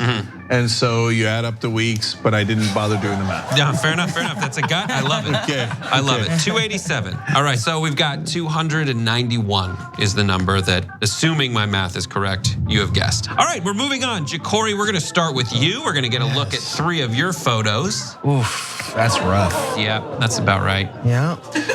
Yeah. Bike and art.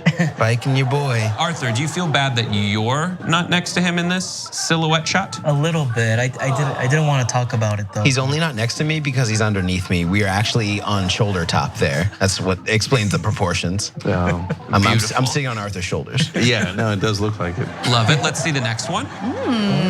I like that one. What is a mango turtle? Mango situation? A Teenage Mutant Mango Turtle. Oh, I love it. Yeah. Did you make this? I did. I carved both the mango and then JR stabbed a plastic knife through it. Did he really? So then I artistically created an ant to make it like there had been a warfare in the animal kingdom. Oh, wow. Oh my God, you're creative. Jesus. Yeah. That's great. Right. No wonder the turtle's sad. He's been stabbed by the animal hater J.R. Jackson. It's enough work to just just eat a mango. He looked a little shell-shocked. Oh my God! Stop it! You did not stage that, did you? No. That was real. That was organic. Yeah, that was just. What are you, an artist? 2 friends in the real world. Oh my God! No, I'm just out in public a lot. It makes me feel so bad about the photos on my Instagram. Not me. I want that sandwich again. Yeah, I was salivating. Yeah, hit us up next time you get it. That looked dang. All right, so that's 3 of your photos. So the question goes to you, Arthur. How many overall Instagram posts has Ja'Cory made? Chasing cash. I know he doesn't post a lot, and I wish he did. So I'm gonna say 33. 33 posts? Oh, it takes a lot of care in those posts. Okay. Yeah, they're great. They're fantastic. I don't assume that a touching moment like that happens ever, really. And it did. It was fantastic. You caught it. So 33. Now we're going on to Arthur. Let's take a look at some photos from your gram. You should win on that alone. The moment he joined the Plumbers Union. He's so excited that day. I like that one. Oh my God, how old is your son? 13. It's actually the day he realized he would have to join the Plumbers Union. And third, this is amazing. Food his belly. Okay, you got that off the internet. You did not. No, yeah, it's off the internet. But I put my own filter, custom filter. Yeah, that counts. That counts. Yeah. All right, so we've seen 3 of your photos. Ja'Cory, how many Instagram posts on his feed? If I can be frank, I spend a lot of time on Arthur's Instagram. I don't know that I've paid attention to the overall number of posts, but I think I can ballpark about 131. 131. Yeah. For an overall of 164. All right, so I already have my complaint about this game. Good. We'll be back after this. I'll be covering bruises. My initial instinct was 213. But since you said Instagram was around for so long, I went with 287. Let's see if it costs us. He provided information you asked for. And then I was like, don't trust it. No, I know. Let's see if it I think costs it's us. older than that, to be honest. I might have overthunk it. You did. Okay. All right, we have tabulated the scores and we're gonna reveal them. First, we're gonna tell you what each of them guessed, just to remind you. And then we'll reveal the actual answer. We're gonna start with the guess that Anna gave for Cenk. She gave 4. She guessed he had 4 posts. Let's see how many posts he actually had. 4. Probably because during the round before he knew the rules, he said the number 4. He did? Oh, I did? Oh, yeah, you did. But okay, you didn't notice, but you got it right. Also, why'd you try to throw her off? You were like, you think that's 75% of my pictures? Next up, Cenk guessed of Anna that she had posted 287 times. Now, in his defense, I gave him a number. He said 287? He said 287 times. And he was like, that might be a little much. Maybe it's lower than that. I thought Let's he said see what 2087. Let's see what the actual number is. So that is 1,400 posts. Are you ever not on Instagram? Have you ever taken a picture that you haven't put on Instagram? Cenk, I've had it is nearly 2020. I've been active on Instagram since 2013. And plus in a year, there's like So is Cenk, and he has posted 4 pictures. I know, but like Cenk, we're different demos here. Absolutely, I think we just proved that. Like barely. So the difference between on your first was 0, giving you kind of an unfair advantage, which you promptly squandered. I'd like to remind everybody that my initial gut instinct was 213. So I could have done slightly worse. So the difference, you were only off by 1,113 posts. All right, this is under protest. The larger accounts are more likely to be off by more. Listen, we didn't tell you to be. Here's what I would say. Last year, I think in guessing, numbers in the hundreds of thousands, you were actually closer. Yeah, in it's true. in With absolute Twitter. value. You knew my Twitter followers better than I knew my own Twitter followers. That was because impressive. I'm on Twitter. I'm not, as you can tell, I'm not on Instagram much. Yeah. Yeah. So we didn't fix anything this year, apparently, with the final, but it still was wildly rewarding. So you're off by 1,113. Now, conversely, Arthur guessed first on Jacory and Arthur's team, and he guessed 33. Let's see, because he was off by quite a bit as well, what the actual number was. 242. Oh, we're right back in it. All right, if Jacory's off by 1,000, we repeat as champions. No, wait, but are we calculating this based on percentages? For a difference of 209. It's got to be on percentages. It's got to be. I still have a feeling. It's got to be, to be fair. We can do percentages. We can do percentages. Next up, the guess from Jacory of Arthur's post was 131, and the actual number was 298. Okay, we got to do percentages, because otherwise we're screwed. The difference there is 167. The overall total difference was 376. Not after tonight, baby. So right now, we're gonna stand by and do some percentages math to appease an angry God.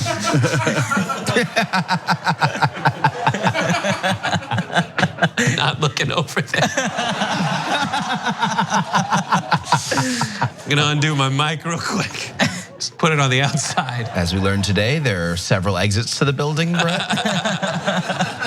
Utilize whichever one your threat is not in the direction of. To be fair, he protested last year when he won. Yes, I'm a consistent protester. Yeah, I'm the Colin Kaepernick of Hostmates. Okay, just to make sure we're absolutely above board here, we did the percentages to see who was off by what percent. Now, I will tell you what percent each team was off by. The team with the lower number, who was off by the lowest percentage, wins. Cenk and Anna were off by 79%. Oh, not bad, not bad. Guy thought it was gonna be over 100. Okay, we're right back in it. Jacory and Arthur were off by 69%. Nice. Almost. 69%. Let's hear it for our new Hostmates champions. The new Jacory and Arthur. Wow. Wow. Celebrate almost. That feels good. Yeah. That feels really good. I feel like I put us back in it with the percentage. Wow. Wow. All right, first I want to hear a speech. You're fresh off your victory. How do you guys feel? Well, now that we both own the Young Turks, I think the first thing to do is like 4-day work weeks, right? Like, I'm glad they won. Yeah. Mandatory lunch going. every day. Keep going. Right? Oh, mandatory lunch. Keep going. A Monday the 23rd off for the Christmas holiday. I can't. What else do we need? Food for everybody. Food for everybody. Yes. Oh man. All right. This feels great. We're gonna go. You don't let the newbies run the company. The Young Turks were broke the next week. All right, we're gonna go for reactions to the green room to see how they're feeling about it. We're gonna hear from the losers. Upset alert. Take that, Jake. Jacory and Arthur now own 100% of TYT Network. That's the law. Our new overlords. I wonder what they have in store for us. What do you guys think? Well, it makes us wonder which one of J&A is Nick Foles, whose career is going to be derailed later in their situation. But either way, a Super Bowl win is a Super Bowl win. You never give up the ring. It's just what happens. I'm just saying this is the real deal. What was the over under again on this one? What was the score again on this one? The score was Ended up being like 4-3, I mean, right? come on, I don't know. Who cares? 4-3. I want to know how It badly. was a huge blowout. They got destroyed. Was there a catch on the side of a helmet? Wait, so is Okay, yeah, the Giants are the ones. The Giants are the ultimate underdogs. Just to be clear, Cenk sucked, but Anna did really well, actually, I thought. So wait, is Jakarta our boss now? I think so. Yeah, they own. They both lost, They own the just saying. network. Yes. And what is their programming? Could it just be Jacory and Arthur episodes the entire time? This was a collusion, guys. This was totally a hoax and it's fake news. And we're not in the losers den. Why are we so raggedy? Okay, we are in here like we haven't slept in 65 days. Okay, I have taken my earrings and my shoes off. I am He on has New his York feet up. He's unbuttoned. Okay. Yeah. We are so raggedy. I don't know. Brooke and I just accepted that our makeup was continuously melting off, and we're okay. So Yeah, it's been a long It's been rough, but justice prevailed. Yes, we're just Except happy. I do feel bad for Anna. I'll just say Yeah, that. sure. Whatever. come on. She'll be fine. We're happy that the underdogs. Yes, won. Anna's the most I'm dropping the veil of neutrality and objectivity. I was rooting for Jacory and Arthur the whole time. Yes. Just like I'm Jake Tapper and Pete Buttigieg. I'm not saying that that's who you guys are. Well, the only question is we need someone to go to the losers locker room to interview to see exactly where Cenk and Anna's mindset is. They need to come sit on this couch with us. Get on in here. We are not moving. Going here, guys. Waiting for Cenk and Anna. The champagne is cold and the beer is hot. That's right. Just like you guys like it. All right, back to you, Brett. Thank you so much. We got one last reactions from you two on your not humiliating loss, but however you would describe it. I thought the percentage gambit was brilliant and put us back in the ball game. As I've said from day one, no quid pro quo. No quid pro quo at all. We had the perfect game. The perfect game. Yep. Anna? I think we should do our production meeting at 11 a.m. tomorrow rather than 9 a.m. in studio so we can all sleep a little bit. Totally fine That's the with only that. commentary I have on tonight. Feeling very good. All right, thank you to everybody. Let's bring everyone in and wish you all a goodbye and thank you. This is for you guys on behalf of everybody here. Thank you so much for watching Hostmates. Congratulations to our winners, and we'll see you all again next year.